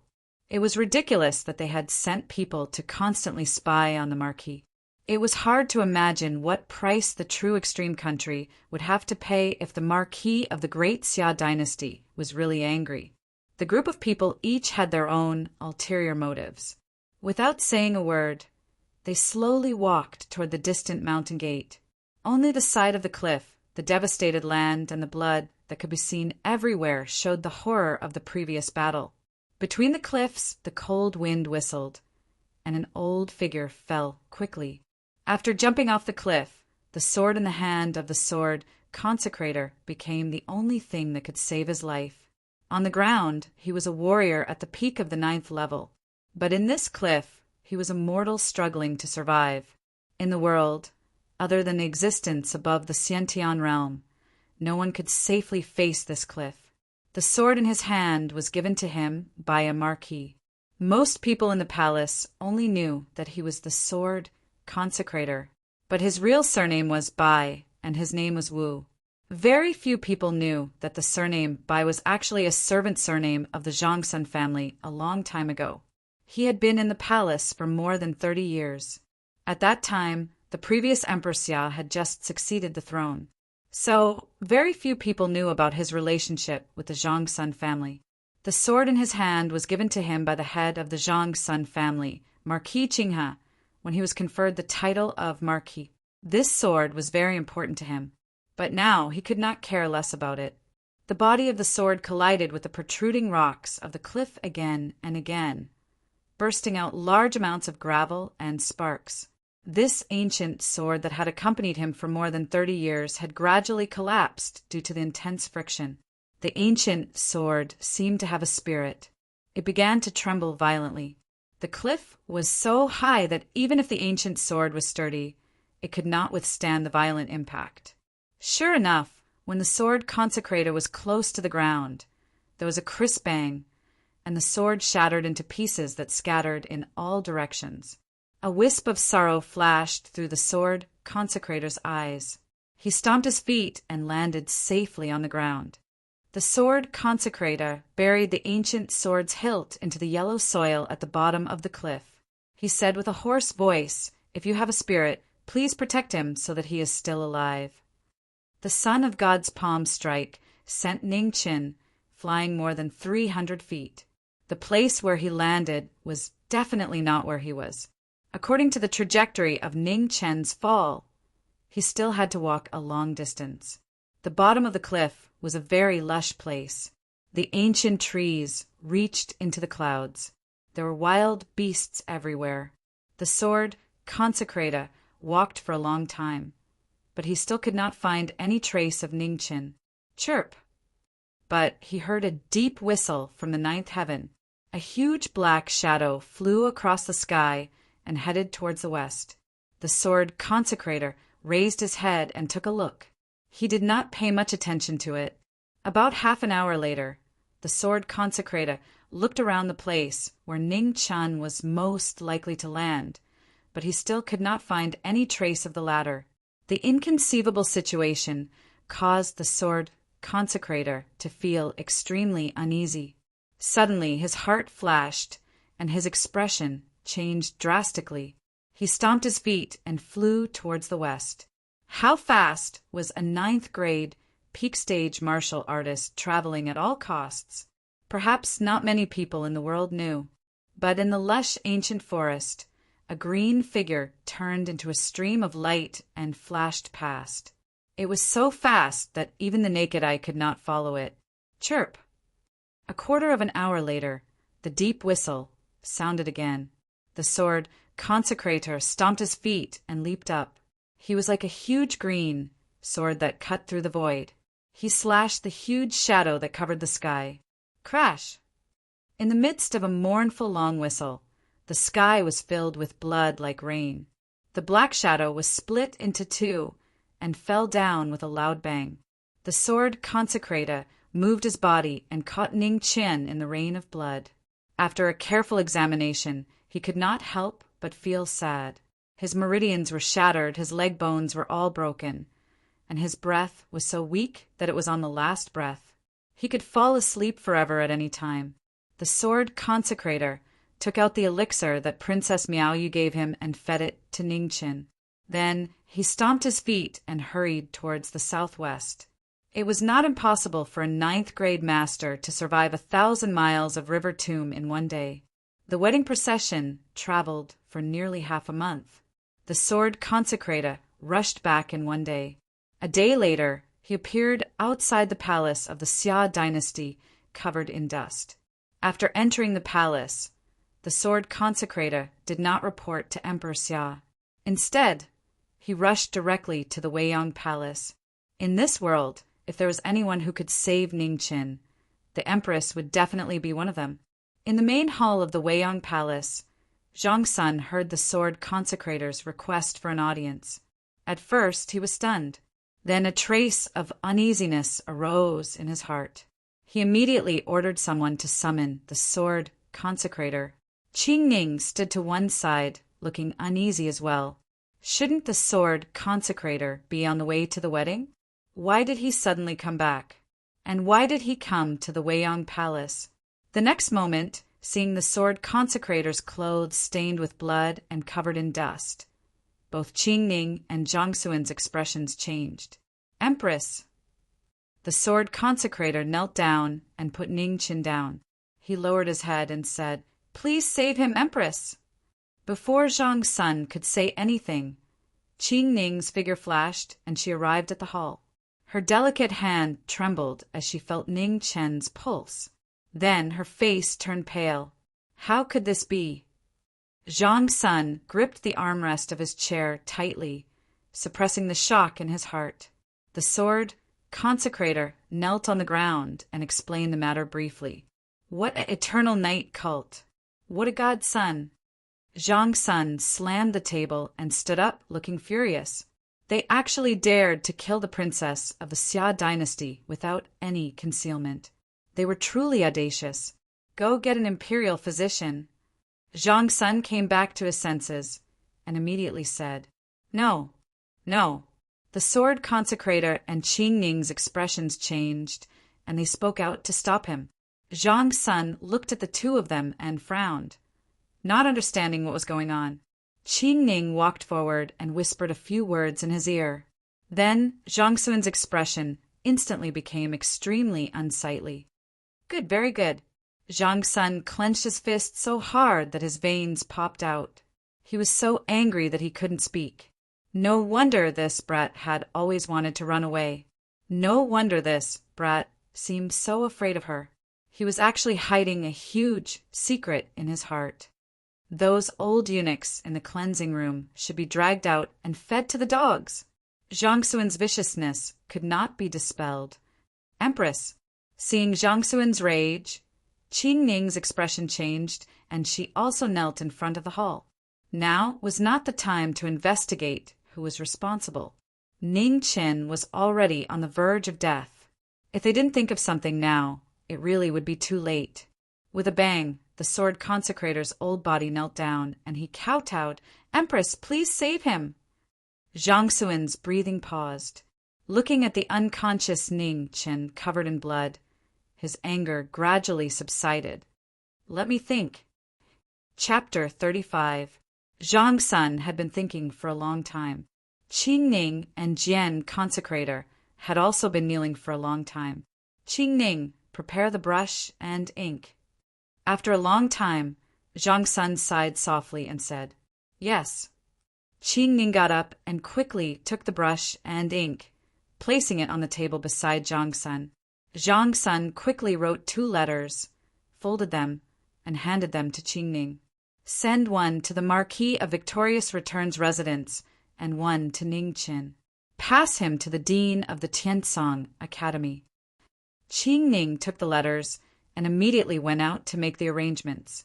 Jian consecrator kowtowed in thanks, relief flashing across his tired face. If that person was willing to help, Ning Chen would be saved. After the two of them left, Zhang Sun looked at Ning Chen, who was in front of her, with a complicated look in her eyes. No matter what, you have won 20,000 war horses for Great Xia. Since you have done well, I will help you once more. After a while, Qing Ning walked back and took Ning Chen away before leaving the palace. Not long after Qing Ning left, an urgent order came from the north, causing Zhang Sun's expression to change drastically. The northern Meng imperial court had sent out their troops. This was a huge matter. The peace that had been maintained for close to 20 years was finally broken. However, the person leading the troops this time was no longer the marshal of northern Meng, but a woman called Fan Lingyue. Why would the northern Meng imperial court, which worshipped the strong, let a woman lead the troops? This made many people in Great Xia confused. However, Zhang Sun, who had been paying attention to the recent changes in the northern Meng imperial court, was very clear about how terrifying this woman called Fan Lingyue was. This time, Great Xia had really met their strongest opponent. The Beiwu Marquis was overseeing the north, so it shouldn't be a problem for a short period of time. However, this time, the northern Meng imperial court had come with great ferocity and would definitely be difficult to resist. In the distant Beijiang plains, Fan Lingyue was overseeing the troops, looking at the war machines, slowly moving forward. A faint sadness flashed across her beautiful and pale face. Cough, cough. As the cold wind blew, Fan Lingyue covered her mouth and coughed a few times. Looking at the slight blood in her palm, she quickly covered it up. Military advisor, please take care of your body. Beside Fan Lingyue, the young general who always followed her revealed a worried expression and said, N. Fan Lingyue nodded. He glanced in the direction of the Grand Xia dynasty's imperial city and sighed softly, after which he turned and walked towards the commander's tent. Unfortunately, the fate of the Great Xia had yet to reach its worst. However, the martial monarch of the Eternal Night cult's First Hall had already come out of seclusion. The matter of dispatching troops could no longer be delayed. Most importantly, she didn't have much time left. The country she was born in had very few resources, and most of the people lived in poverty all year round. If they wanted to solve this problem, they could only invade everything. The marshal of the northern Meng imperial court was already old, and the current king was still young and weak. She could only personally lead the troops and help the northern Meng imperial court conquer a huge empire. Great Xia was the biggest obstacle in front of her, and she had no other choice. The only unfortunate thing was that the few hidden pawns she had set up earlier had been disrupted. Otherwise, the current situation would be more advantageous for the northern Meng royal court. That little eunuch, called Ning Chen, had appeared too suddenly and too strangely. No matter what, he had to be eliminated. The thing she hated the most in her life was variables. How's the discussion between Qing Wuyo and the Eternal Night cult going? In front of the tent, Fan Lingyue paused and asked softly, Martial Monarch Yi has agreed to send 10,000 Divine Hall heavy armor, but the condition is to increase the original 20,000 war horses to 30,000. The young general replied respectfully. Tell Qing Wuyo not to waste any more time and send the heavy armor back as soon as possible, Fan Lingyue said softly. Fan Lingyue narrowed her eyes and said softly, What the northern Meng imperial court lacked the least was horses. In comparison, the 10,000 Divine Hall heavy armor was much more useful in her hands. She didn't want the Eternal Night cult to become bigger. If you want to ask a tiger for its skin, you must have the courage to pull the teeth out of the tiger's mouth. Now that both sides' biggest enemy was the Great Xia, the northern Meng imperial court and the Eternal Night cult were far from having conflict in the near future. Yes, the young general nodded and watched Fan Lingyue walk into the tent. As long as there was no summons or extremely important matter, no one was allowed to enter the military advisor's tent. This was a rule set by the military advisor. Inside the tent, coughs could be heard from time to time. It was light, but so clear. While the northern Ming imperial court was mobilizing their troops, the #1 shrine of Evernight Continent was situated on a stone staircase to the west of Grand Xia.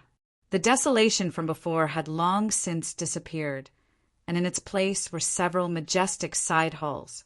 After the restriction was lifted, the #1 divine hall of Evernight, which had once shocked the world, reappeared in the world. Without a doubt, it would bring about the most drastic change in the world. In the #1 divine hall, which was guarded by many divine halls, a tall figure sat on the throne, looking into the distance with a disdainful gaze. His aura was so powerful that it distorted the surrounding space. This was the #1 expert in the world, the head of the #1 divine hall of the Eternal Night cult, a tyrannical existence that surpassed the Hotian realm. In an ancient city not far from here, a man dressed in blood-red clothes, whose age was difficult to determine, opened his eyes at the same time. He looked toward the west, and his expression gradually became serious. He knew that the martial monarch of the Eternal Night cult was about to go to war. The martial monarchs of the Eternal Night cult were all brave and battle-hungry people. Once they came out of seclusion, the flames of war would definitely rise. The Marquis in the blood robe stood up and summoned his deputy. After giving a few instructions, he walked to the front of the city alone and quietly waited for the flames of war to ignite. The Marquis of the Great Xia existed precisely for the sake of war. In the palace of the Great Xia dynasty, one secret report after another was sent to the Heavenly Mandate Palace. Sitting on the dragon throne, Emperor Xiao's expression was as calm as still water. As he read these secret reports, his eyes constantly flashed with a cold light. The war had not officially begun yet, but the atmosphere of war was rapidly spreading in the imperial city of the Great Xia dynasty. In just 3 days, one sentry horse after another came from the west and the north. Coupled with other secret means of communication, they reported the situation at the front line in detail. The people of the imperial city were not too alarmed.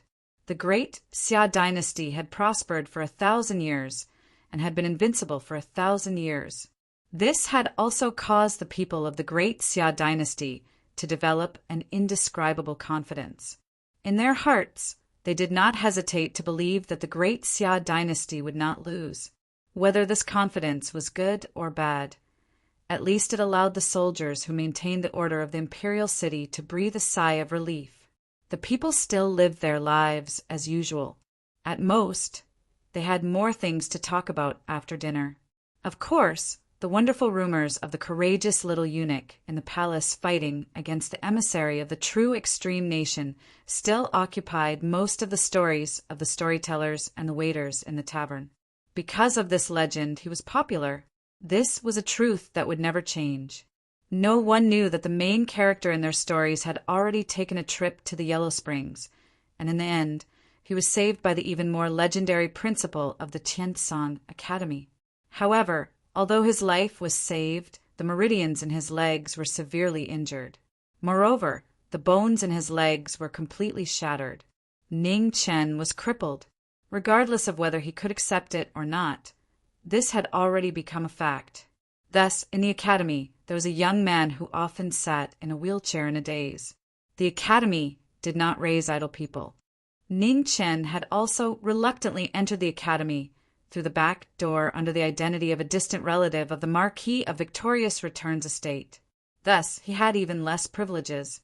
Thus, the academy arranged for him to do the only job he could do: chop firewood. Most of the students in the academy were sons of aristocratic families. Even the worst of them were geniuses rarely seen in 10 years. It could be said that the academy was filled with talents. Geniuses could be found all over the streets. Ning Chen was naturally the least conspicuous in this group. The Marquis of Victorious Returns estate was famous, but Ning Chen, who was obviously a distant relative, was destined to not be able to bask in too much of the glory of the war god. Zhang Sun originally thought the same, so he did not plan to arrange a dazzling identity for Ning Chen. As for the dean who treated Ning Chen's injuries, when he woke up, he had already disappeared. The rest of the arrangements were made by a middle-aged man. It was obvious that this middle-aged man looked down on Ning Chen, but he did not deliberately make things difficult for him. After arranging the work, he left. After a long time, Ning Chen became a very special existence in the academy. A student was no longer a student, and a teacher was no longer a teacher. Simply put, he was a handyman who could freely enter and leave the academy. Ever since his legs were crippled, Ning Chen became silent. The smile he used to have was no longer there. Many times he would sit there in a daze for 2 hours. During his days in the academy, other than chopping firewood, he would cultivate. He rarely spoke. After a long time, the students of the academy even thought that he was a mute. Chopping firewood was a very monotonous job. Ning Chen had a foundation in martial arts, so it was easier for him to chop firewood than the average person. As he chopped, he could chop 2 pieces of firewood that were almost the same size with each chop. As the days passed, the chopping knife became blunt one after another. He did not speak and was silent. The people of the academy were also used to having such a strange person, so they were not surprised. The academy was actually very big. Ning Chen's place was the quietest corner. There were not many students, so it was less troublesome. There were several teachers and a teacher in the academy. The teacher was old and rarely taught classes, so few people attended. However, Ning Chen liked the teacher's classes. He attended every class and listened very seriously. The teacher was an old man who was even quieter than him. He had white hair and a white beard. He was really old. It took a long time for him to finish a class, so the young students did not have the patience to listen. The teacher was very knowledgeable. He was proficient in poetry, calligraphy, and etiquette. In the teacher's words, the longer one lived, the more he would know. Since Ning Chen's legs were crippled, he slowed down. He walked slowly and learned slowly. Therefore, he liked the teacher who was also slow. Sometimes the teacher would take a whole day to finish a lesson. When everyone had left, Ning Chen would be the only one left in the simple hall. The teacher would also slowly finish the lesson.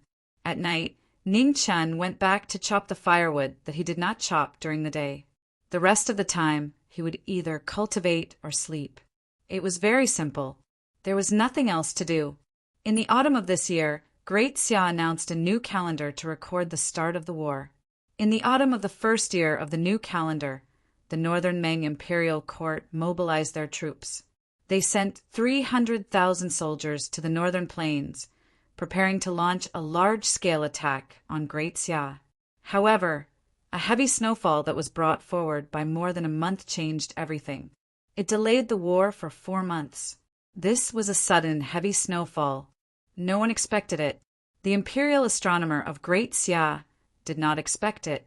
Fan Lingyue of the Northern Ming imperial court did not expect it either. It came so suddenly that it disrupted everyone's plans. It was snowing in the academy. To others, it might not be a big deal. However, to Ning Chen it was a big problem. It was difficult for the wheelchair to move in the snow. Therefore, he was even slower. Later, he realized that the teacher was also slower. Because of the heavy snow and the teacher's age, the teacher was also very old. Regardless of whether it was class or class, he would be late. Coincidentally, the two of them were walking at the same pace. The only thing that Ning Chen did not expect was that after his legs were crippled, his cultivation had improved faster than before. In just 2 months, his cultivation had advanced to the 4th grade of the natal stage. Of course, this was not the price he wanted. Moreover, when it snowed, his legs would be very painful. It was a heart-wrenching pain that penetrated into the bone marrow. It was a pain that made one hover between life and death. From this day onwards, Ning Chen started to dislike the snow. However, things did not go as he wished. The snow had no intention of stopping. It continued to fall intermittently for more than a month and still did not clear up. The annual end-of-year assessment of the academy arrived in the midst of the snowstorm. Ning Chen was not a student and did not need to take the examination. However, he was forced to work by a teacher. The teacher was old. Naturally, he could not invigilate the examination. Therefore, Ning Chen was forced to invigilate the teacher's classes. Moreover, this was the teacher's request. Ning Chen thus became the first teacher to invigilate the examination since the establishment of the academy. Fortunately, there were not many students who chose to attend the teacher's classes. Invigilating the examination did not seem difficult. Chapter 36. Ning Chen thought too simply. Not only did he think things were simple, but he also thought the students of the academy were simple. He did not expect that there would be people who cheated in this era. There were 4 people who cheated, and one of them was a cute and petite female student. If it was in the past, Ning Chen might have turned blind eye to it. However, it was snowing today and he was in a bad mood. He was tired of the piercing pain in his leg. He turned his head to look at the snow outside. In the end, he could not convince himself to pretend that he did not see it. The wheelchair creaked. The students who were still answering the questions looked up and saw Ning Chen walk to the nearest female student. Ning Chen did not say anything. He stretched his hand in front of the female student, hoping that she would hand it over herself. Lin Wanner frowned and looked at the hand. She raised her head and smiled brightly. However, she had no intention of handing it over. The 2 of them looked at each other for a long time. Ning Chen still stretched out his hand calmly and stubbornly. He had no intention of backing down. Here. Lin Wanner's face changed again and again. Finally, she chose to give in temporarily and put the note in Ning Chen's hand. Ning Chen nodded slightly and took the note. He squeezed it gently and the note turned into scraps of paper. He then threw them into the wooden bucket beside him. In the same process, Ning Chen took away the cheating tools of the other 3 people. There was a writing brush with words, an inkstone with a hidden compartment, and another with the answers sewn on their clothes. Ning Chen did not show any mercy. He even watched as the last person tore the answers off their clothes. The academy's punishment for cheating was very severe. Therefore, the 3 people did not dare to resist. Ning Chen did not intend to leave the evidence behind. He squeezed the writing brush, inkstone, and cloth into scraps and threw them into the wooden bucket. Everyone's eyelids twitched when they saw this. They realized that this seemingly lukewarm Mr. Acting Principal was not as easy to deal with as they thought. Although there were people who practiced martial arts among them, they could not crush the hard inkstone and soft cloth into scraps like the Mr. Acting Principal in front of them. For the rest of the time, everyone was calm. Just when Ning Chen thought that nothing would happen and closed his eyes to rest, the petite and cute female student surprised him again. Ning Chen opened his eyes quietly and looked at Lin Wanner. He then squeezed his hand and the note in the latter's hand flew to him. There will be no next time, Ning Chen said calmly. Lin Wanner's small face was filled with anger. Everyone else in the hall was also shocked. This was the first time in 2 months that they had seen Ning Chen speak. My grandfather is the dean. Lin Wanner slammed the table like an enraged little lion. The students in the hall were scared, but Ning Chen smiled. What a familiar phrase. Who would have thought that the same thing would happen in every era? I am the invigilator. Ning Chen pointed at the wooden token on his chest and said, You're just acting. Lin Wanner was unconvinced. Then I'm also your invigilator. Ning Chen said calmly. You. Lin Wanner was not convinced, but she did not refute. In the examination hall, the invigilator had the highest authority. This was the rule of the academy. Seeing Lin Wanner sitting there sulking, Ning Chen didn't want to provoke her any further. During the exam, he was their invigilator. After the exam, no one would know each other, so there was no need for them to interact too much. This exam tested the Confucian poetry, calligraphy, and etiquette. It was not easy. The teacher gave few questions, but they were all very difficult. Not many people present could answer all of them. Every year, the most difficult class in the academy was the teacher's class. The teacher was very upright and would not be biased in his grading. After the exam, Ning Chen collected the papers and left. The snow outside was still very heavy. It seemed that it would not stop anytime soon. It was very cold, so cold that it made people feel uncomfortable. The wind blew from the north. Ning Chen subconsciously shrank his body, then turned his wheelchair and walked forward. Suddenly, he felt his hand become lighter. He turned his head and saw a young man in blue pushing the wheelchair behind him. Ning Chen recognized this young man. He was one of the students who cheated just now. The one who sewed the answers on his shirt was not smart, but he was very careful. "Thank you, sir." Yin Yifei was slightly embarrassed. After all, cheating was not something to be proud of. He only wanted to get a good ranking in the teacher's class and fight for a good future for himself. He did not expect to be found out by the teacher. The academy was very strict with students who cheated.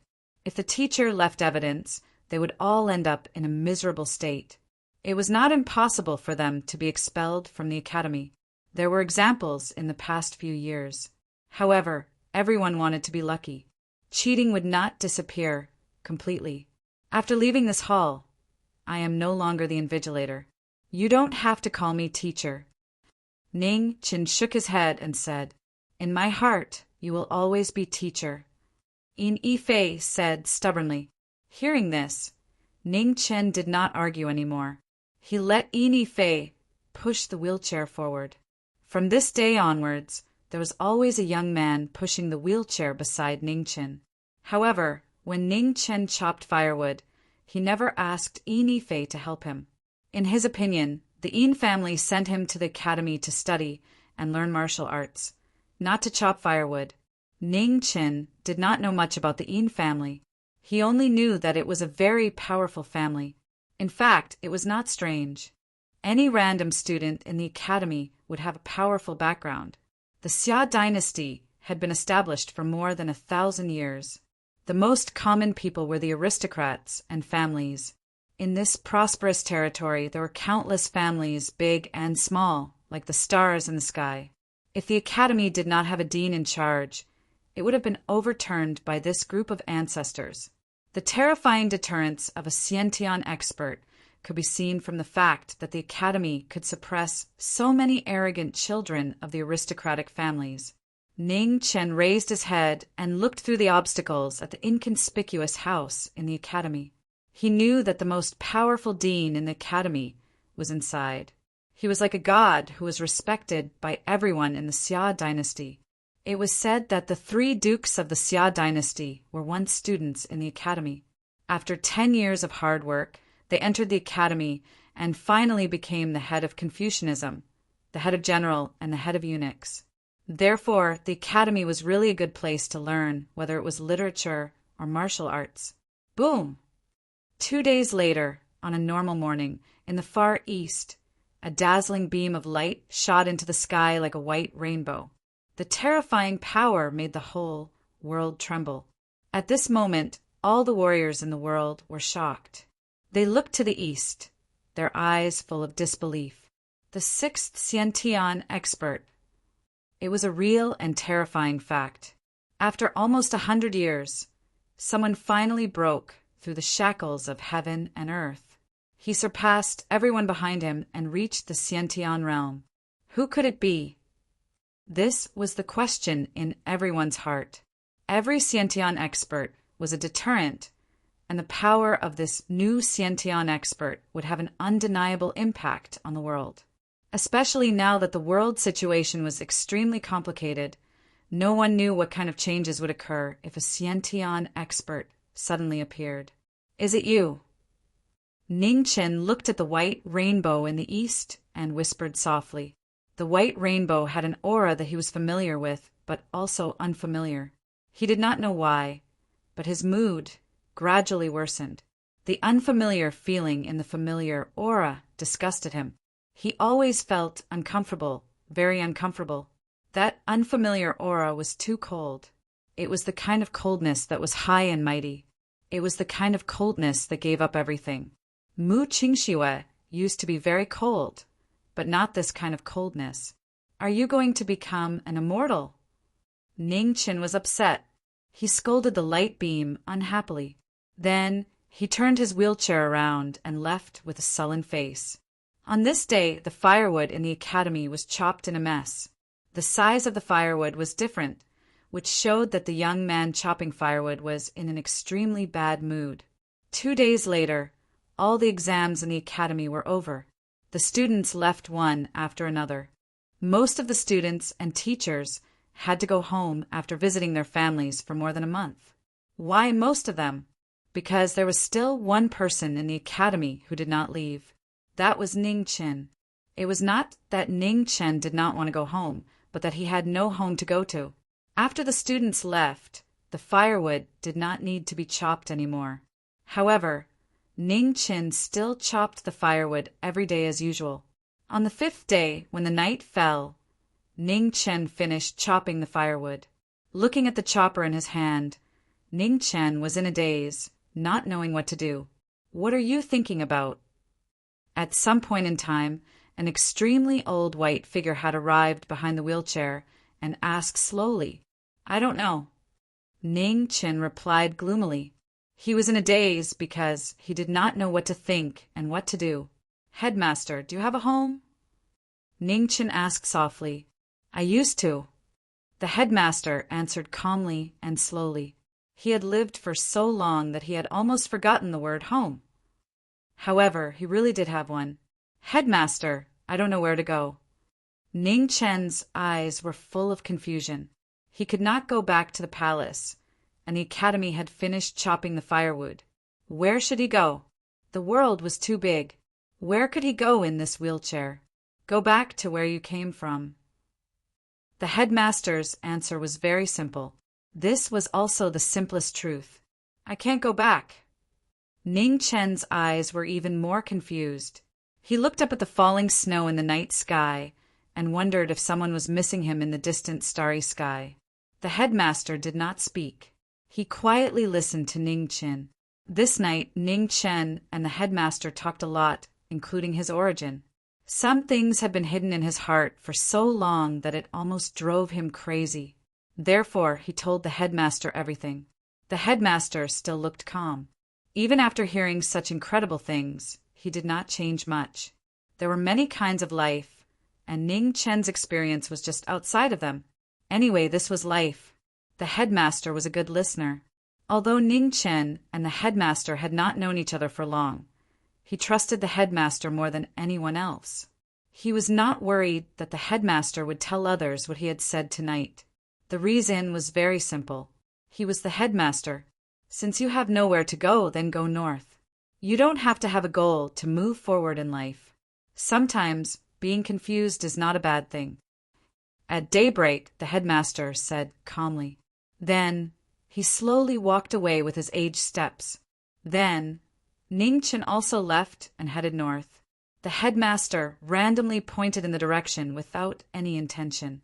Chapter 37. In the wind and snow, the young man in the wheelchair walked alone. His lonely figure was so inconspicuous in the snow, but it was so clear. The wheelchair squeaked as it rolled on the snow. Ning Chen had taken the heavenly frost grass before, and the genuine qi in his body was of the cold attribute, so he was not afraid of the cold.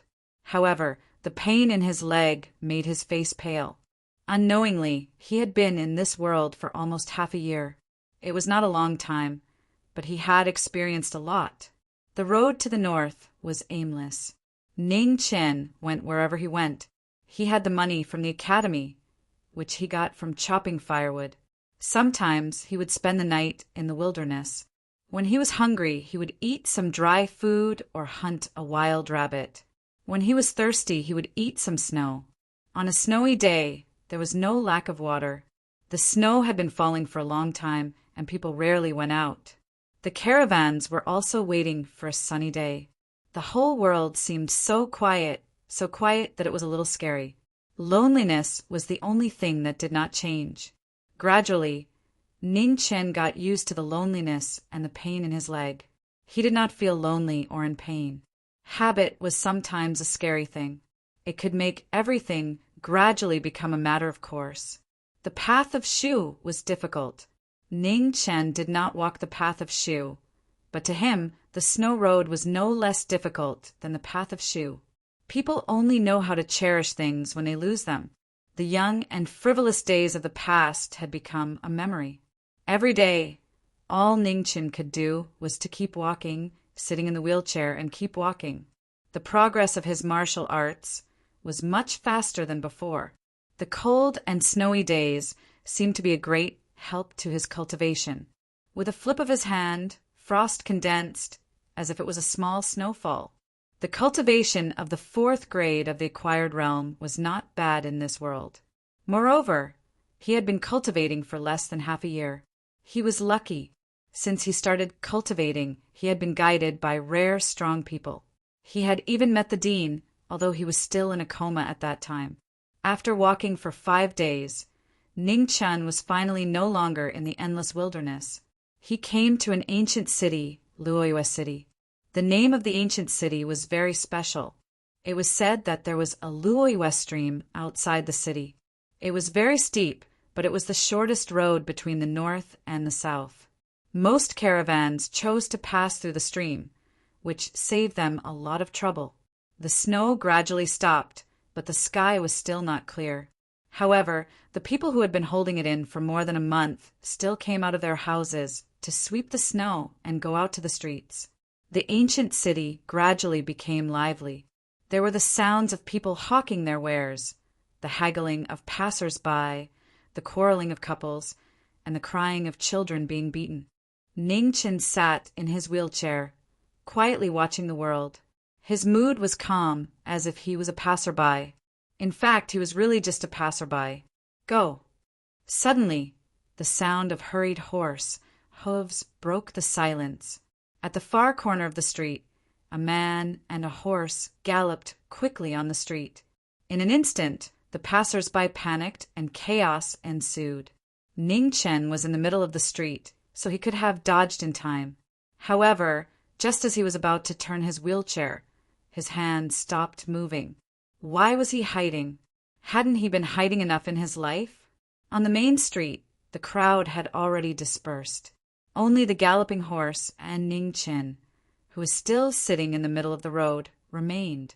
Some people cried out in alarm. Some were worried and some were gloating.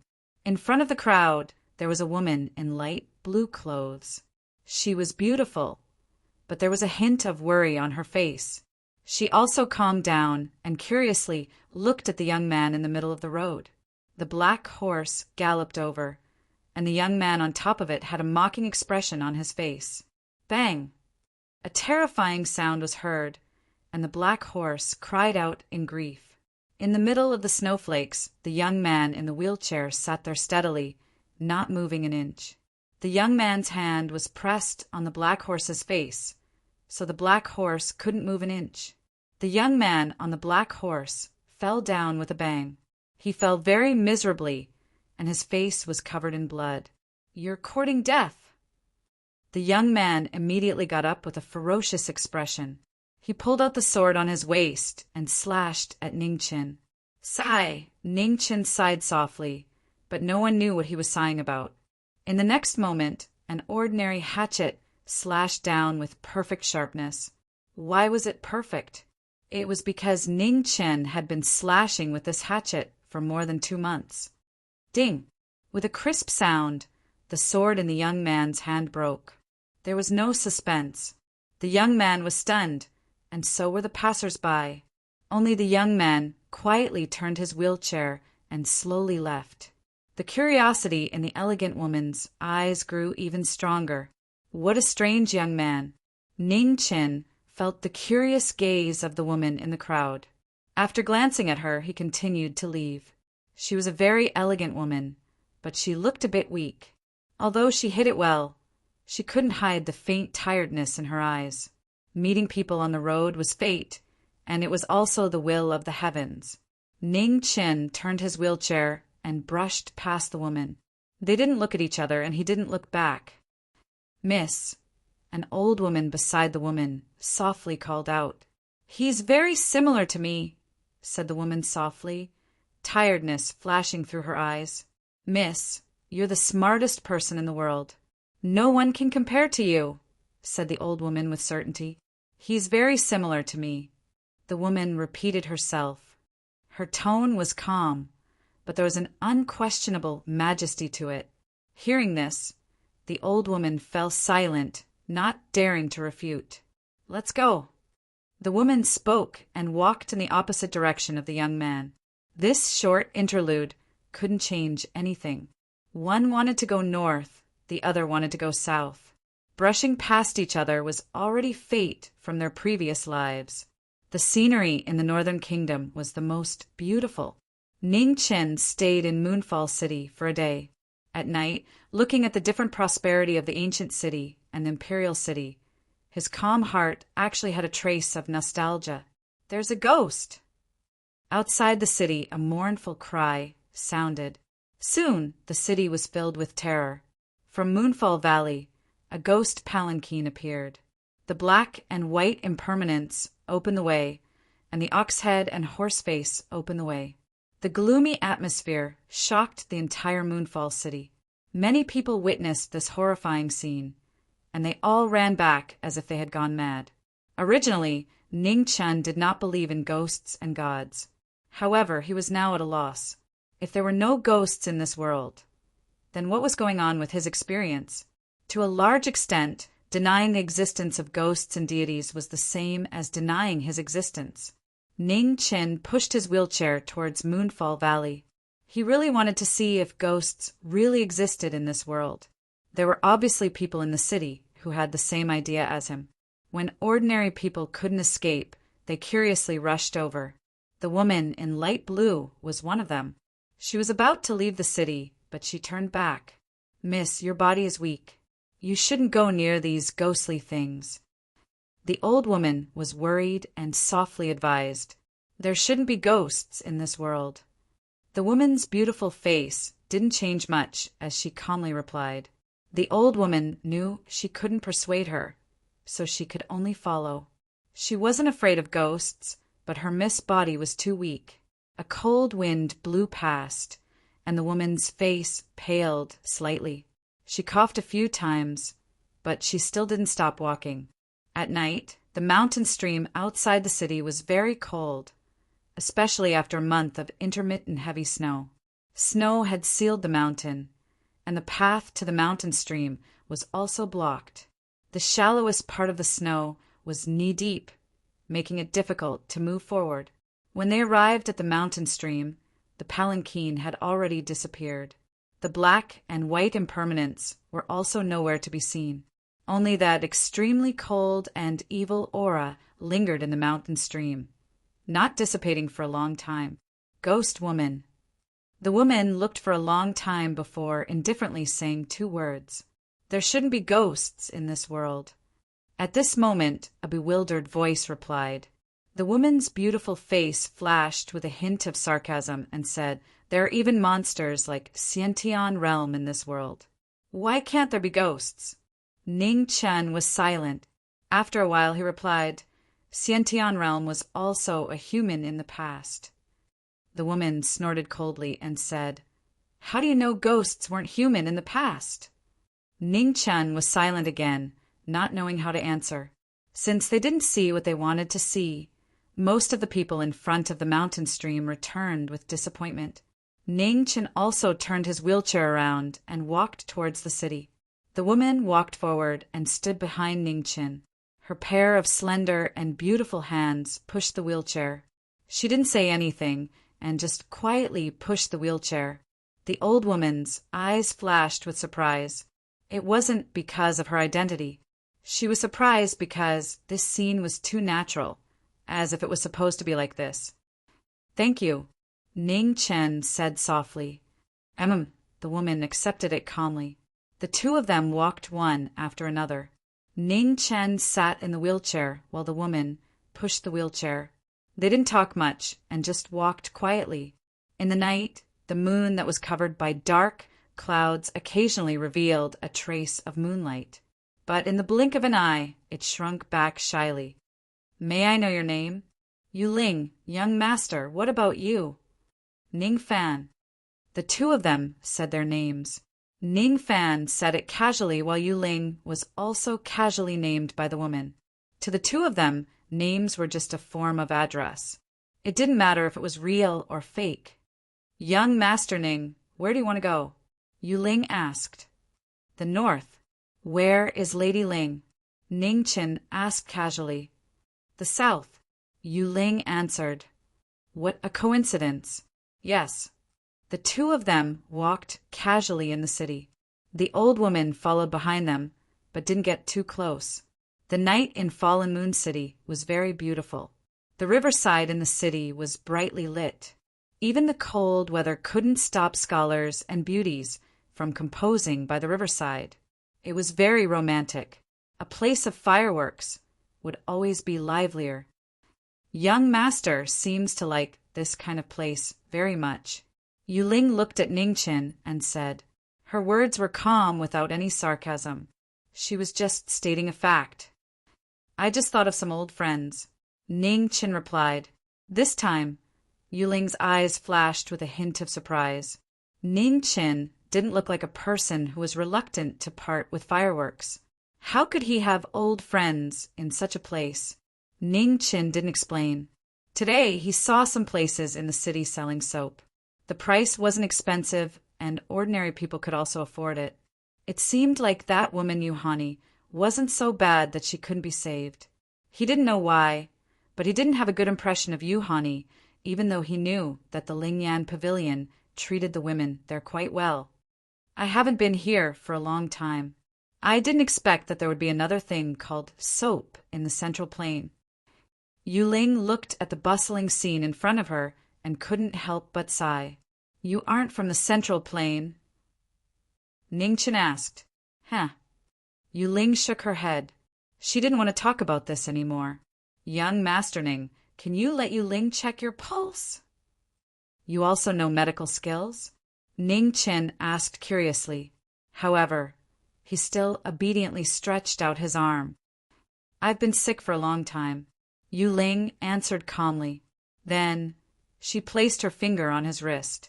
A moment later, Yu Ling withdrew her right hand and said, Young Master seems to have suffered an extremely serious injury.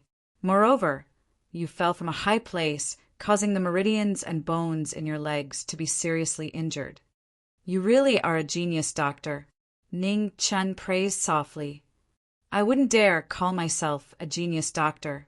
However, Yu Ling is curious.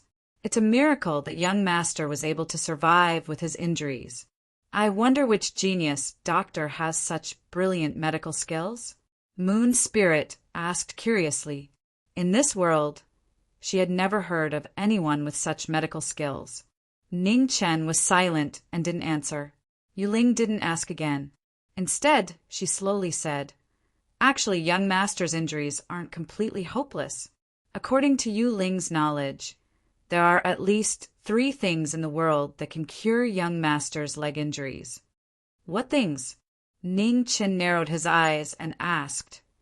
The Eternal Night Sect's Heavenly Book, the Northern Meng Imperial Court's Heavenly Lake, and the Grand Xia Imperial Palace's Xiantian Pill. Yu Ling seriously said. Huh. Ning Qin chuckled. You must be joking. Chapter 38. Ning Qin didn't know what Tianshu and Tianqi were, but Dexia's Xiantian pellet was a divine medicine that every warrior in the world yearned for. It was said that each pellet could give a peak Hotian warrior a 30% chance of entering the Xiantian realm. Dexia only had 3 of these heaven-defying things left, and they hadn't been refined in the past 100 years. It could be said that these 3 Xiantian pellets were the treasures that attracted all the warriors in the world. Most of the consecrators in the palace were willing to stay in the palace for these Xiantian pellets. Ning Qin never had any extravagant hopes, so he wasn't disappointed. Cough, cough. Suddenly, Moon's spirit covered her mouth and coughed. Not far away, the old woman's expression changed, and she immediately went forward to stuff a Xiantian pellet into her mouth. Miss, it's windy outside. Let's find a place to stay for the night.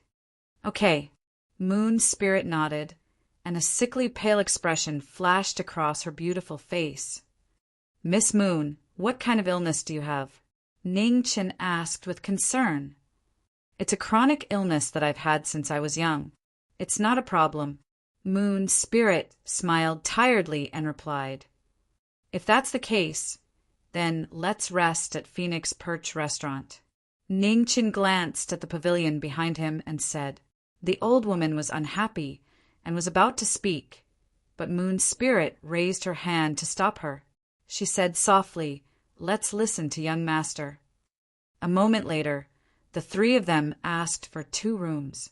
Ning Chen took one, Moon Spirit and the old woman took the other. After returning to the room, the old woman finally couldn't hold it in and spoke her dissatisfaction. Miss, with your status, how can you spend the night in this brothel? If he can, why can't I? Moon Spirit asked back. He's a man. Besides, how can his status be compared to Mrs.? The old woman said unwillingly. Man, woman, huh? Moon Spirit smiled faintly. If she cared about these things, she wouldn't have done so many disgraceful things. As for status, although it was useful, it was also annoying.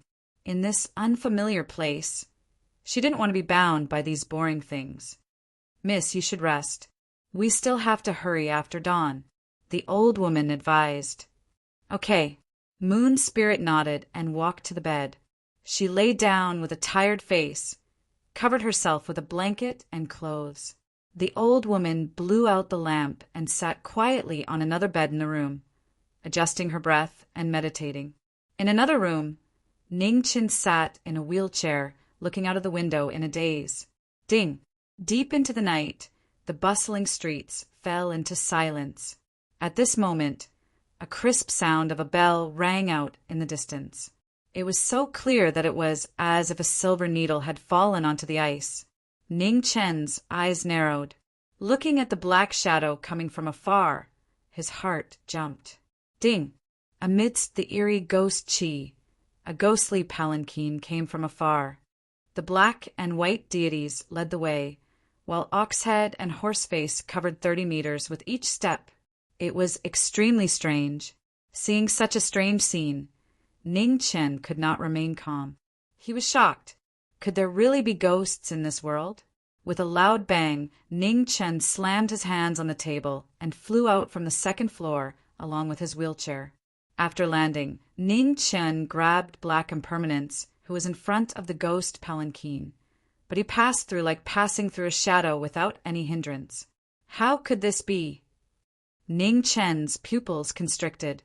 He activated his martial arts and swung his hatchet at the netherworld ghost palanquin. Bang!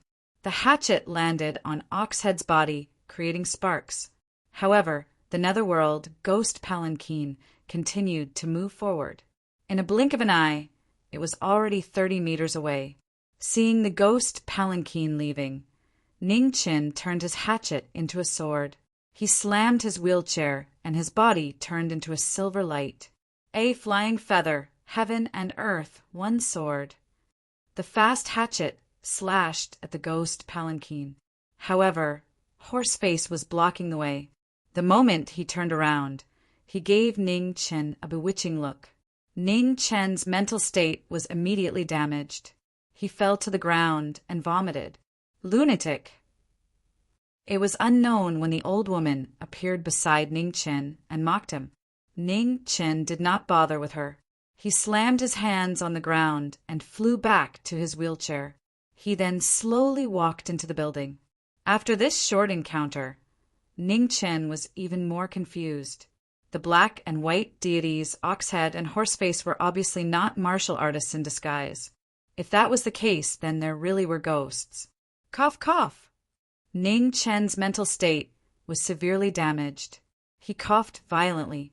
His head was in pain, and there was an indescribable emptiness in his dizziness. Young Master Ning, you were too reckless this time. Moon Spirit was also awakened by the commotion outside the room.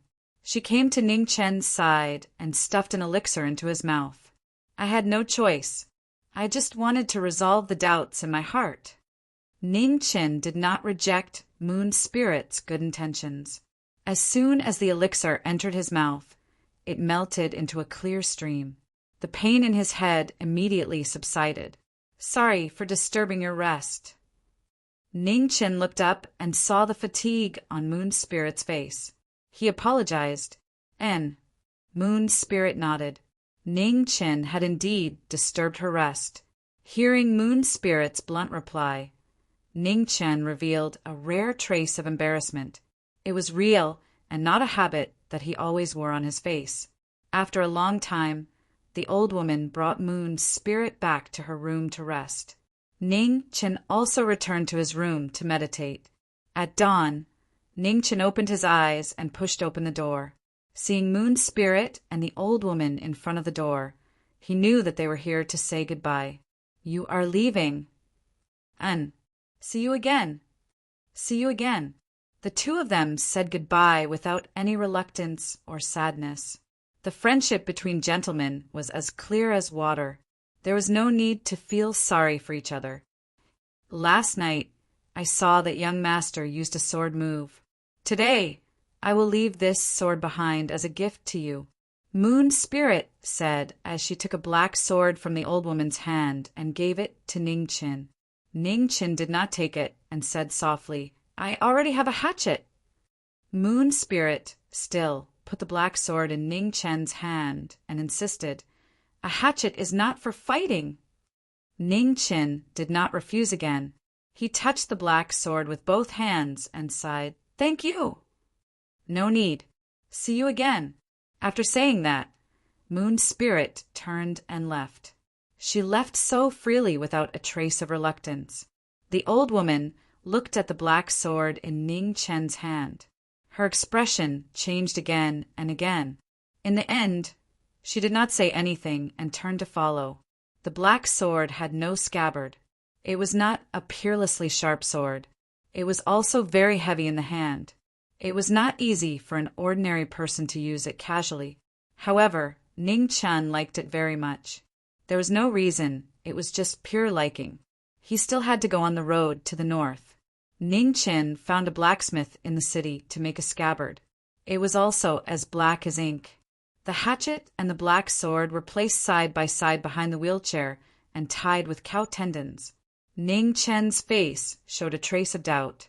Now, could he be considered a fusion of the sword and the saber? No one would give him this kind of answer. Ning Chen went north from the falling moon stream. The snow was knee-deep, and it was very difficult to walk. Half of the wheels of the wheelchair were covered. Ning Chen turned the wheels with both hands. He was unusually persistent and did not want to stop. The wheels crushed the snow. 2 rows of footprints could be vaguely seen. Perhaps they were also left by people who were in a hurry. Ning Chen walked for 2 days and 1 night in the 30 miles falling moon stream. He finally walked out at sunset on the 2nd day. After leaving the stream, there was light at the end of the tunnel. Without the obstruction of the cliffs on both sides, his vision became much wider. Suddenly, Ning Chen's pupils shrank. In front of him, there were corpses everywhere.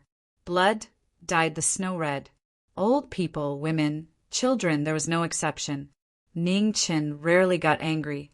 However, when he saw this scene, the anger in his heart burned through the 9 heavens.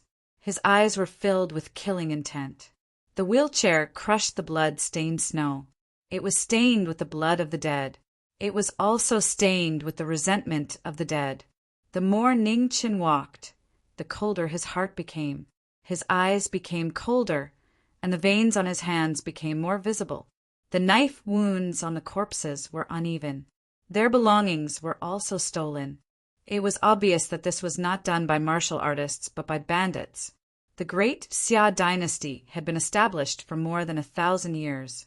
They were very strict with the bandits. More than 100 years ago, they even sent a martial Marquis to personally lead an expedition. This caused the bandits in the great Xia dynasty to disappear. No one would have thought that such a dehumanizing scene would occur on this snowy day. The horses' hoof prints were still there, indicating that the bandits had not gone too far. However, the bandits had horses. Not only did Ning Chen not have a horse, but his legs were also crippled. Ning Chin was a very stubborn person. He was in the past, and he was now. He did not change because his legs were crippled. The wheelchair moved forward on the snow, leaving behind a trail of blood. The further he walked, the lighter the blood trail became. The bandits needed to rest. In such heavy snow, the horses could not move quickly. Ning Chen did not rest. No matter how slow he walked, he would eventually catch up. Just like that, one day, 2 days passed. Ning Chen caught up with the bandits outside a desolate forest. The bandits were starting a fire outside the forest. There were not many of them, only 13 of them. There were both men and women. The men were valiant and the women were charming. There was something roasting on the bonfire. The aroma of the meat permeated the air and drifted far away. More than 10 horses were tied up in the forest, not far from the bandits. In the Great Xia, horses were very valuable goods. The bandits kept a close watch on them. Ning Chen's arrival attracted everyone's attention. A young man in a wheelchair appeared in this desolate forest. No matter how one looked at it, it was a strange thing. The leader of the bandits was a very alert person. He subconsciously felt that something was wrong. However, not everyone was discerning. The charming woman among the bandits stood up and walked to Ning Chen's side. "Little brother, why are you here? Where's your family?" The woman's arm wrapped around Ning Chen. Her whole body was almost pouncing on him. "Excuse me, did you kill the people in front of the Falling Moon Ravine?" Ning Chen did not break free. Instead, he raised his head and looked at the charming woman in front of him. He smiled shyly and asked. Seeing the shy smile of the young man in front of her, the woman did not know why she felt a chill all over her body. She unconsciously let go of her arm and took half a step back. "Excuse me, did you kill the people in front of the Falling Moon Ravine?" Ning Chen asked again. His voice was still shy and calm, without a trace of threat. "Yes, no, the woman nodded at first. Immediately, she felt that something was wrong and was about to deny it. However, she did not have the chance. She saw a flash of ink, and the last 2 words were stuck in her throat. The ink sword was stained with blood. This was Ning Chen's first time killing someone. He did not feel anything and did not have the legendary nausea. It was very strange. It was as if he had done something insignificant. When the wheelchair passed by, the woman fell. The ink sword was not sharp, but Ning Chen's sword was very fast. He slit her throat in one strike and did not leave much pain. The remaining bandits finally reacted. They picked up the knives in their hands and wanted to resist. However, bandits were, after all, ordinary people. Even if they were ruthless and cruel, they could not be a match for a level 4 martial artist. The ink sword waved mercilessly. Soon, the 11 bandits fell one by one. The bandit leader wanted to escape, but his chest was pierced through by a flying hatchet. He fell into the snow. Ning Chen's coldness made people feel cold. None of the 13 bandits survived, including the charming woman. Ning Chen never thought of himself as a soft-hearted person. He once said that he believed that he would not go to hell, but let others go to hell. When he said this, he was serious. It was not a joke. Maybe Mu Qingxue and Qingning were right to not teach him martial arts. However, he still chose this path in the end. The blood on the ink sword was still warm. Ning Chen used the cold snow to wipe off the blood on the sword. At the same time, he cooled the sword down. He knew that he did not regret it. Chapter 39. The money that the bandits stole was still tied to the horses. Ning Chan released all the horses, leaving only a small white horse behind. The white horse was still young, so it would be hard for it to survive after being released. The little white horse was obviously frightened. It stood trembling beside Ning Chen, not even daring to breathe loudly. Ning Chen tied the reins of the white horse to the back of his wheelchair. With every step he took, the white horse followed suit. The white horse carried its own food, and Ning Chen carried his own food. Neither of them affected the other. They were just companions traveling together. Other than that, There was no other relationship between them. He found a lot of things from the bandits and their horses. Other than gold, silver, cloth, poison, and knockout powder, there was also a letter, an unopened letter. Ning Chin looked at the seal on the letter and frowned. After reading the contents of the letter, his frown deepened. Such important information, in the hands of a normal person, was the writer too confident or too stupid? Ning Chen believed that it was the latter because this letter ended up in his hands. The road to the north would not change because of a letter. Ning Chen continued to head north. With the white horse, his speed was much faster. The white horse didn't have much food. It seemed that the bandits didn't plan to commit crimes for long. He still had some food on him, but he wasn't sure if the white horse would eat it. After walking for half a day, the white horse was obviously less vigilant towards him. Sometimes it even took the initiative to touch his face with its mouth. At this time, Ning Chen would always push the white horse away. This guy was too unhygienic. Traveling with someone was always less lonely. Although the white horse wasn't human, it was smarter than most people. It knew that it would most likely have to follow the human in front of it in the future, so its attitude towards him became more and more intimate. Ning Chen was very troubled and angry. He simply untied the reins and let the white horse fend for itself. However, the smart little white horse always kept up with Ning Chen. Every step Ning Chen took, it followed. Who said that the thickest animals in the world were humans? Ning Chen felt that the white horse's skin was thicker than most humans. With no other choice, he could only let the white horse follow him. He didn't tie the reins and let it do whatever it wanted. The white horse also felt that Ning Chen was in a bad mood, so it didn't dare to approach him. As a result, the strange scene of a man and a horse ignoring each other appeared in the wilderness. Snow began to fall again, filling the sky with fluttering white feathers. It was very beautiful. Ning Chen didn't know that right after he left, 3 figures appeared outside the desolate forest: a man, a woman, and a eunuch. Seeing the bandit corpses all over the ground, they couldn't help but frown. The 3 types of men carefully searched the corpses of the 13 bandits. Soon after, they shook their heads and said, "The letter has been taken away." The woman checked the wounds on the bandit's body and said calmly, "The sword wounds are the same. It's the same person. Chase after him." The old eunuch glanced at the wheelchair and hoof prints on the ground and said in a deep voice, Unfortunately, after chasing for a while, the tracks of the wheelchair and the horse's hoof prints were covered by the snow again, and he could no longer find the direction. Split up and chase. The old eunuch glanced at the 3 directions behind him and made a prompt decision. The man and the woman nodded, and each chose a direction. The old eunuch continued to chase north. However, it was easier said than done to find a person in the vast snowy sky. Moreover, Ning Chen didn't have a target in the first place. He was just walking casually. The north was very big, abnormally big. Ning Chen was tired from walking. When he saw a village nearby, he temporarily stayed there for the night. Actually, the main reason was that the little white horse didn't want to walk anymore. It bit Ning Chen's sleeve and didn't let him go. Although everything had a spirit, a horse that was so smart was indeed a headache.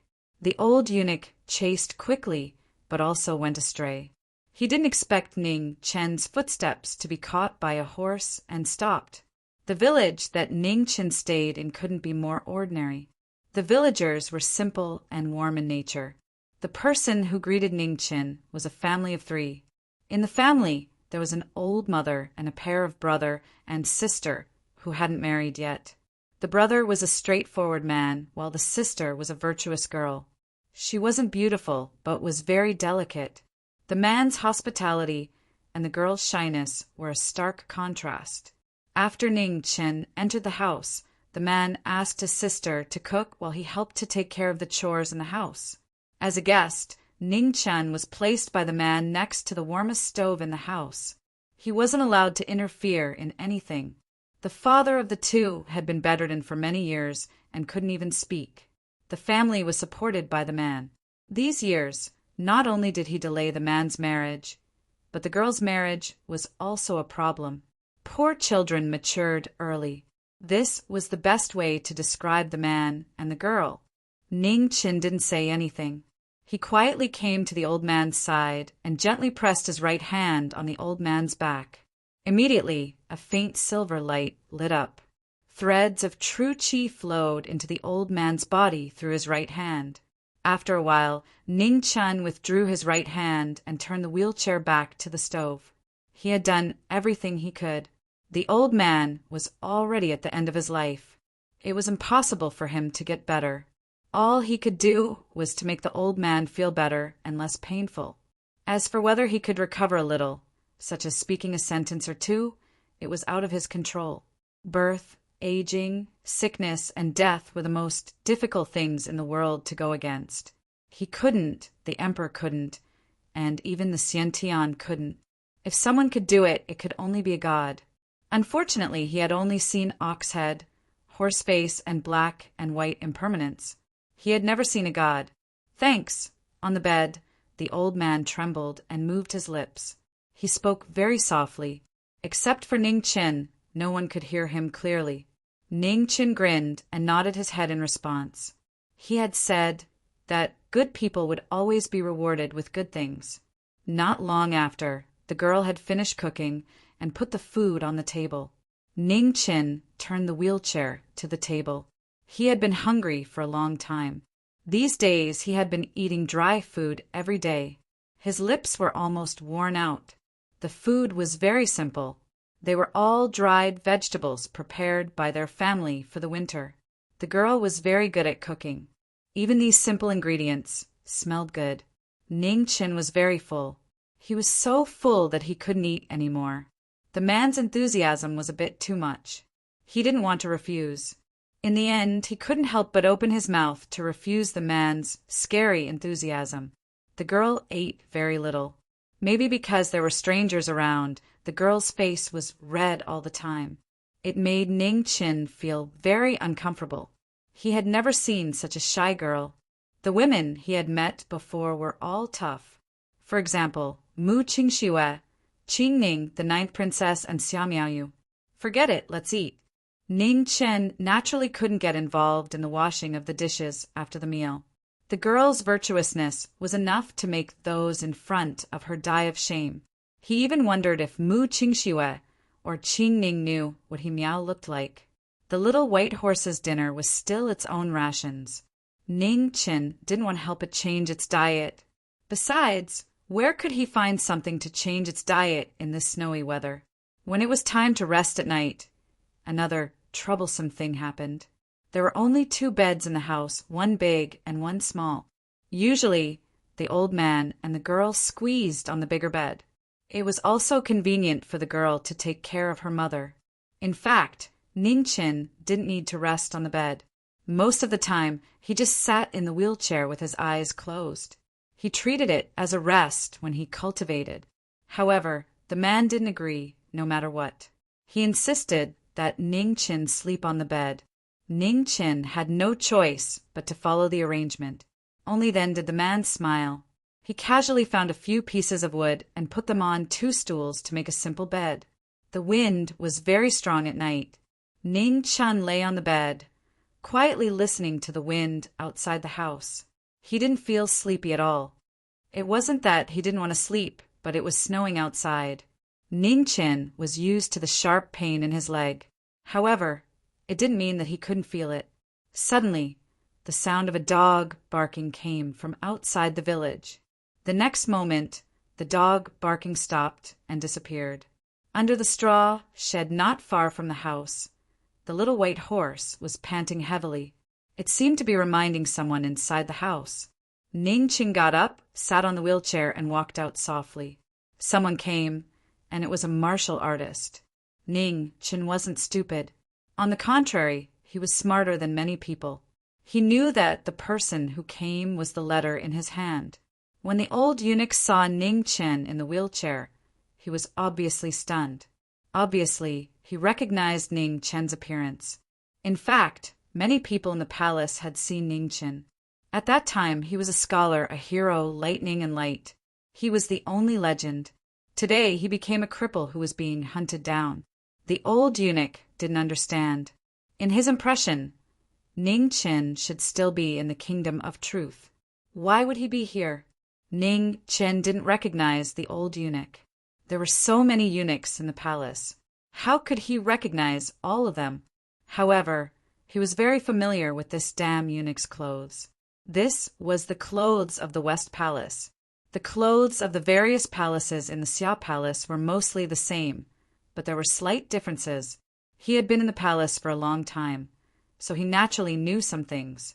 After the old eunuch gave chase, he couldn't find Ning Qin and had to return. When he passed by the village, he heard that a young man had entered the village in the evening.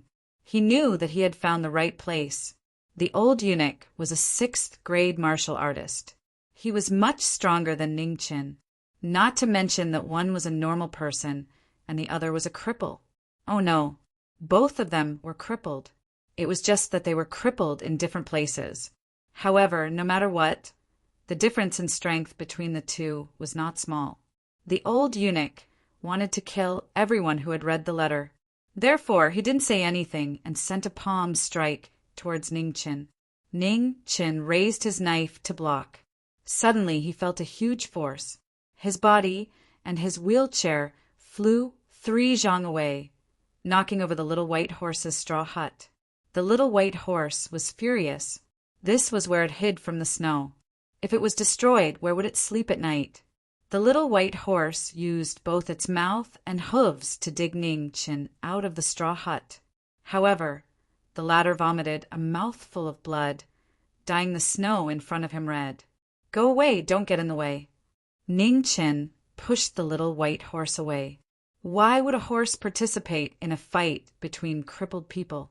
Even if you want to help a crippled person, you shouldn't be the only one doing it. Ning Qin lifted the wheelchair and sat on it.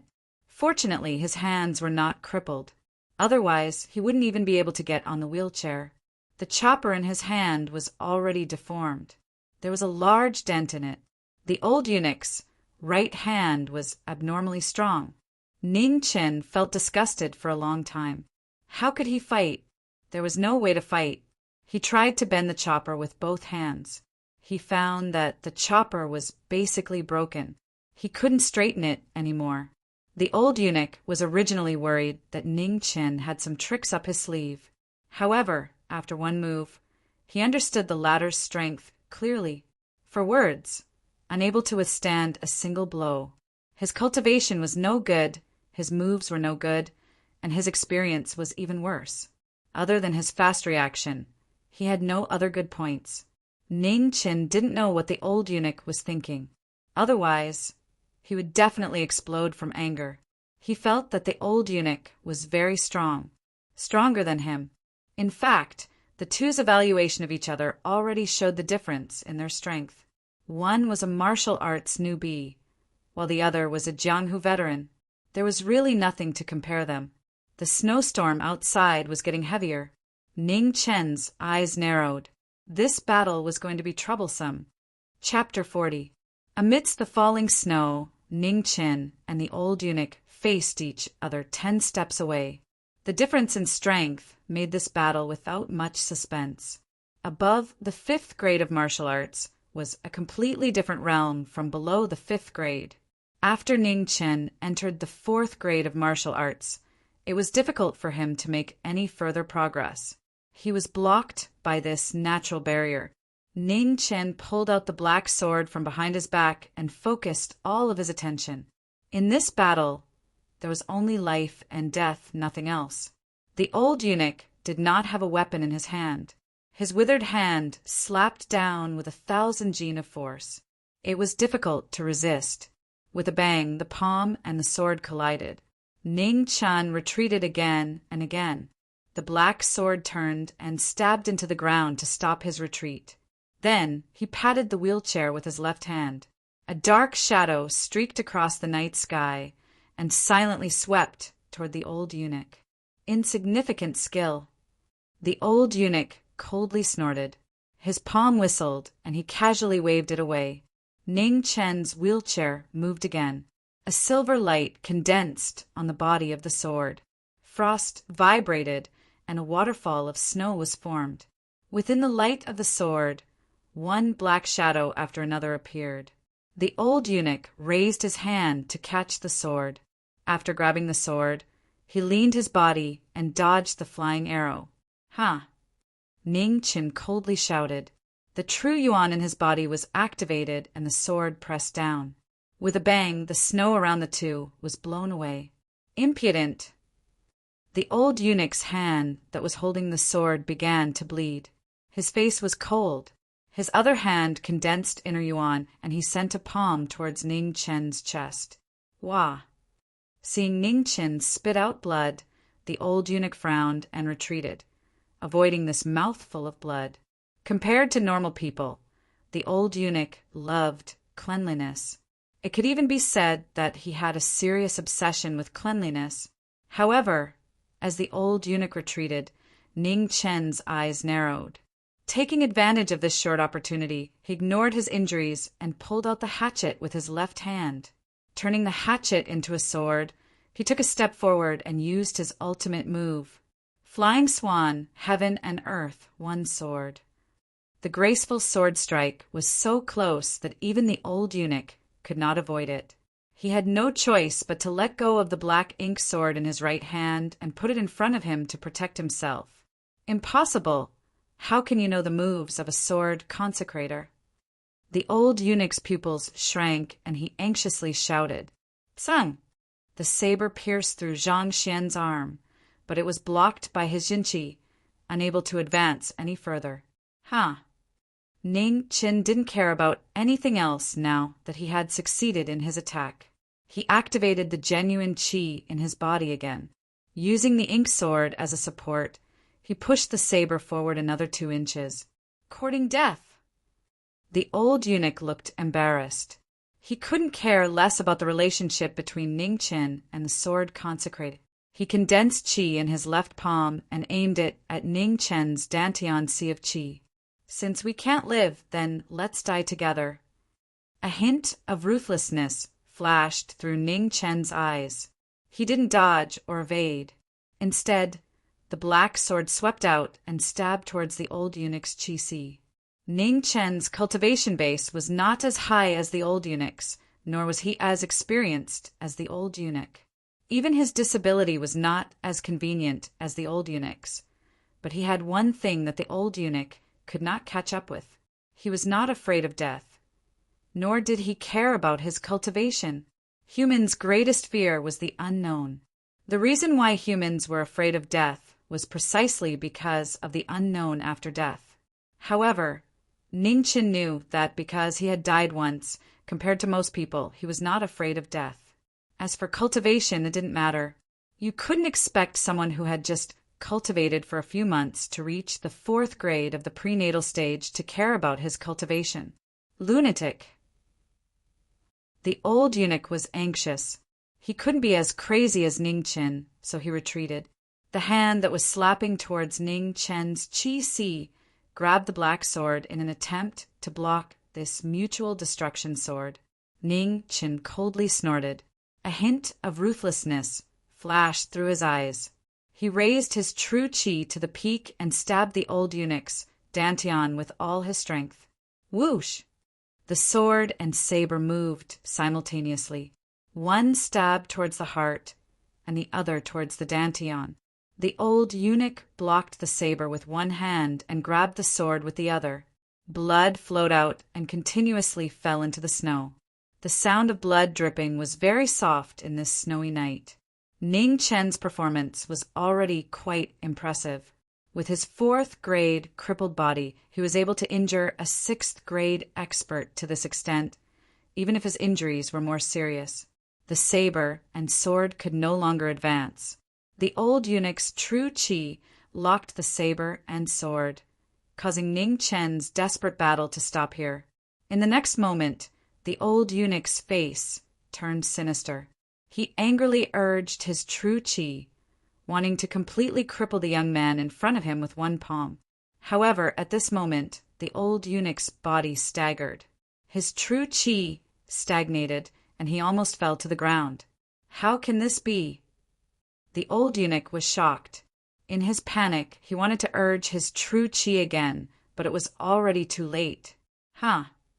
Ning Chen released the sword in his hand, and with a flip of his palm, he forcefully urged the last of his true qi. Soon after, he slapped the back of the black sword. With a soft sound, the black sword broke through the old eunuch's defense and stabbed into the latter's dantian. With a long, painful groan, the old eunuch's qi was shattered by the power of the sword. His true qi was in a mess, and blood immediately flowed out of his mouth. Damn it! The old eunuch's face showed extreme pain. With a flip of his hand, he pressed his palm towards Ning Chen's chest. Bang! With a loud sound, Ning Chen was sent flying. He crashed into the snow and vomited blood. How can this be? How can I? His eyes were filled with disbelief, but it could not hide the cruel truth. The old eunuch kept retreating. The saber in his left arm and the black sword in his dantian were still there. Blood flowed out, continuously dyeing the ground red. Ugh! Ning Chen's chest tightened, and he vomited another mouthful of blood. He looked at the old eunuch. He knew that the old eunuch was finished. The black sword that pierced into his dantian was coated with poison. The old eunuch's qi was already destroyed, and his true qi was in a mess. This had accelerated the spread of the poison in his body. However, the old eunuch's previous pause was because of the knockout powder on the saber.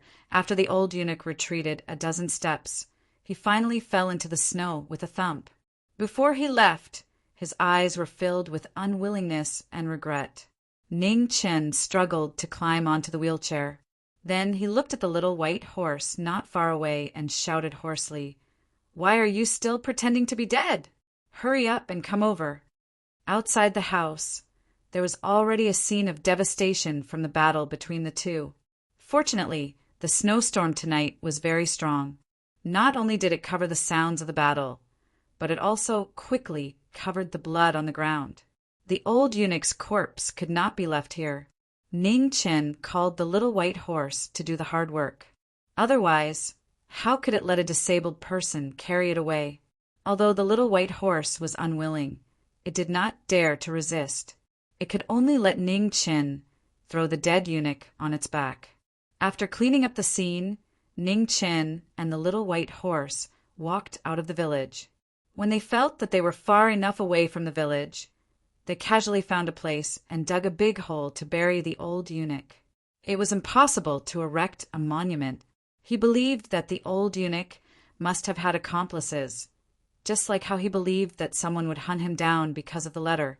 The poison on the black ink sword and the knockout powder on the hatchet had been washed away by the old eunuch's blood, and that was all he had found from the bandits. How he was going to face the possible pursuit afterwards was a problem that gave him a headache. It was impossible to go back. Ever since he got the letter, he could only go north. Don't talk to him about the righteousness of the nation. If he lost his life, everything would be useless. He could only continue to go north until he killed all the people who were hunting him down. Going north would not change. The only difference was that in the past he did it willingly and aimlessly. Now he was forced. He had to go. Unfortunately, he did not know how many accomplices the old eunuch had. In other words, he did not know how many people the old eunuch sent to steal the letter. He hoped that in this group, the old eunuch was the strongest. The snow was getting heavier and heavier. It seemed that it would continue for the whole night. After burying the old eunuch, Ning Chen returned to the village. He needed to rest now. When he opened the door, the man and the girl were still sleeping. Only the old eunuch was awake.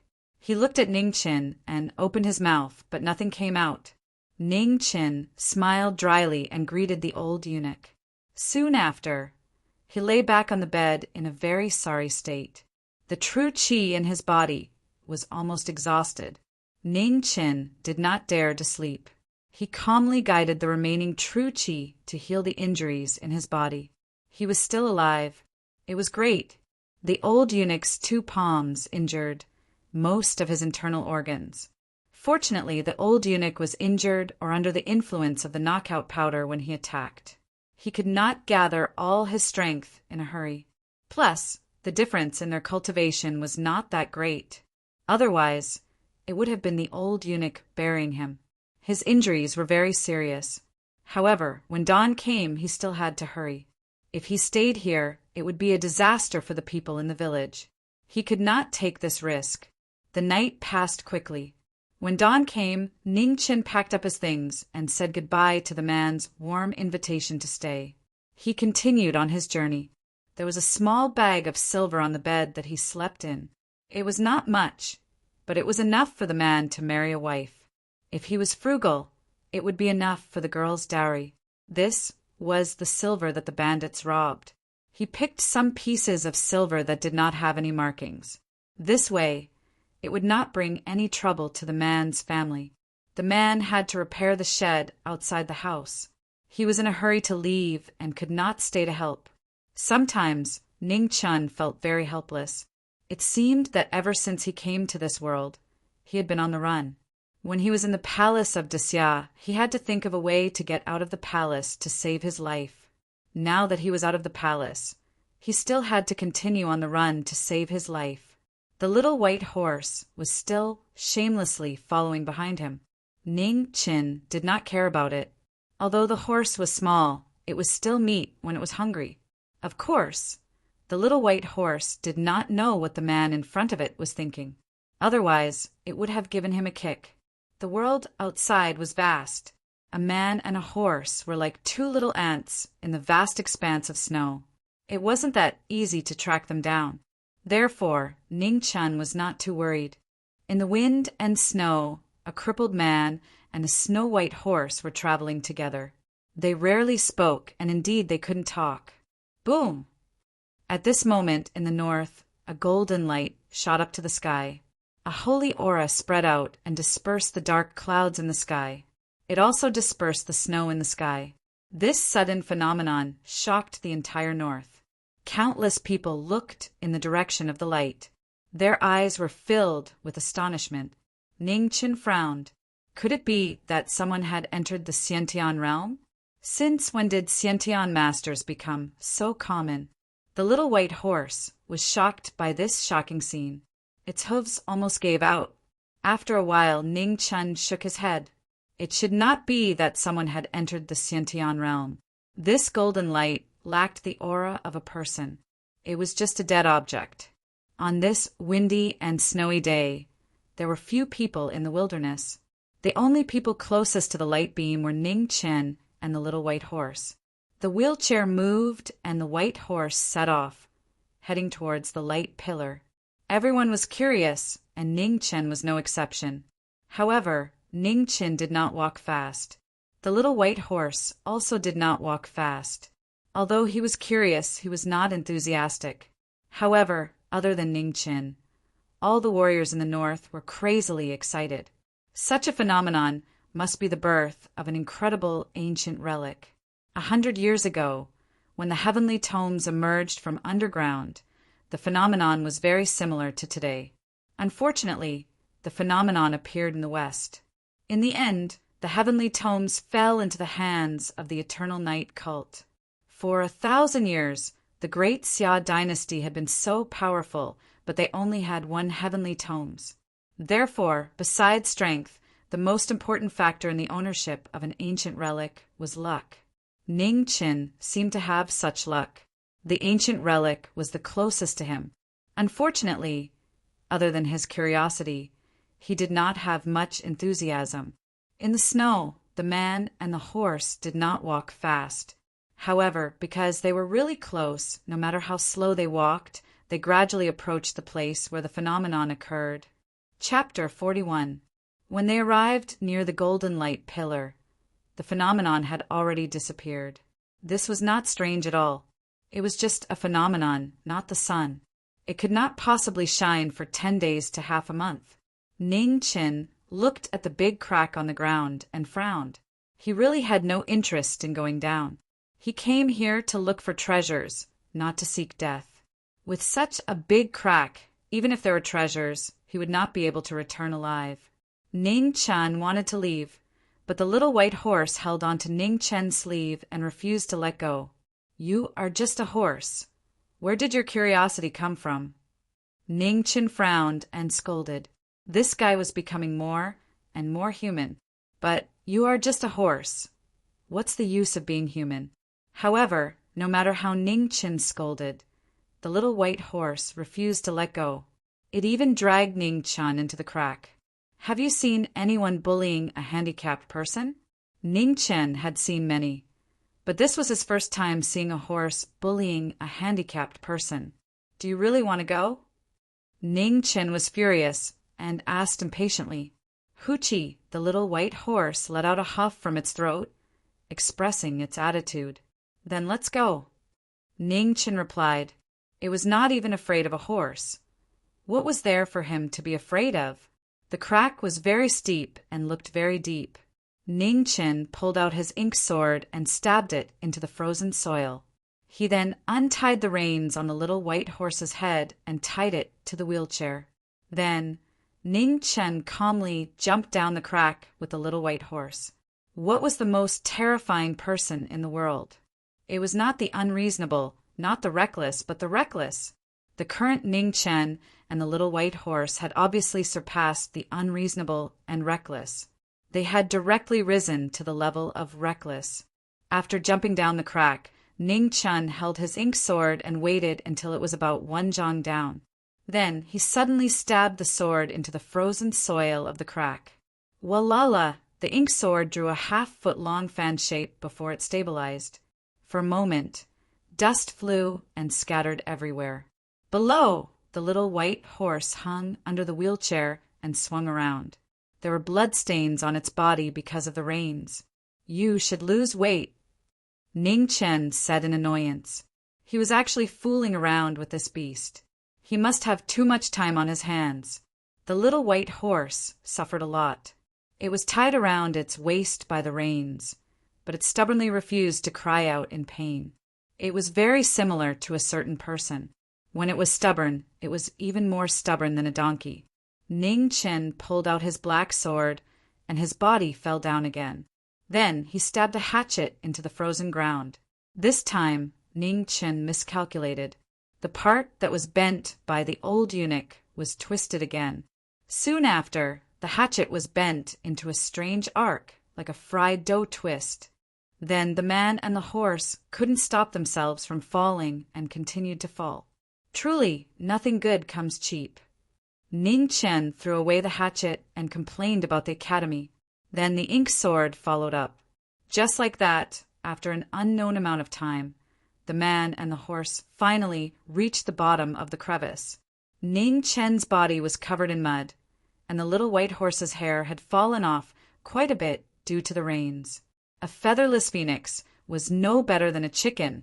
A featherless white horse was no better than a donkey. The handsome little white horse now looked like it had just been cooked and plucked. What do you think we should do? In the pitch-black crevice, Ning Chen and the little white horse stared at each other. They were both in a bad mood. Huff! The little white horse answered unwillingly. It turned around and wanted to leave, but its head hit the stone wall.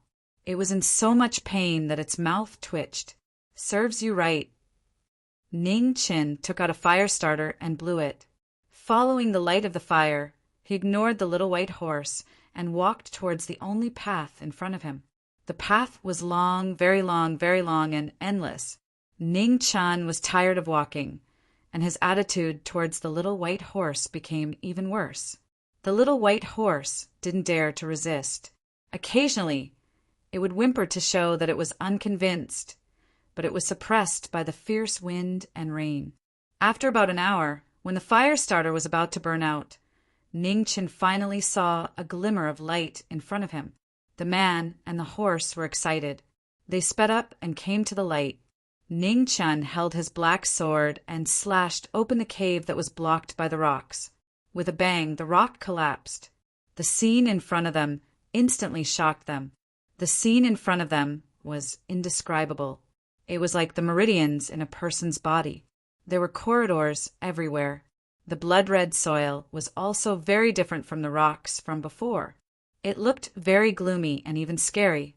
We can't be in hell, right? Ning Chin looked at the dark red world in front of him. He turned his head and asked with difficulty, "Huff." The little white horse replied. It didn't understand, but from the horse's expression, it could be seen that the horse was also very shocked. "Let's continue." Ning Chin clenched his teeth. Since they were already here, what was there to be afraid of? If a man died, his bird would face the sky. There were many paths in front of him. Ning Chin didn't care about anything and directly chose the biggest, widest, and brightest path. He didn't know what was in front of him anyway. It didn't matter to him which path he chose. The little white horse didn't have any objections at all. Wherever Ning Chin went, it would go along with him. After half an hour, the man and the horse returned. Thus, the path in front of them was a dead end. There was nothing. Which path do you want to choose? Ning Chin looked at the remaining paths and gritted his teeth. The little white horse hesitated. It paced back and forth in front of each path for a while. Finally, it chose the smallest, narrowest, and darkest path. "Are you sure?" Ning Chin asked unwillingly. "Huff," the little white horse replied. "I'll listen to you once." Ning Chin steeled his heart. He turned his wheelchair and walked towards the small corridor in front of him. After half an hour, the man and the horse returned. Ning Chin's face darkened. He wanted to roast the little white horse on the spot. There were 7 paths left. Ning Chin didn't know which path to choose. He looked at the ink sword in his hand and stood on the ground. Then the ink sword fell. "This one." Ning Chin pointed in the direction of the ink sword's hilt and decided without hesitation. At the side, the little white horse softly snorted. It was dissatisfied with Ning Chin's casual attitude. "Don't follow me if you have the ability." Ning Chin glanced at the little white horse and said with disdain. The little white horse didn't say anything and followed obediently. Reality proved that Ning Chin's casual choice was correct. After walking for about an hour, the scene in front of them changed again. It was a river, a very wide river. The dark yellow river water was bubbling, and there was even a faint fishy smell. Ning Chin narrowed his eyes. He remembered a legend from his previous life. There was a river that was very similar to this. It was said that in the underworld, there was a river in front of the underworld. It was called the Weak River. The Weak River was 3,000 times more difficult than death. "We are in trouble." Ning Chin casually pulled out a strand of hair and threw it into the water. The strand of hair drifted and slowly sank into the water without any ripples. Seeing the scene, the little white horse was obviously shocked. It unconsciously took 2 steps back and distanced itself from the Weak River. Ning Chin scoffed at this. He believed that they could definitely cross this river. It was just that he hadn't thought of a way yet. There was a rumor that there was a bottomless wooden boat in the Weak River. It was the only thing that could cross the Weak River. He just didn't know if this rumor was true or false. Many legends from his previous life had become reality in this world. Oxhead and Horseface, Black and White Impermanence, and even the Weak River had appeared. Ning Chin believed that even if there was a bottomless boat, it wouldn't be strange. Ning Chin turned his wheelchair and walked along the riverside. Suddenly his body stopped. He saw another thing from the legends. Yellow Springs flower. Legend said that it was a strange flower that grew at the bottom of the Weak River. After consuming it, one would be immortal. However, after consuming this flower, one's body would gradually rot and become neither dead nor alive. Therefore, the Yellow Springs flower was also a kind of poisonous flower. Ning Chin looked at it for a long time, but didn't dare to pick it. In this Weak River, no one could guarantee their survival. He wasn't afraid of death, but he also didn't want to court death. Hoochie, at this moment, the little white horse walked to Ning Chen's side. The horse's mouth huffed and then bit the latter's clothes to make him look at a pile of trash not far from the riverside. Ning Chen narrowed his eyes. He changed the direction of the wheelchair and walked towards the pile of trash. It was called a pile of trash because there were bones, broken wood, rotten clothes, and so on. In the middle of it, there was also a broken boat. More importantly, the boat was bottomless. Ning Chen silently pulled the boat out and then slowly dragged the boat into the weak river. The next moment, Ning Chen became even more silent. The boat really floated. This was beyond his scope of understanding. As someone who came from an atheist world, it was really hard for him to believe the fact in front of him. Ning Chen silently took a few pieces of broken wood from the pile of trash and made a few places to stay on the boat. Then he led the little white horse and walked up together. Since he didn't know why, he would continue to walk and see what was behind this weak river. Ning Chen used a broken wood as a paddle and slowly rowed towards the other side of the river. The little white horse stood on the bed, its body trembling. It looked very scared. Ning Chen frowned and scolded. "What's there to be scared of? I'm not asking you to jump." The little white horse whimpered softly and felt better. Its body stopped trembling, but its 4 hooves were still trembling. It was obvious that it was still scared. Ning Chen ignored it. As he rowed the boat, he quietly paid attention to the other side of the river to see if there was any danger. At this time, some cow spirits, snake spirits, ghosts, and monsters should have appeared. He didn't believe that there would be no danger in such a strange place. He couldn't count on the little white horse. It would be good if it didn't scare him and jump down. The result proved that Ning Chen was overthinking. There were no cow spirits, snake spirits, ghosts, or monsters. There wasn't even a skeleton. However, the weak river was much wider than he thought.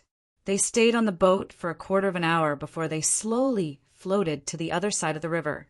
The boat might still be useful. Ning Chen also dragged the boat ashore to prevent it from being washed away by the weak river. The little white horse stood on the shore. Its body was no longer trembling.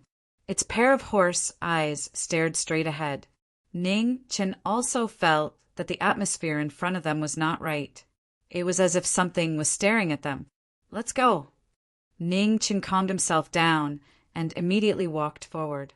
Whether it was the underworld or not, they had already come here. Whether they were dead or alive, they had to go in and see. The little white horse followed suit. Its hooves were obviously heavier. After a quarter of an hour, Ning Chen's hand that was turning the wheelchair stopped. He looked at the door in front of him and the 4 big words carved on the door. His eyes narrowed even more. Netherworld, underworld. The 4 big words were written in a flamboyant style. It was not difficult to recognize. The words were bone-piercing and very powerful. It even had an indescribable charm that made it hard for people to look away. Ning Chen felt indescribable. If it was anyone else in his position, they would feel the same. If this was not a prank by the Eternal Night cult, it would be really shocking. If the underworld existed, then where was King Yama and Ksitigarbha? If the underworld was real, then where was King Yama? Ning Chen slowly pushed the door in front of him. He wanted to see what the world behind the netherworld underworld was. Chapter 42. The door opened slowly. What entered his eyes was not any rare treasures, but a gray chaos. There was nothing, not even a wall. It was just chaos. Ning Chen turned his wheelchair and entered. Before he could react, he saw groups of headless spectral soldiers approaching. Beside the spectral soldiers were ghosts and monsters. It was a horrifying sight. The spectral soldiers were passing through, and the ghosts were possessing him. Ning Chen tried to avoid them, but no matter how hard he tried, the spectral soldiers were getting closer and closer to him. Is this an illusion? Ning Chen frowned. He did not understand what was going on. When he turned around, he realized that the door had disappeared. There was only him and thousands of spectral soldiers left in the chaos. Kill! The spectral soldiers raised their spears. Their battle cries shook the sky. In the blink of an eye, they were right in front of him. It was a strange sight, but it did not seem like a complete illusion. Ning Chen waved his hand and pulled out the ink sword behind him. He swung his sword and knocked away several spears. Then he retreated 10 steps. Fortunately, the wheelchair he was in was made by a teacher from the academy. Otherwise, it would have been destroyed by the continuous battles. This battle came out of nowhere. Ning Qin did not dare to be careless. He waved his sword and condensed his aura. Then he fought with the spectral soldiers. The spectral soldiers were not strong. They were weaker than normal soldiers. However, they were accompanied by ghosts and monsters. It was much more troublesome to deal with them. There were too many spectral soldiers. Ning Chen's body started to have wounds. When the spears cut through his body, blood splattered everywhere. There was an extremely cold aura. The spectral soldiers were hard to hurt. Only vital energy could suppress them. However, every time a ghost passed through his body, Ning Chen would feel the vital energy in his body stagnating. His spirit would also weaken. I can't go forward or back. All the demons are blocking my way. Ning Chen was furious. The vital energy in his energy reserve surged. His ink sword condensed into frost. With a swing of his sword, 7 spectral soldiers were sent flying. Endless spectral soldiers and endless spectral soldiers. Ning Chen's wounds were increasing. More and more blood was flowing. In the chaotic world, broken limbs and corpses were everywhere. More and more corpses were piled up. The corpses were piling up like mountains. Without any rest or respite, the ink sword in Ning Chen's hand had already been dyed red by the dark red blood, and the number of corpses beneath him was uncountable. After killing for a long time, Ning Chen felt that his hand holding the sword had lost all feeling. He was only driven by instinct. He continued to kill the spectral soldiers and spectral soldiers in front of him. Cough, cough. The serious consumption of true qi caused the previous suppressed injuries to erupt again. Ning Chen vomited blood and looked up, only to find that there were no more ghost soldiers in front of him who could stand up. The world of primal chaos was the same everywhere. There was no distinction between day and night. It was like the chaos at the beginning of the universe. Everything was without rules. Here, Ning Chen found that his real qi was recovering much faster than usual. Even his cultivation base, which had been stagnant recently, was showing signs of a breakthrough. Unfortunately, this was not a safe place, let alone a treasured place for cultivation. He didn't know when the Yin soldiers would appear again. Although these undead creatures that didn't know pain lacked intelligence and combat strength, they were still difficult to deal with due to their large numbers and the fact that they were half alive. Just as Ning Chen suppressed his injuries with great difficulty and recovered some of his strength, war horses galloped in the distance. In the blink of an eye, for headless, black-armored Yin cavalrymen had already charged over with their halberds. With a bang, the sword and halberd collided. The headless dark horse carried the remaining power of the war horse. Ning Chen's right hand went numb, and he was knocked back 15 meters by the impact of the halberd. There's no end to this.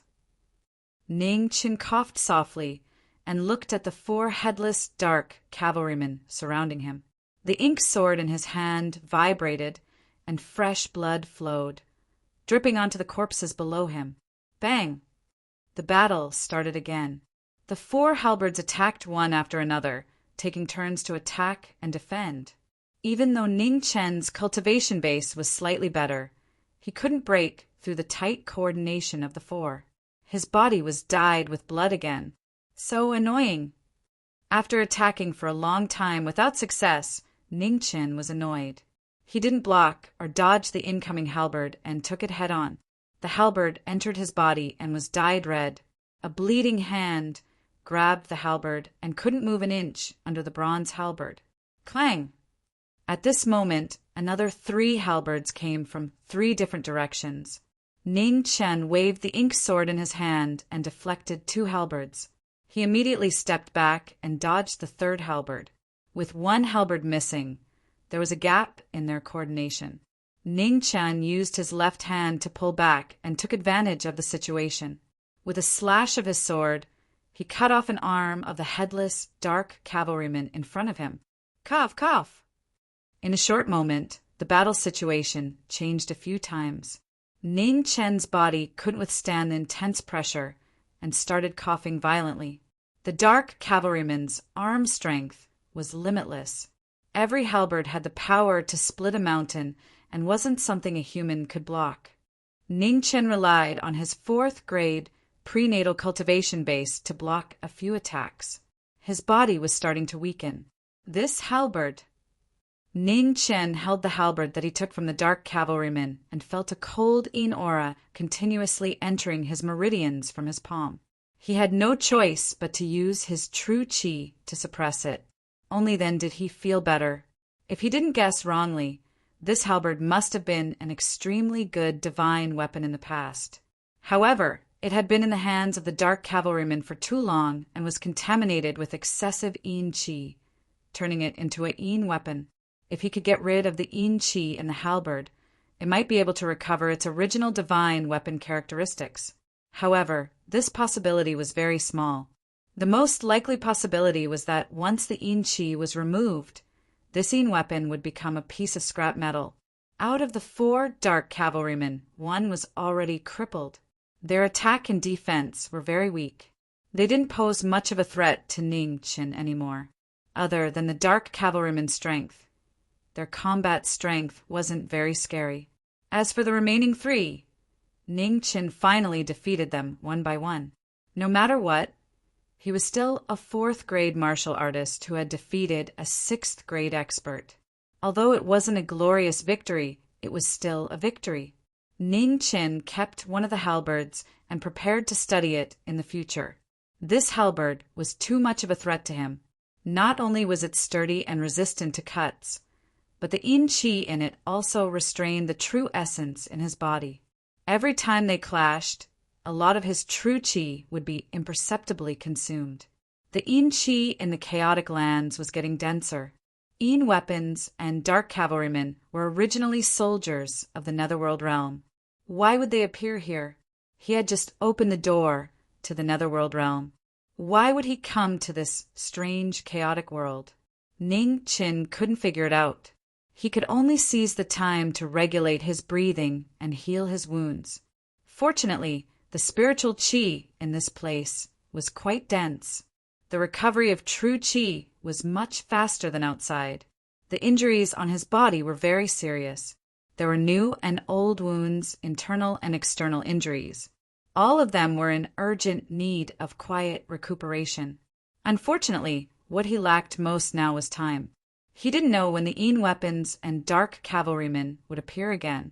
If he stayed here for a long time, he would starve to death even if he didn't die of exhaustion.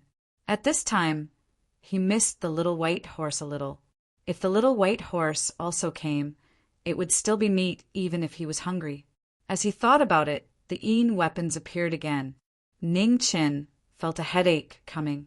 He sighed softly and had to force himself to pull out the ink sword again. The battle was very boring. It was still a one-sided slaughter. No matter how ordinary a person's aptitude was, they would become better at fighting as they continued to fight. Ning Chen's aptitude was nothing in the eyes of those geniuses, but it was already not bad in the eyes of ordinary people. After the yin weapons were still the dark cavalrymen. There were also 4 of them. The battle was more intense, and the injuries he received were more serious. However, he had no choice. In the end, Ning Chen didn't even know how many yin soldiers and dark cavalrymen he had killed. Every battle was the same. He was injured, healed, and then fought again. He was injured again and healed again. He killed until he vomited. Perhaps that was how he felt at this moment. He didn't want to die, so he could only persevere. Moreover, in this place it didn't seem that easy to die. The injuries on his body didn't seem to worsen. Time didn't seem to have any effect here. However, the accumulation of injuries was enough to make him suffer. He even wondered if he would die immediately with such serious injuries if he could get out of here. He didn't know what would happen in the future, but he knew that at least he didn't want to die now. Without time, he counted with the halberds of the yin cavalrymen. He killed 1 wave and collected 4 halberds. He killed 2 waves and collected 8 halberds. In the end, waves after waves of halberds appeared one after another. He couldn't even count how many halberds there were. The halberds piled up into a small mountain. Ning Chen had a headache just looking at them. He was too lazy to count them again. Later on, the halberds were counted in piles. 1 pile, 2 piles, soldiers and dark cavalrymen kept appearing. After one battle after another, Ning Chen was able to deal with them more and more easily. When he encountered the cavalrymen again, it was no longer a battle of equal strength. It was a one-sided slaughter. There was no suspense in the battle. The blood on the ink sword never dried. The smell of blood assailed his nostrils. It was a little disgusting. Days without time were so monotonous and dull. Ning Chen felt that he was going crazy. If it weren't for the soldiers and dark cavalrymen that kept appearing, he believed without doubt that he would have gone crazy long ago. He was tired of killing. He was annoyed. He was so disgusted that he wanted to vomit. However, he still had to keep on killing. The mental torture had far exceeded the physical pain. If it weren't for the stubbornness of wanting to live, he might have already put down the ink sword in his hand and let the cavalrymen's halberds tear him into pieces.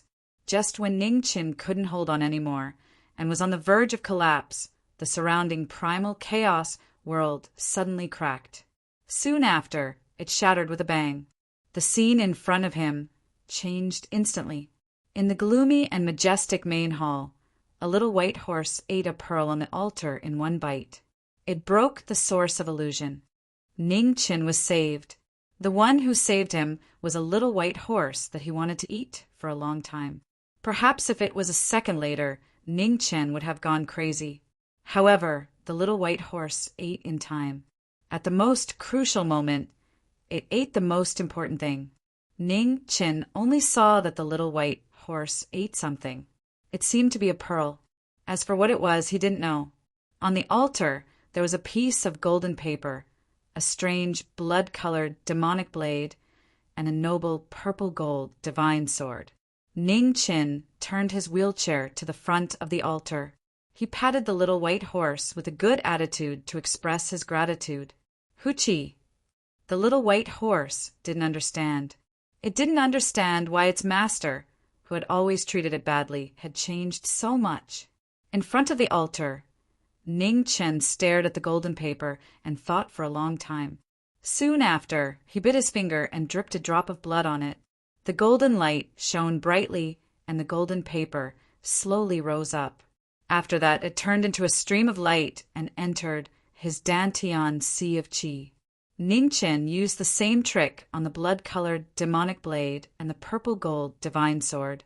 However, the radiance of the blade and the sword shook off the drop of blood. They refused to accept it. If the gentle method didn't work, then he would use the barbaric method. Ning Chen squinted his eyes. He operated his Jin Qi and grabbed the demonic blade. However, a majestic force attacked him and shook off the hand on the blade's hilt. Ning Chen withdrew his right hand and tried to grab the sword. However, the result was the same. The current Ning Chen was no longer a novice in martial arts. Naturally, he knew what was going on. The demonic blade and the divine sword didn't recognize him. Perhaps from the beginning, he and the majority of people were wrong. This netherworld relic wasn't an ownerless object. It was waiting for someone's arrival, and that person was obviously not him. Just now, if the little white horse didn't swallow the pearl and save him, he would have been trapped in the illusion forever. As for why the little white horse wasn't trapped in the illusion, he didn't know. However, he couldn't imagine how a horse could be trapped in the illusion. The reality now was that the little white horse ate someone else's pearl. He took someone else's golden paper. However, he couldn't take the demonic blade and the divine sword, which seemed to be the most precious item here. Chapter 43. Ning Chen was very conflicted, more conflicted than ever before. He had suffered so much, been so ruthlessly schemed against, and almost died in the illusion. Now he finally saw the treasure in front of him, but he couldn't get it. This kind of pain was driving him crazy. It was as if someone had stabbed him with a knife and wanted to pull it out. Huff! The little white horse was panting heavily. Its entire body was red as if it had been cooked. Ning Chen was vexed and didn't have time to bother with it. Ding! A bell rang, and a netherworld ghost palanquin appeared outside the gates of the netherworld. The black and white impermanence in front jumped 30 meters and approached in the blink of an eye. Ning Chen's heart turned cold. He made a prompt decision and pulled the little white horse away.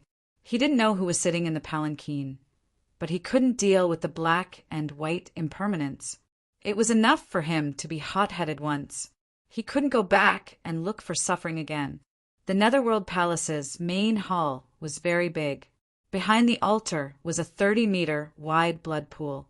The blood pool had already dried up, and only the smell of blood lingered. It was nauseating. After the Netherworld ghost palanquin entered the main hall.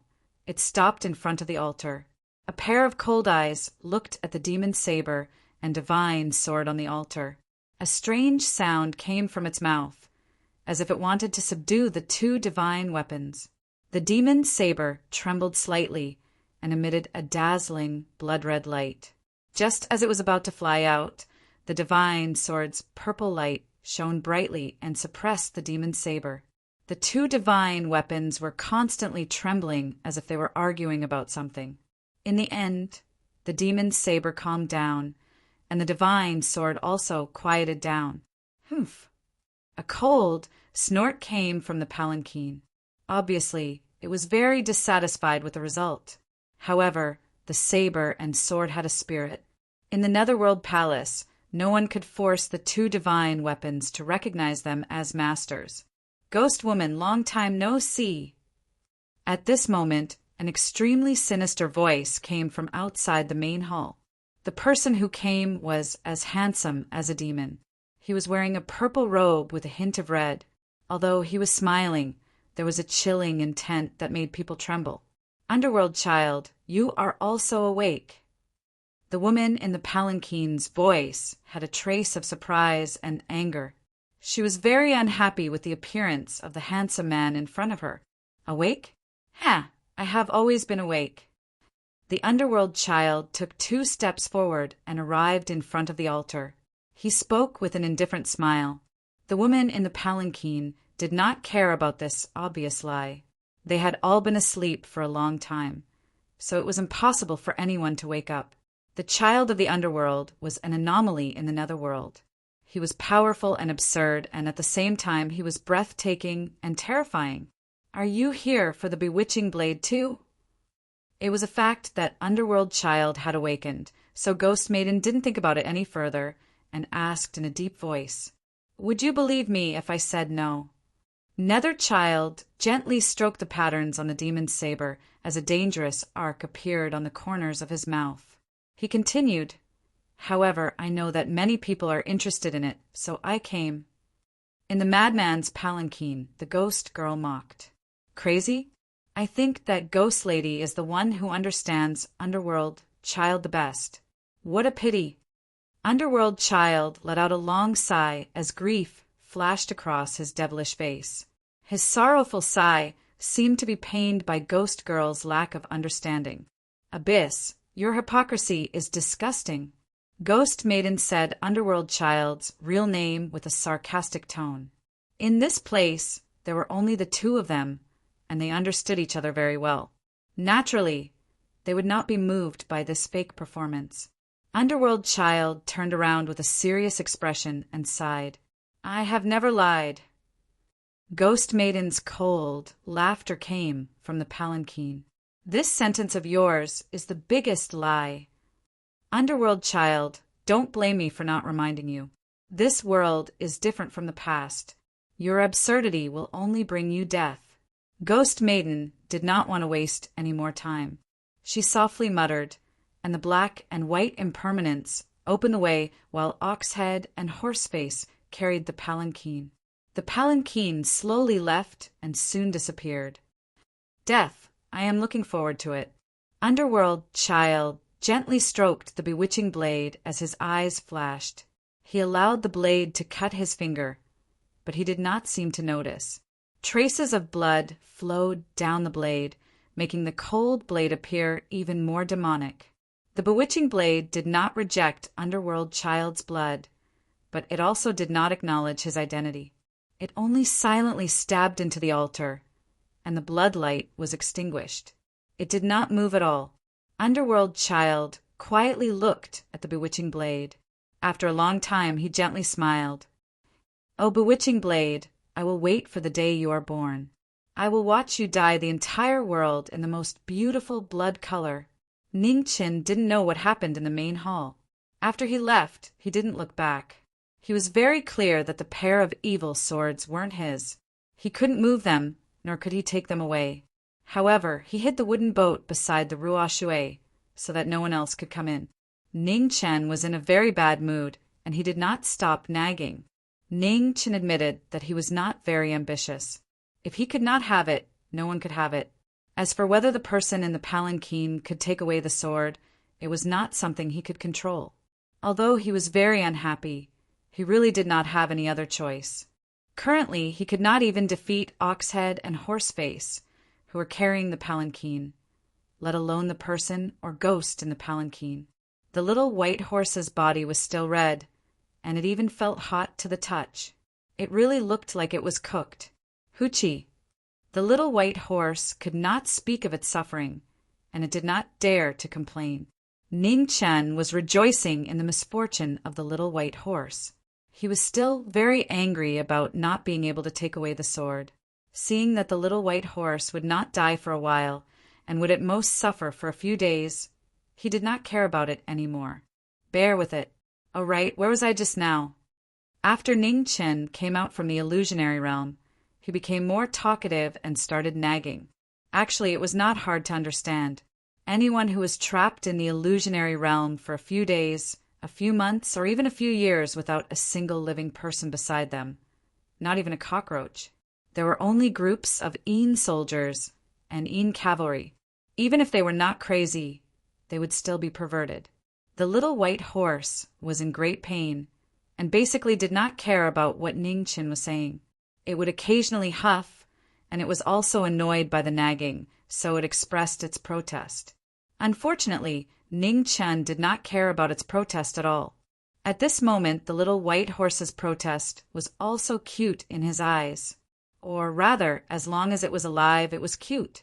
After the main hall of the Netherworld Hell, there was a barren land full of potholes, and there were also randomly erected boulders. The strange terrain was so strange that one could not see the end of it, and it made people feel cold. Ning Qin frowned. He did not like this place. The Yin Qi was too strong, and it was difficult to walk. He was a disabled person, and walking on flat ground was more difficult than ordinary people. Now that he had to walk on this strange terrain, wasn't this asking for his life? Ning Chen looked at the little white horse and measured the latter's weight. In the end, he gave up. This fellow did not look like it had much meat, and it was not even sure if it could carry it. He did not want it to fall again.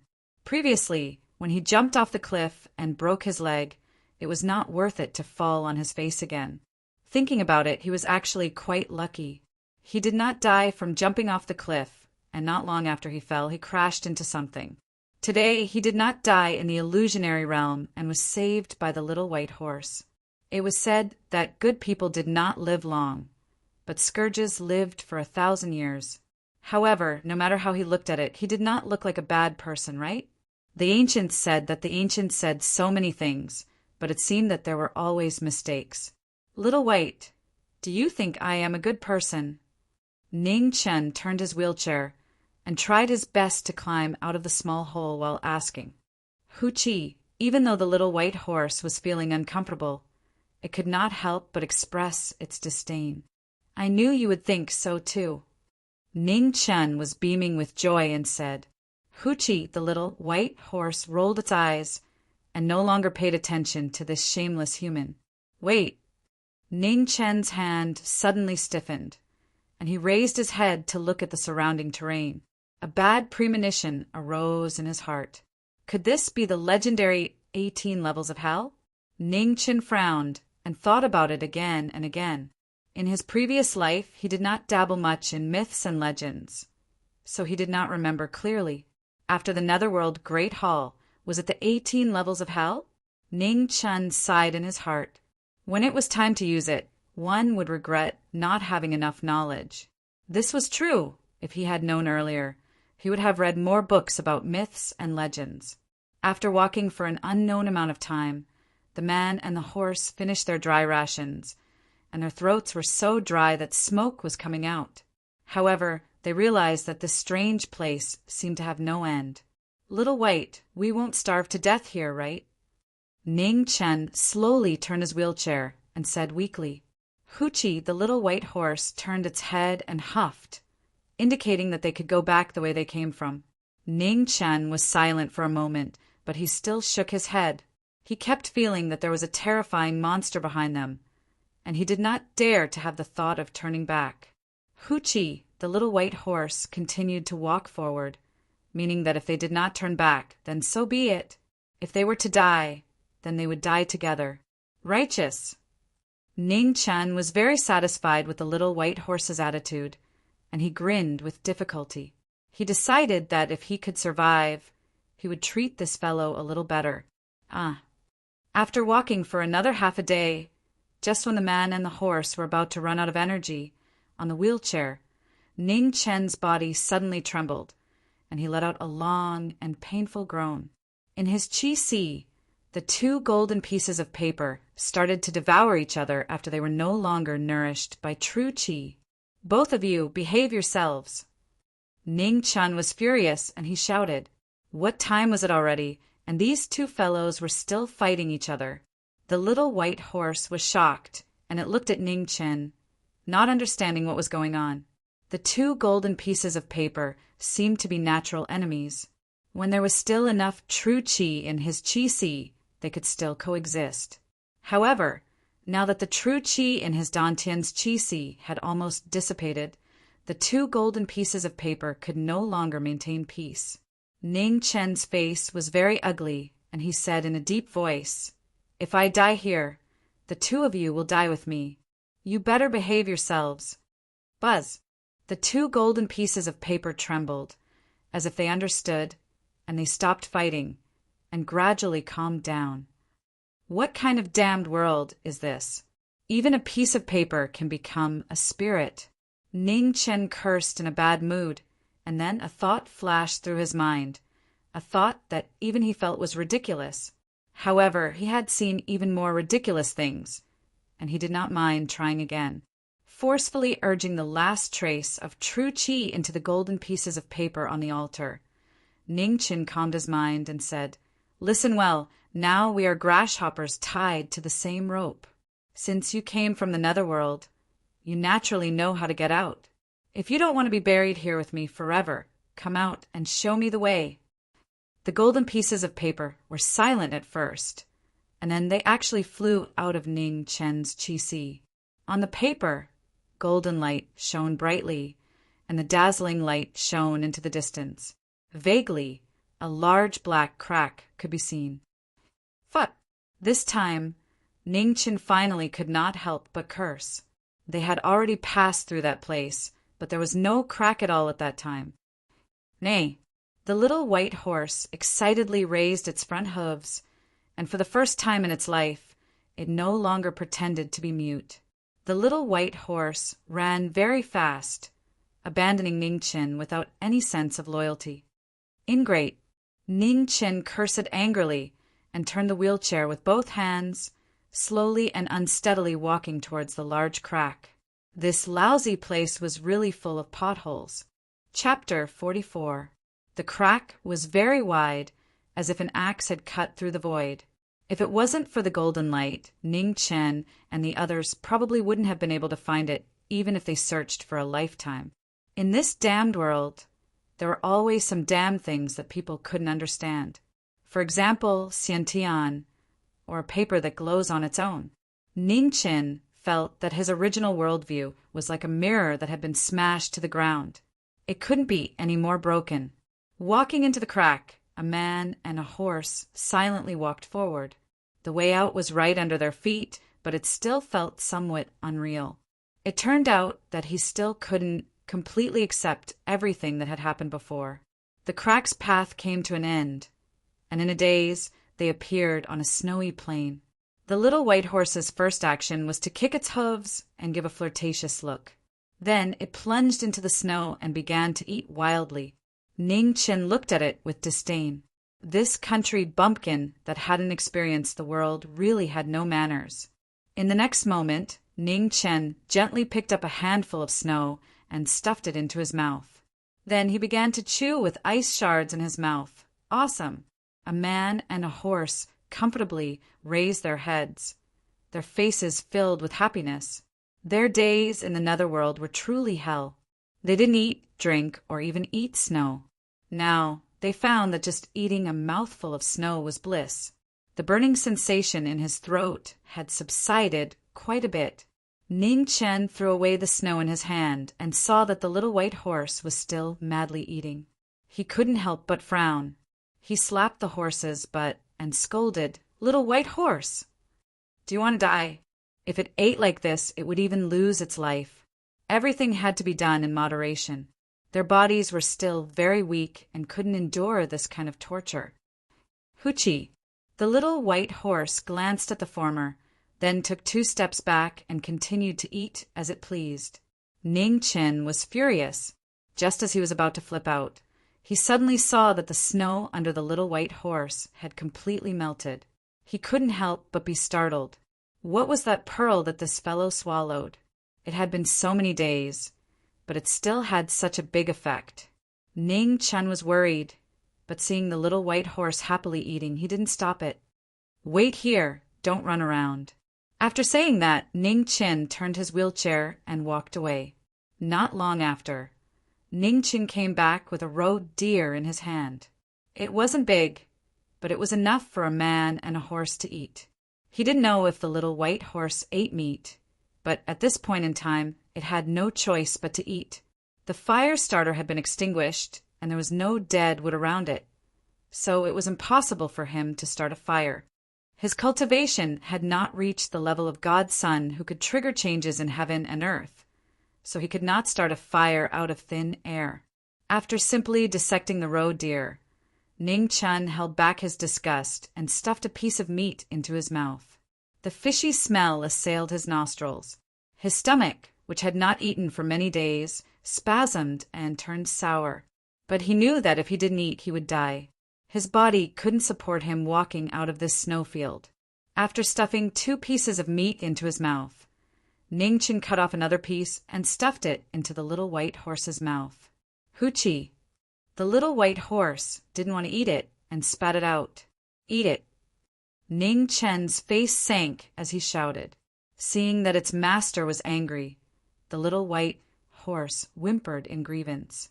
It picked up the raw meat in the snow and ate it with difficulty. Ning Chen felt that his words were a little harsh. He sighed softly and stroked the little white horse's head. "Bear with it. As long as you can survive, suffering a little is worth it." The little white horse rubbed its head against Ning Chen's chest, looking very wronged. "All right, don't dawdle like a girl. Hurry up and eat." Ning Chen pushed the little white horse away and said impatiently. The raw meat that hadn't been processed had a strong fishy smell. It was dripping with blood. The little white horse ate with difficulty, and Ning Chen ate with disgust. The man and the horse stared at each other in the wasteland. No one was willing to lose out, afraid that the other would eat less. The roe deer in the snowfield were very small. After removing the internal organs and fur, there was not much meat left.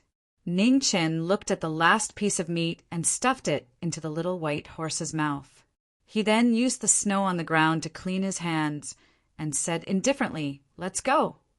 The little white horse painfully swallowed the last piece of meat and then obediently moved its hooves. As it walked, it felt nauseous.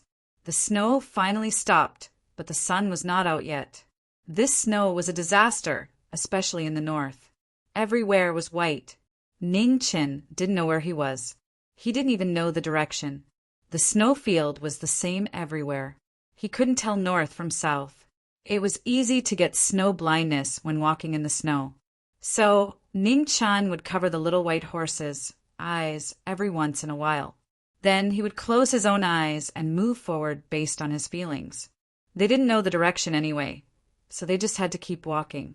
However, he didn't expect that if one was unlucky, one's teeth would get stuck even if they drank cold water. Just as Ning Chen and the little white horse saw hope in front of them and a city was faintly discernible, not far away, a man in white walked over. When the man in white saw the man and the horse in front of him, he was obviously stunned. In this vast snowfield, such a combination was too unique and too easy to recognize. There was a saying that went, "Wear out iron shoes in fruitless search, only to find it by sheer luck." Ning Chen felt a murderous intent from the man and frowned slightly. Before he could think carefully, he saw a cold sword light coming at him. Bang! The sword and finger collided, creating a waterfall of snowflakes. The man attacked with his sword so fast that it instantly fell. The sword was right in front of Ning Chen. Ning Chen's left hand held the sword with 2 fingers and turned the sword to one side, dissipating the force. At the same time, the ink sword was unsheathed. Half of the sword light was drawn, and the frost surged. The man's expression didn't change. He reached out his left hand and grabbed the ink sword. Sparks flew everywhere. It was a pair of gloves made of pig iron. Ning Chen squinted his eyes and increased the strength of the black sword in his hand by 30%. With a bang, a half-finger deep cut was made on the raw iron glove. Traces of blood flowed along the edge of the ink sword. The man in white saw blood for the first time. He turned the hand holding the sword, and the blade disintegrated. He took out the sword from the sword and stabbed it at Ning Chen's heart. Shameless! Ning Chen was flustered and exasperated. However, he didn't reflect on whether he was more shameless in the past. A sword hidden within a sword was impossible to guard against. However, Ning Chen had encountered more dangerous situations than this. Therefore, he moved. The wheelchair didn't retreat. Instead, he moved forward. The moment he turned around, the ink sword slashed back. It was like the scythe of the Grim Reaper, creating a black light. The ink sword was very fast, and the move was very tricky. However, Ning Chen frowned slightly. He felt powerless. This sword was too slow. At least, it was much slower than when he faced the headless cavalry. Hua! His clothes were torn, and a waterfall of blood flowed out. The man in white took 3 steps back and avoided this fatal sword. Ning Chen was irritated and dissatisfied. His body was slower than before, and the wheelchair under him couldn't keep up. This was actually not difficult to understand. After all, there was a difference between an illusion and reality. How could it be so easy to turn an illusion into reality? The man in white was also in a bad mood. He realized that with his 5th-grade cultivation, he couldn't completely suppress the youth in front of him. In terms of moves, he was faintly at a disadvantage. Ning Chen sat in the wheelchair. He narrowed his eyes to hide his thoughts. Through the short exchange just now, he could feel that the man in white's cultivation wasn't as good as the old eunuch. However, the sword in his hand was a bit troublesome. He had to thank the torture in the netherworld's illusion. Otherwise, he would still be that idiot who had cultivation but couldn't use it. At the end of the day, practicing martial arts was used for fighting. Strengthening the body was bullshit. When he was learning the sword from the sword consecrator, the old man once said that the sword's purpose was to kill people. Apart from that, there was no other use. And the person who held the sword was a swordsman, a person who used a sword to kill. Of course, there weren't many people who could be called a swordsman in this world. The sword consecrator said that he could at most be considered half a swordsman. In that case, he and the man in white in front of him couldn't even be considered half a swordsman. Ning Chen started to feel a bit disgusted. Perhaps it was because he ate raw meat earlier. His eyes were also hurting from the piercing snow. This place really wasn't a good place to fight. The man in white looked at the youth in front of him. In an instant, the long sword was about to take his life. The moment the sword was out, he was still wondering why this youth seemed to be absent-minded. Ning Qin came back to his senses. The ink sword was placed in front of him, blocking the sword in front of his throat. Immediately his head tilted. The ink sword slashed across the body of the long sword. In an instant, the sword turned around. Fresh blood splattered, and a broken arm flew. Looking at the blood splattering all over the sky, Ning Qin sighed. He was still the best at breaking people's arms because the arm was the closest to him.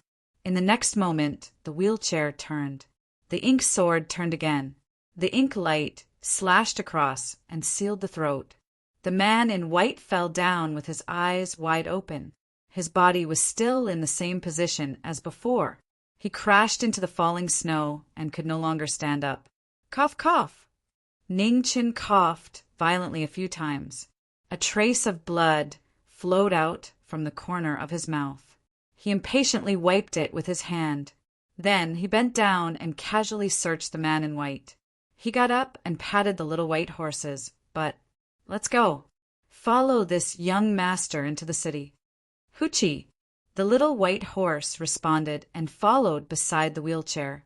It slowly walked towards the ancient city in the distance. The ancient city was really far away. When the two of them walked into the city, the sky was already as dark as it could get. The inn on the street was about to close, but Ning Qin stopped it. He was very hungry. His brother, the little white horse, was also very hungry. The innkeeper was very impatient at first. However, when he saw the fist-sized silver in the youth's hand, his face immediately turned bright. He wanted to worship this youth as if he was his ancestor. Ning Qin indifferently threw a glance at the little white horse. "How is it? It's not bad to follow this brother, right?" The little white horse obediently responded with a proper attitude. Ning Qin was very satisfied. "Young master, what do you want to eat?" The innkeeper smiled flatteringly. Ning Qin glanced at the signs hanging in front of the hall. Then he pointed at them one by one. He looked like a nouveau riche. "Other than these few that I don't want, give me 1 portion of each of the others." "No, 2 portions." Hearing the former's words, the smile on the innkeeper's face became even brighter. He pretended to be concerned and asked, "Young master, do you want to take away 1 portion?" "No, that portion is for him." Ning Qin pointed at the little white horse at the door and said impatiently, "Young master, do you want this horse to come in and eat as well?" The innkeeper asked in surprise, "Can't I?" Ning Qin became even more impatient. What's the point of wasting time? He was about to starve to death. This is against the rules." The innkeeper looked troubled. This was a place where people ate. How could he let a beast in? Ning Qin threw the silver ingot in his hand over and said, "This is yours." "Hee, your words are the rules." The innkeeper's face bloomed with joy. Without another word, he turned around and walked towards the kitchen. Before the food was served, the 2 hungry ghosts grabbed the tea in the hall and drank pot after pot. Ning Qin waited until he was about to go crazy. Finally, the food was served. The chef was pulled out from his bed by the innkeeper. In his days, he was a little off. However, this did not stop the 2 fellows from eating crazily. Due to the lack of manpower, the innkeeper was also helping out in the kitchen. It was not easy for him to free up his hands.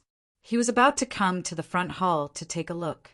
As soon as he stepped into the hall, he was immediately stunned by the scene of the man and horse eating. The hall was a mess. Empty plates were thrown everywhere. There was almost no place for the man and horse to stand. At the side, the young waiter who was serving the dishes turned pale. It was the first time in his life that he had seen such a terrifying scene. Ning Qin and the little white horse naturally did not know that their table manners had caused such a huge psychological shadow.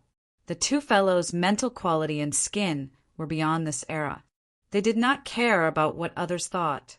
Thus, more and more people in the hall were scared silly. They stood there in a daze, looking at the strange man and horse in front of them. Chapter 45. In the hall, Ning Chen was eating when he suddenly stopped.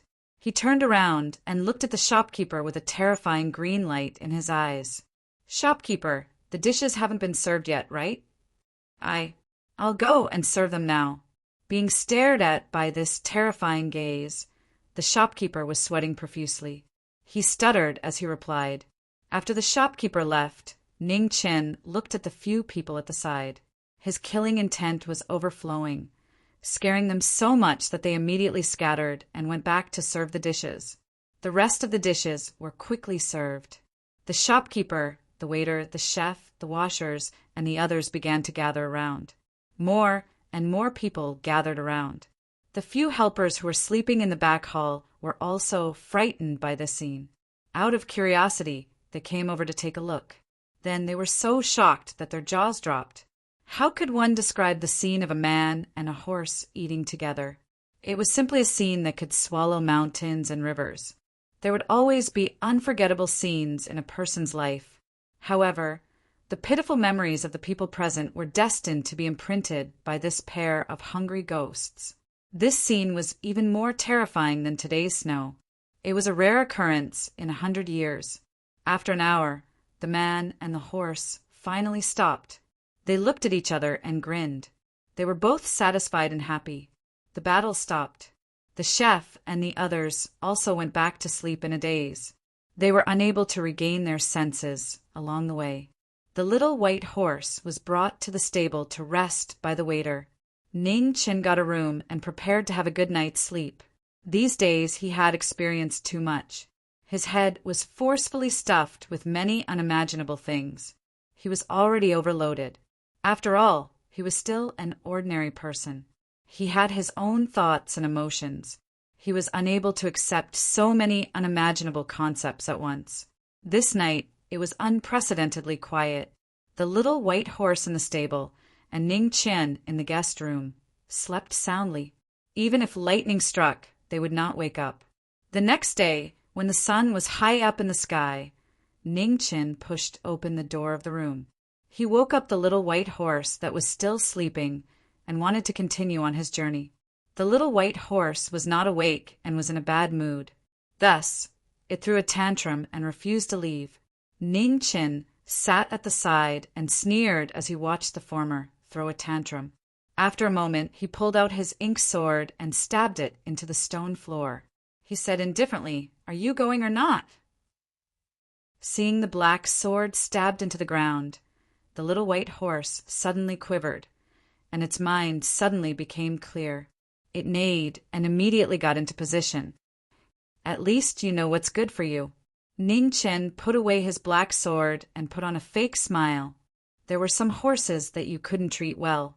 If you gave them a little bit of kindness, they would take advantage of you and get ready to start dying. Ning Chen made up his mind to return to the palace to see his eldest grandson. This decision was very difficult to make. He didn't know how to go back, but he had to go back. The letter in his hand was of great importance. More importantly, the Western Palace's repeated attempts to kill him had greatly infuriated him. In the imperial palace, the only person he trusted was Zhang's son.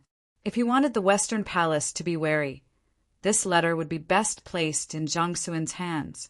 However, despite his determination, Ning Chen's heart trembled at the thought of meeting Zhang's son. Trust and fear were two completely different things. Unless he had no other choice, he really didn't dare to go back. He didn't know if Zhang Xuan's anger had subsided after so many years. Ning Chen was afraid. As he walked, he muttered to the little white horse beside him, "Little White, in 2 days, I'll take you to see someone." "Huchi." The little white horse was surprised. It turned its head and blinked its eyes, asking again, "Who?" Ning Chen's body trembled slightly. He laughed dryly. "You'll know when you see him." In the morning, Ning Chen rotated his wheelchair around the city. Along the way, he bought many things and then threw them all on the little white horse. In the past, they had each memorized their own things because they weren't familiar with each other.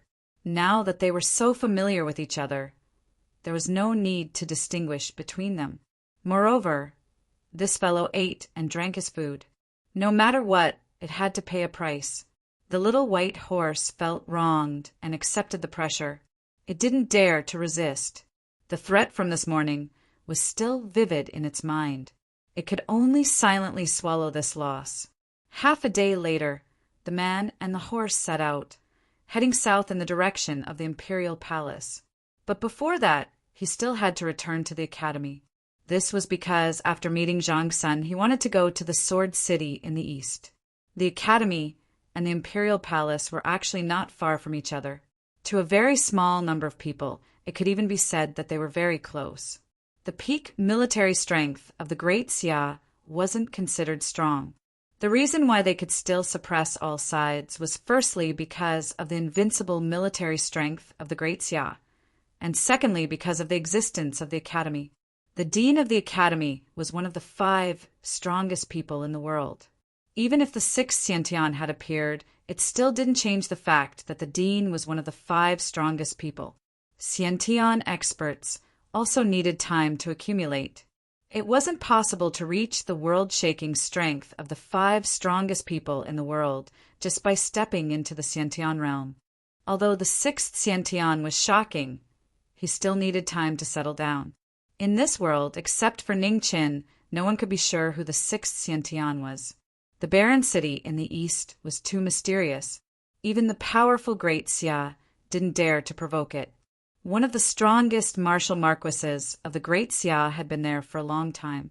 This made the world more curious about the origin of the barren city. However, all these years, none of the spies sent to the city had returned alive. When the swordsmen of the world looked at the city, their hearts would always feel heavy. This was because they saw a sword in the city, or rather, they saw that the entire city was a sword. Therefore, the barren city was called the Sword City by the swordsmen of the world. It was a supreme sword. Its sharpness was restrained, but it made the swordsmen of the world submit to it. It was said that there might be a supreme swordsman in the Sword City, a swordsman that even the Xiantian experts were afraid of. The rumor was ridiculous. Everyone knew that the Xiantian realm was the holy realm of martial arts. It was a completely different concept from the Hotian realm. If there was someone who could fight against a Xiantian expert, then that person must be a Xiantian expert. However, even if it was such a ridiculous rumor, many swordsmen still believed it. They believed that those who entered the path of swordsmanship could fight against a Xiantian expert, even if their physical body didn't break through to the Xiantian realm. Regardless of whether the rumor was true or not, the strength of the Sword City was undeniable. It forced the Great Xia to send a martial Marquis to guard it for a long time. It could be seen how terrifying the deterrent force of martial arts was. Tiansong Academy, Duyi Temple, Yongye Temple, Northern Meng's Golden Tent, and the Sword City. This was a forbidden area for the swordsmen of the world. No expert dared to enter without permission. Ning Chen didn't know what the relationship between Mu Qingxiwei and the Sword City was, but he had to go there sooner or later. Perhaps it would be after he returned to the palace. He wanted to see what happened to that woman. He still couldn't forget the aura that day. It was a kind of coldness that cut off everything. It was so cold that it made his heart cold. Mu Qingxiwei was the first person he met in this life. He had a special meaning to him. He hated the feeling that floated in his heart that day. If he couldn't confirm with his own eyes whether the premonition was real or not, he couldn't let go of the stone in his heart. His purpose for returning to the academy was simple. Whether it was returning to the palace or the Sword City in the east, he might encounter unimaginable dangers. He needed to be faster, and the wheelchair he was in was indeed too slow. There was a Mr. Liu in the academy who was best at crafting. At that time, Mr. Liu said that it was his first time using a wheelchair. It was inevitable that he would be a little unfamiliar with it. Although Ningqin always thought that this wheelchair was far better than what Mr. Liu said, it was too slow after all. He had to go back and change it. Originally, he wanted to wait until he was a little stronger, strong enough to protect himself before going to the Sword City in the east to find Mu Qingxiwei. However, he was not a patient person after all. Being able to endure for so long was already his limit. He listened to the headmaster's words and came to the north. It was also a kind of experience to untie the knot in his heart. He had always lived under the protection of his eldest grandson. He experienced a lot, but grew little. After all, everyone had to walk their own path, and he was no exception. On the way back, with a clear goal in mind, it was much faster than when they came. Every time they passed by a new place, the little white horse would be in high spirits. However, Ning Chen's mood was not good at all, because he found that the golden paper he obtained from the altar was really driving him crazy. The cultivation method recorded on the paper was very powerful, but the requirements were also frighteningly high, especially the moves, which required one to be at least above the primordial realm to practice. Ning Chen felt indignant. If he was in the primordial realm, he would not need to practice the stupid moves. He could just kill the enemy with one slap with his cultivation. He could not practice the moves, but he could refer to the mental cultivation method. The dantian of the human body had a large space. As long as one was not afraid of death, it could accommodate all kinds of genuine qi. Unfortunately, the essence of this page was in the moves recorded at the end. Although the mental cultivation method was not ordinary, without the coordination of the moves, it could not exert much of its power. The only good news was that the methods on the 2 pages of the golden paper did not conflict with each other. It meant that even if he practiced it, he would not die. Then he would practice it.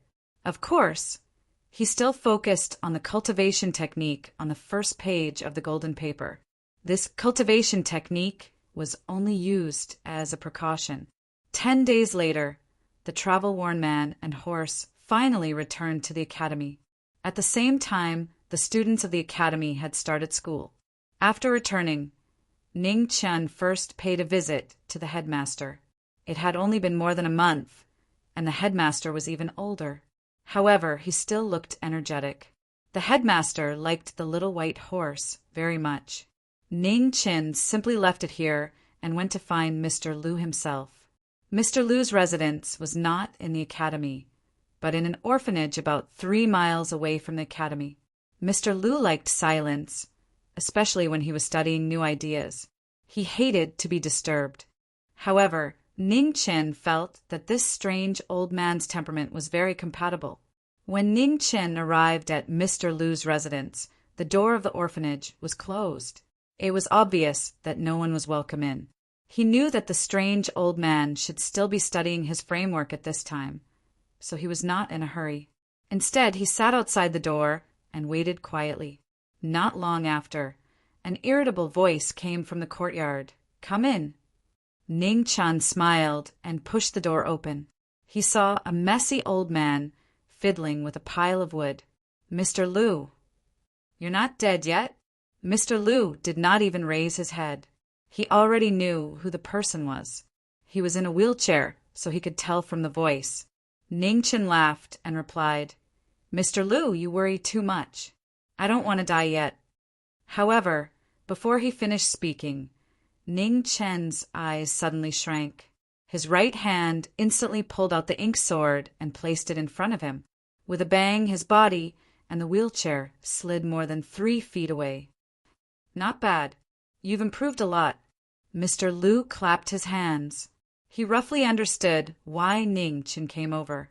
This wheelchair was indeed slow. Cough, cough. Ning Chen's chest tightened and he vomited a mouthful of blood.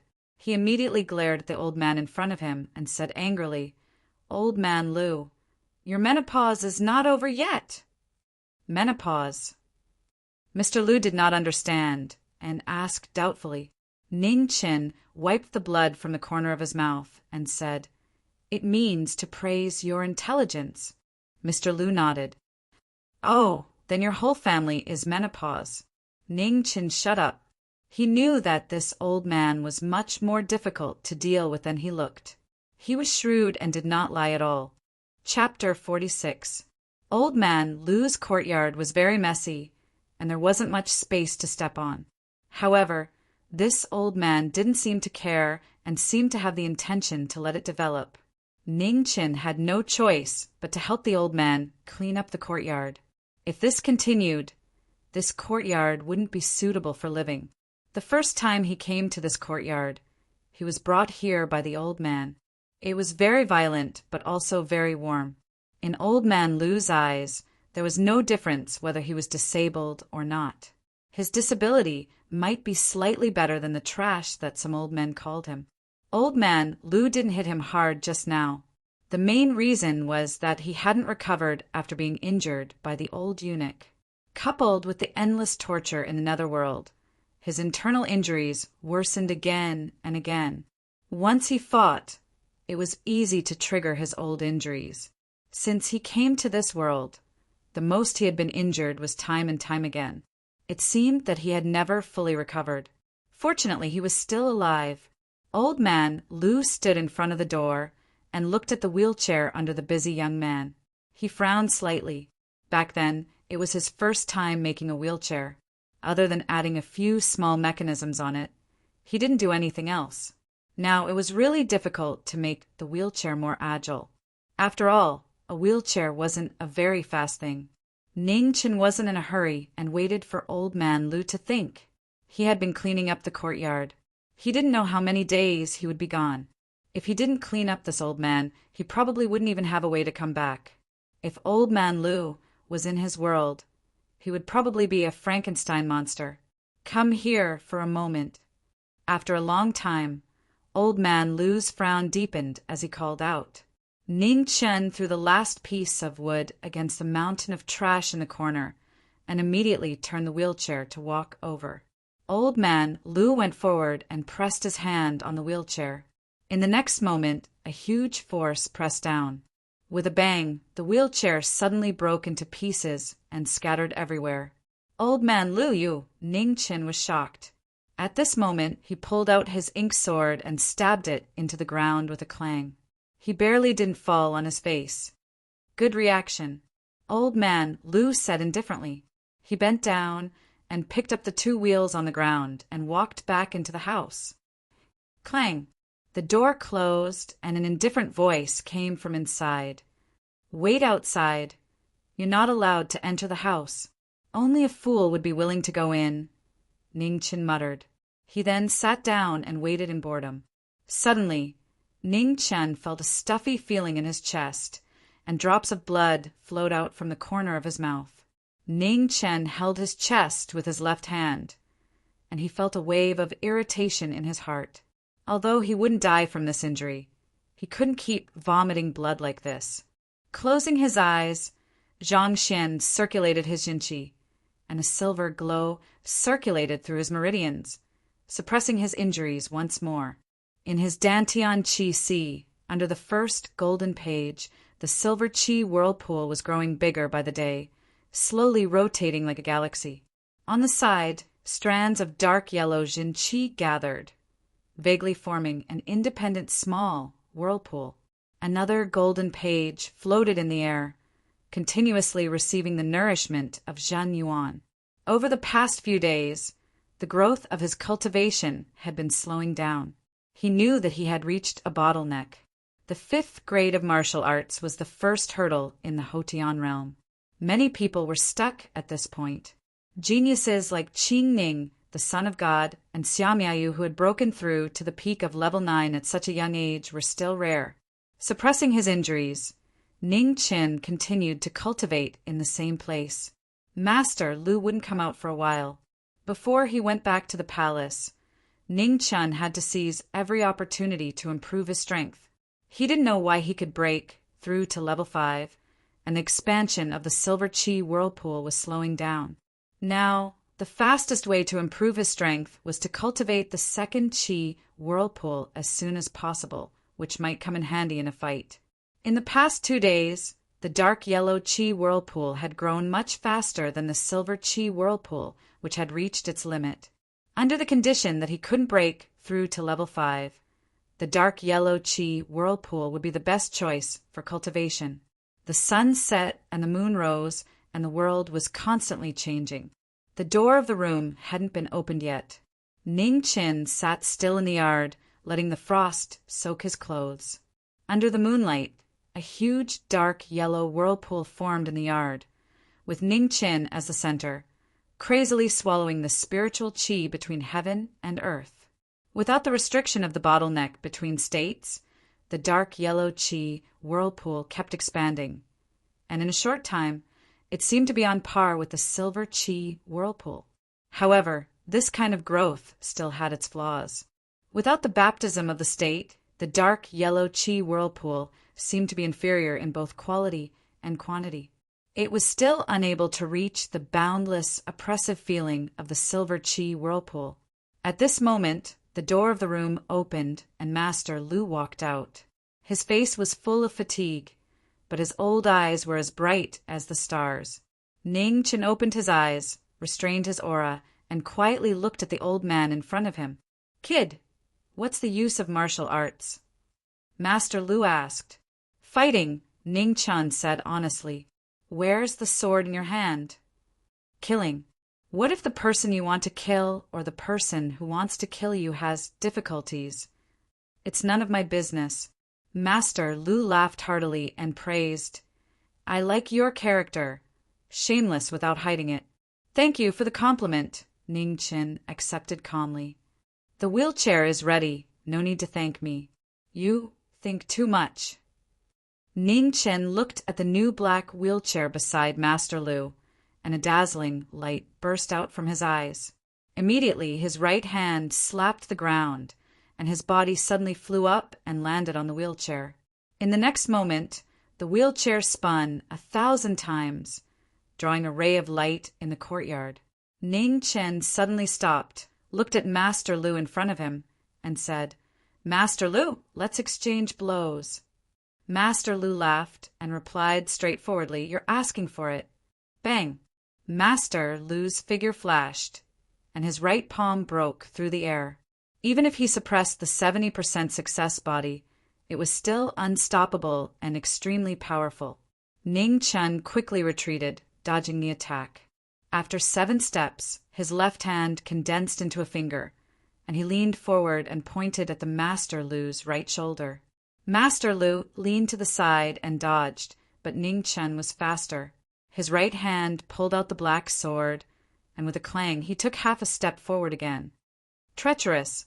Master Lu exclaimed, and he no longer dared to suppress his aura.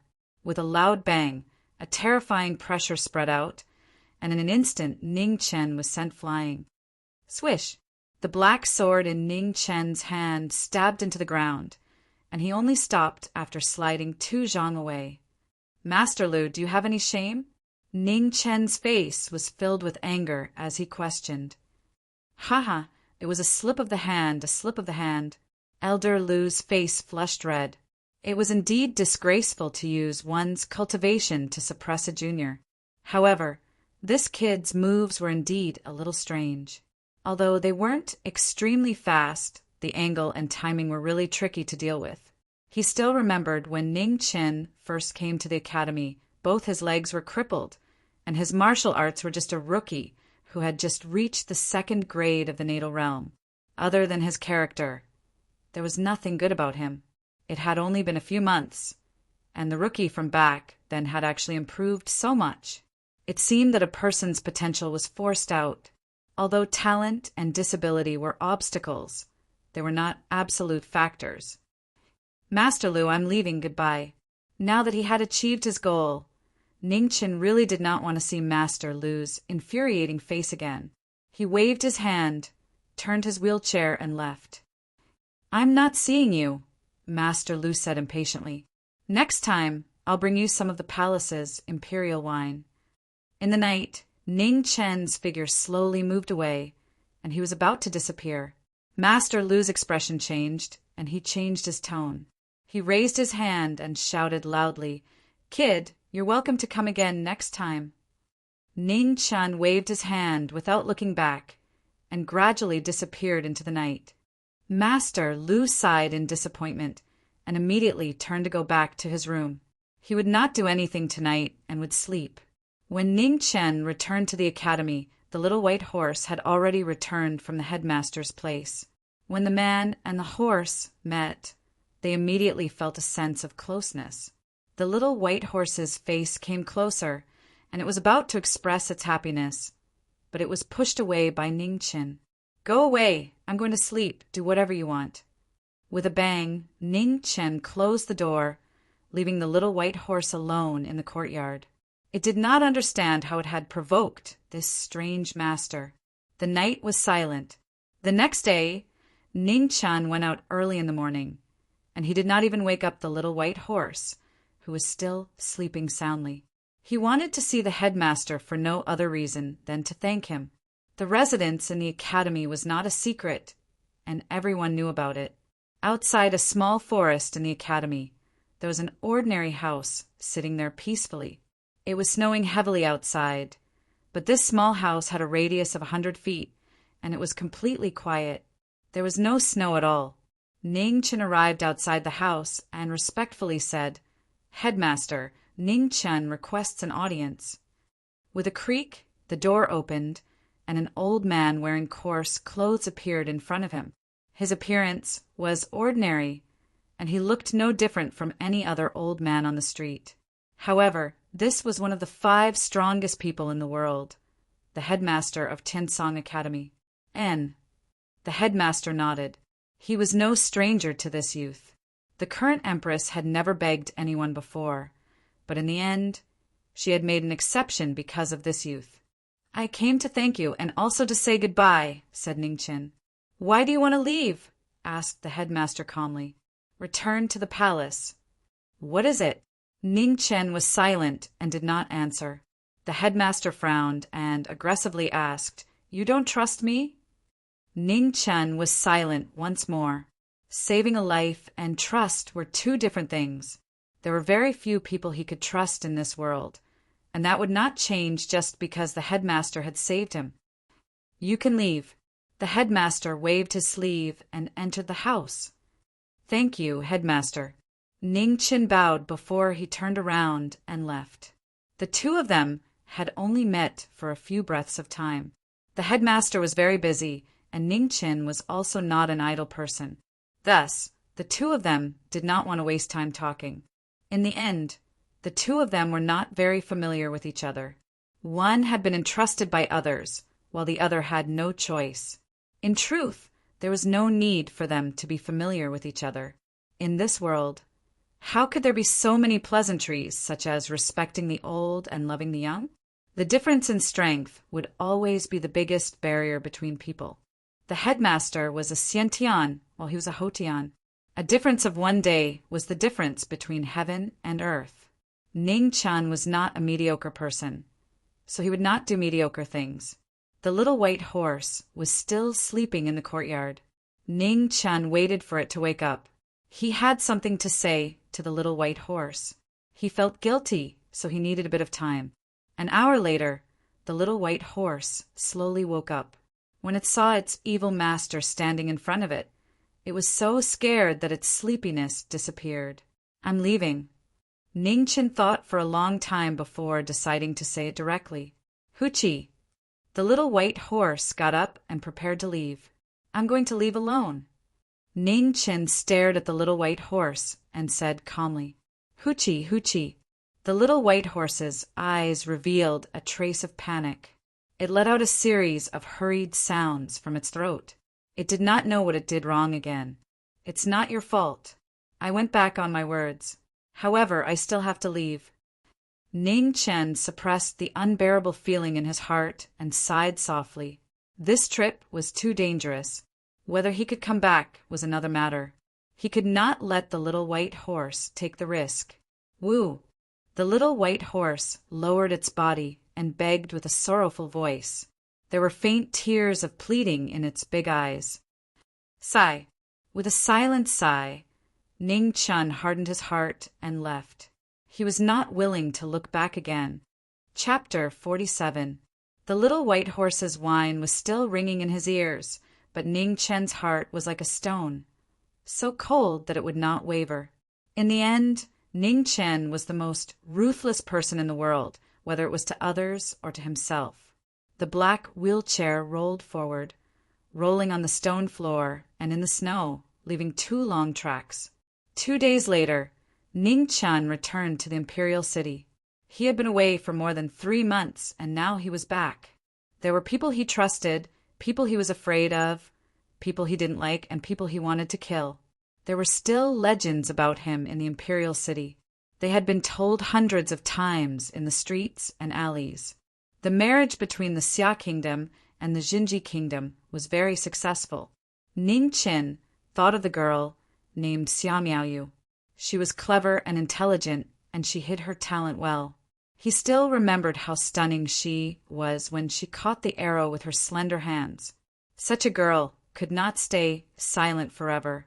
The Jinji kingdom was too small to keep a phoenix who had spread her wings for too long. The emperor of the Xia kingdom was not a simple person. Ning Chen had always thought so. Otherwise, how could he suppress the outstanding princes of the Xia kingdom in the past? In the imperial palace, the one who really made him afraid was the emperor.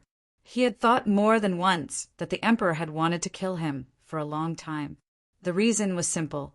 He had mastered something that was beyond this era, and he had shown it to the emperor twice. The first time, perhaps no one cared too much.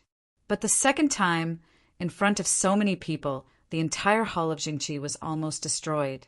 It was impossible that the emperor did not notice. Back then, in order to get out of the imperial palace, he did not care so much. He had planted the seed of disaster, and it became the reason he was most afraid of returning to the imperial palace. Returning to the imperial palace was not easy for him. If he dared to enter the imperial palace openly, he would not be able to see his eldest grandson for the rest of his life. With no other choice, Ning Chen decided to go to the Lingyan pavilion and wait for 2 days. There were many people in the imperial city who were qualified to enter the imperial palace.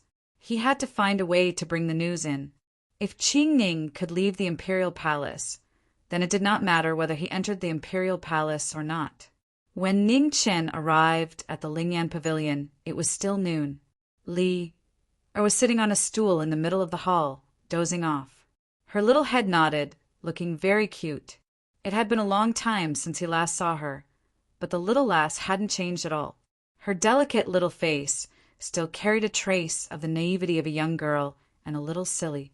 There was another woman in the pavilion.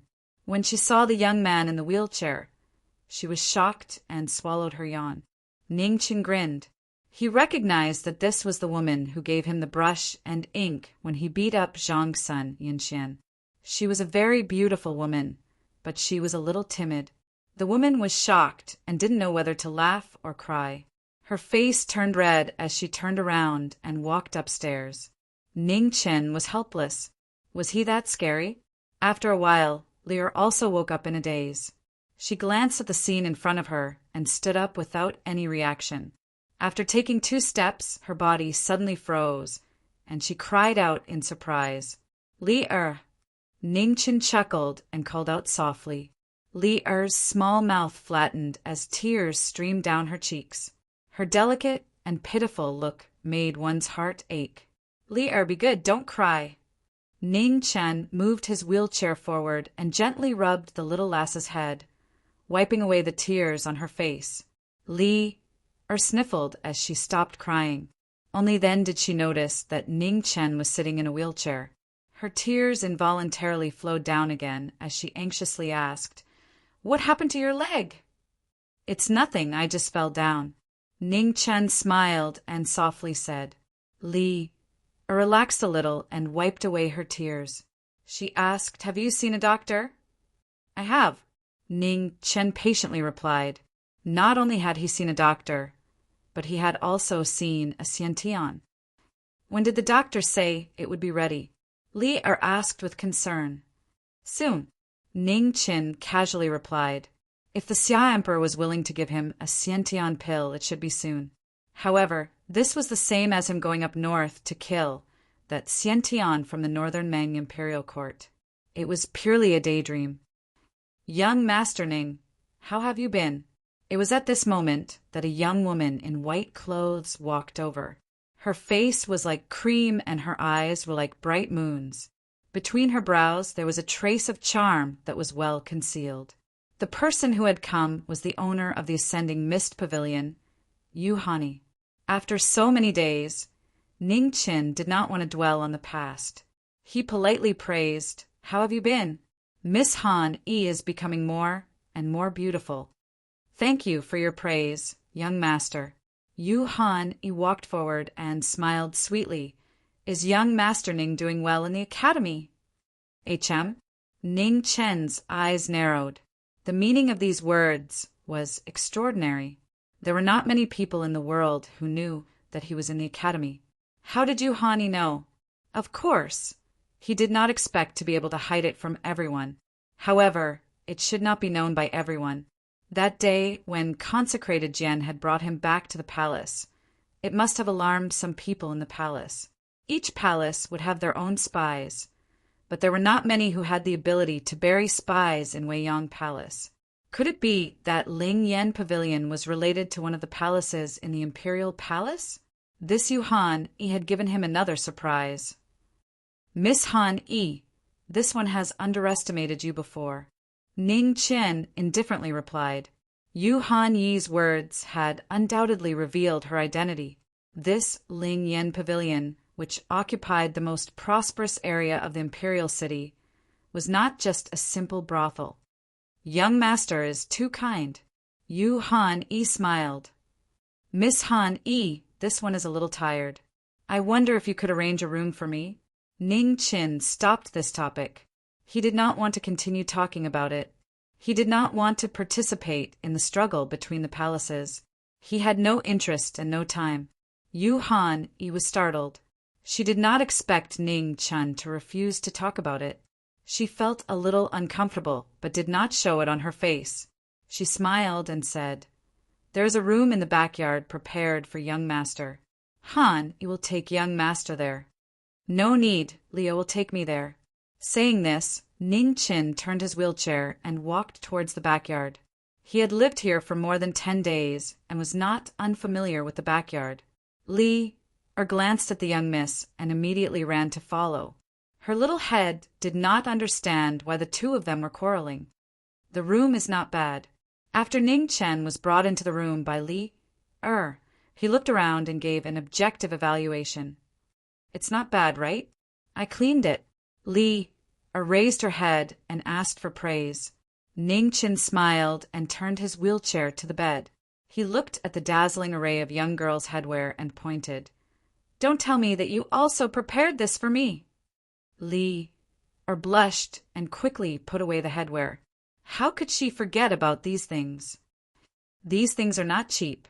Where did you get so much money?" Ning Qin asked curiously.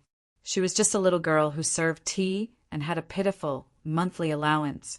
How could she afford these things? Hearing Ning Chen's question, Li Er's face showed a trace of embarrassment. She said shyly, "That day when you were taken away by that fierce woman, big sister, you made the decision to give me 40% of your profits temporarily." Ning Qin laughed involuntarily. The matter was very clear. The little girl had money in her hands. When she saw beautiful headwear, her heart would definitely itch. She could not help but buy them all. Seeing that Ning Chen did not blame her, Li was even more embarrassed. She said shyly, "When I have enough money, I will return it to you." "Haha, you can slowly save it. I am not in a hurry." Ning Chen smiled. It was useless for him to have so much money. In his eyes, the little girl's happiness was more important than anything else. Since Yu Hani made the decision to give the profits to Li he would not say anything. With this money, if Li wanted to leave in the future, at least she would not have to worry about money. Thinking of this, Ning Chen temporarily put down the stone in his heart. He looked at Li and could not help but smile strangely. Unknowingly, this little girl had become a little rich woman. On the side, Li felt uncomfortable being stared at by Ning Chen. She picked up her headwear and was about to run away. "You rest first. I will call you for dinner." After the little girl left, the smile on Ning Chen's face gradually disappeared and became gloomy. He had underestimated the strength of the spies in the palace. It seemed that the matter of him returning to the imperial city was most likely exposed. This was also good. Wei Yan Palace would probably know about his return soon. He only needed to convey the words he wanted to convey to the palace through these spies. Zhang Sun was smart and would definitely be able to guess what he meant. Ning Chen had a kind of blind trust in Zhang Sun. In his opinion, Zhang Sun was omnipotent. In the words of his previous life, he was Zhang Sun's die-hard fan. Outside the main hall of Weiyang Palace, Qing Ning received a slip of paper from a palace maid. After reading it, a hint of surprise flashed across her beautiful face. Shortly after, she quickly walked into the main hall. Looking at Zhang Sun, who was sitting on the main seat, she softly said, "Nyang Nyang, Ning Chen has returned to the imperial city." On the main seat, Zhang Sun slightly frowned and said, "Why would he come back at this time? Is he tired of living?" Qing Ning's eyes had a trace of worry. She said, "Empress, His Majesty, shut up!" Zhang Sun shouted, stopping Qing Ning from continuing. "Send someone to keep an eye on him. If there is any movement, immediately report back." "Yes." Qing Ning nodded and quickly walked out of the main hall to make the necessary arrangements. In the imperial hall of Great Summer, Emperor Xia sat on the dragon throne and concentrated on correcting the memorials. He did not miss a single word or sentence. He had to review everything. In the next moment, in the main hall, a figure silently appeared and respectfully knelt in front of the hall. He said, reporting to His Majesty, "Ning Chen has returned to the imperial city." Emperor Xia raised his head with a calm expression. He said lightly, "Send someone to keep an eye on him. Don't allow him to take half a step out of the city. If he resists, kill him." "Yes." The shadow guard received the order and immediately disappeared. In the Western Palace, the world's most beautiful woman sat behind a curtain. In front of her, a palace maid respectfully knelt on the ground with a trace of undetectable fear on her face. "Are you sure that Ning Chen, who has returned to the imperial city, is the one who took the letter?" A questioning voice came from behind the curtain. That day, where the bandits were killed, there were wheelchair and horse hoof prints. 10 days ago, where bodyguard Xiao died in battle, there were also messy wheelchair prints. If it is not a coincidence, this person is most likely Ning Chen, the palace maid replied. Behind the curtain, a faint cold smile flashed across Wan Nichang's beautiful face. She said softly, "How can there be so many coincidences in the world? Based on the date, it is very likely that Manager Liao is already dead." The palace maid lowered her head, not daring to answer. She had indeed searched in the direction that Manager Liao left. Unfortunately, the snowstorm was too heavy a few days ago, and she could not find any trace of him. In less than a quarter of an hour, the 3 most powerful palaces in the imperial palace of the Xia kingdom all reacted to Ning Chen's return. Their orders were different, and their motives were even more different. Ning Chen also guessed that his whereabouts had been exposed, so there was no need to deliberately hide. After a short rest, he openly went out. There was still some time before nightfall, so he had to go to do in pharmacy. Suppressing his injuries was not a long-term solution. The shopkeeper was a miraculous doctor. He was a powerful figure who had once saved the severely injured Mu Qingxue with a few needles. He should have a solution. However, when Ning Chen arrived at Duan Pharmacy, he bumped into a person he had never expected. It was Yu Ling, the sickly woman who gave him the ink sword. Yu Ling in front of him was still wearing a light blue dress. She was noble, but not gorgeous.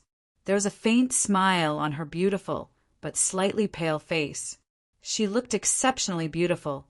When Ning Chen saw Yu Ling also saw Ning Chen. When the two met, they looked at each other gently and smiled. There was no awkwardness, nor did they pretend to be familiar with each other. "See a doctor?" Yu Ling asked. Her voice was soft and very pleasant. "See the injury," Ning Chen replied. "What a coincidence!" Yu Ling sighed softly. She naturally came behind Ning Chen and gently pushed the wheelchair. "It is indeed a coincidence," Ning Chen nodded. He also did not expect that the two would meet again so soon. In the pharmacy, The shopkeeper looked at the two people coming. He did not care at first, but the next moment he suddenly raised his head and looked at Ning Chan in the wheelchair. There was a trace of shock on his face. "Brother Ning, what happened to your leg?" Chapter 48. Ning Chin didn't know how to explain and could only helplessly reply, "I fell and became crippled." The shopkeeper frowned and quickly stepped forward to grab Ning Chen's arm. After checking his pulse, his expression became more and more unsightly. "Can I be saved?" Ning Chen chuckled and asked, "Don't speak nonsense." The shopkeeper frowned and reprimanded. Ning Chen's internal organs were injured, and even his heart was injured. He could be saved, but it was indeed very troublesome. Ning Chen didn't mind and smiled. "My injury isn't urgent. It has been a long time. You can check Miss Ling's pulse first."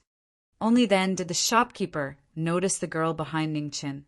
His expression couldn't help but become a little strange. This brat brought a different girl every time he came, and each one was prettier than the last. Ning Chen didn't know what the shopkeeper was thinking, but he could roughly guess from his strange smile.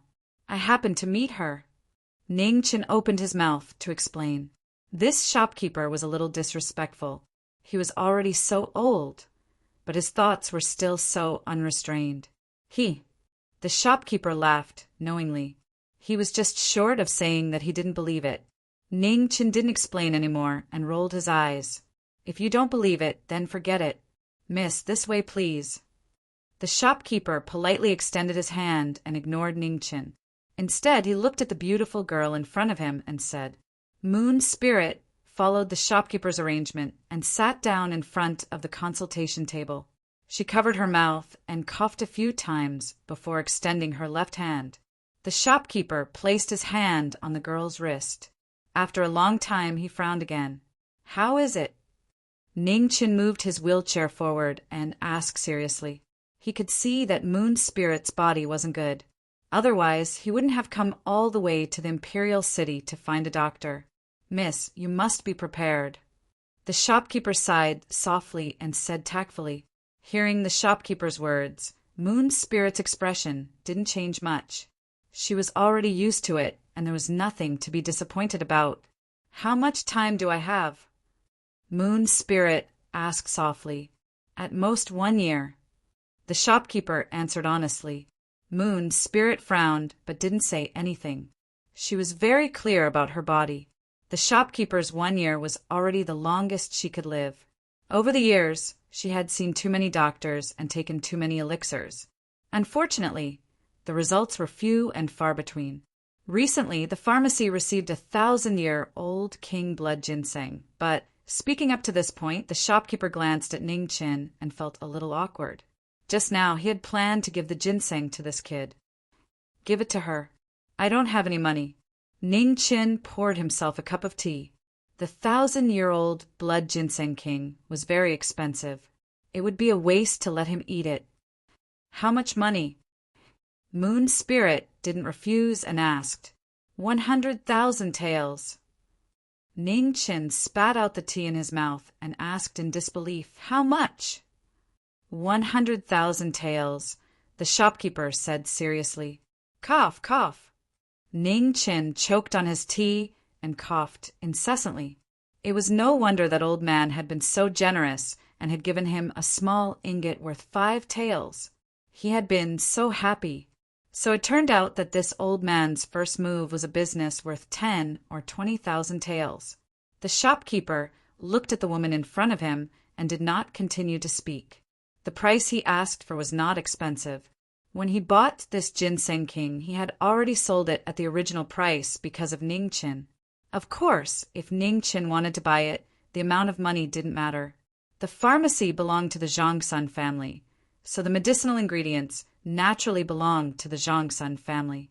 He believed that between Ning Chen and 100,000 taels of silver, the Empress would definitely not choose the latter. After hearing the price, Moon Spirit didn't have any obvious reaction. She nodded and said, "Tomorrow I will order someone to send the money. I hope you can keep this ginseng king for a day." Rich people. Ning Chen sighed in his heart. Comparisons were odious. The total amount of money he had didn't exceed 100 taels. Moreover, he had robbed many people. The shopkeeper thought for a moment, then got up and walked into the back hall. Soon after, he came out with an exquisite wooden box in his hand. Since you and Brother Ning are old friends, you can take this ginseng king first. The money can be sent tomorrow. While speaking, the shopkeeper handed over the wooden box in his hand. Ning Chen's eyelids twitched. 100,000 taels. If Moon Spirit ran away with it, would the shopkeeper chop him to death? Moon Spirit looked at Ning Chen in surprise. She didn't expect the latter to have such a big face. 100,000 taels was not a small amount. Even she had to send someone to prepare it for a day. Ning Chen smiled shyly. Good character. The shopkeeper wrote a prescription for Moon Spirit to take with the blood ginseng king. As for the medicinal herbs, they weren't worth much, so they were all given away. Ning Chen waited at the side. He wasn't in a hurry, drinking cup after cup of free tea. In his eyes, Moon Spirit was a wonderful person. She didn't force life or death, but she didn't give up either. He really admired her. After the shopkeeper wrote a prescription for Moon Spirit, he wrote another prescription for Ning Chen. There weren't many medicinal herbs, but they were all very precious. 800 taels. The shopkeeper handed the prescription to Ning Chen and said lightly, "Cough, cough." Ning Chen took the prescription and looked at it for a long time. He pointed at the top of the list and said weakly, "This snow caltrip flower shouldn't be of any use. Do you want to remove it?"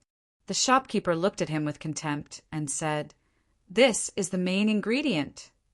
Ning Chen was speechless. He continued to look for it, with his scalp numb. Then he pointed at another medicinal herb and said tentatively, "Do you want to remove this?" The disdain in the shopkeeper's eyes became stronger and stronger. He said indifferently, "This is the guiding ingredient. Do as you see fit." Ning Chen had a headache. He simply made up his mind and said fearlessly, "I don't have enough money." The shopkeeper returned to the counter and flicked the abacus. He didn't even raise his head and said, "How much do you have?" Ning Chen took out a small bag from behind his back and poured out the money. He counted and said weakly, 75 taels. The shopkeeper counted a few times and said, "I'll leave you 5 taels. Pay 70 taels. The rest will be recorded." Ning Chen was reluctant, but he had no choice. He took out a small silver ingot with 5 taels and pushed the rest of the money over. Ning Chen owes 730 taels. The shopkeeper took the account book from the top right corner of the counter and wrote down 8 words neatly on a single page. It was so eye-catching. Ning Chen's eyelids followed the movements of the pen in the shopkeeper's hand and jumped with each word. In such a short time, he actually owed such a huge amount of money. He wasn't a rich person and didn't know how to do anything other than chop firewood. When would he be able to repay this money? Ning Chen was habitually distracted. He didn't even know when Moon Spirit pushed him out of the pharmacy. He was worried about how to earn some money. As for the bonus in the heir's hands, he didn't even think about getting it back. He really couldn't afford to lose face. "Are you short of money?" Behind the wheelchair, Moon Spirit asked softly with a trace of curiosity. She couldn't understand the youth in front of her more and more. The latter's thoughts were never on the same line as most people. Ning Chen scratched his head in embarrassment. He was afraid of being short of money. Ever since he came to this world, the thing he worried about the most was not having money. When he was in the palace, Zhang Sun cut off all his sources of money and didn't leave him a single coin. The money he used to run away was sponsored by the shopkeeper. In the end, it was taken away by Yu Hani to pay off the debt. Where does young Master Ning live? It was getting late. Moon Spirit wanted to go back and rest. If it wasn't on the way, they were ready to part ways. "Lingyan Pavilion," Ning Chen replied. "Brothel." Moon Spirit's beautiful face flashed with a strange expression as she asked, "Yes." Ning Chen nodded awkwardly. He and Moon Spirit had met twice, and it seemed that both times were related to brothels. Let's go. Moon Spirit continued to push the wheelchair. Coincidentally, the places they lived were not far from each other. When the two arrived in front of the Lingyan Pavilion, the sky was gradually darkening. The land beside the Inshui River was the most prosperous area in the entire imperial city. Every inch of land was worth its weight in gold. Once night fell, there would be more people. Li'er stood in front of the Lingyan Pavilion, looking left and right. Her small face was anxious. It was already so late. Why hadn't that guy come back yet? He couldn't have been taken away by that fierce woman again, right? Not long after, Moon Spirit pushed Ningchen over. Li'er looked and immediately walked over fiercely. She put her hands on her hips and scolded. What time is it? You still know to come back? Haha. Ningchen became even more embarrassed. If he retorted, the other party was a little girl.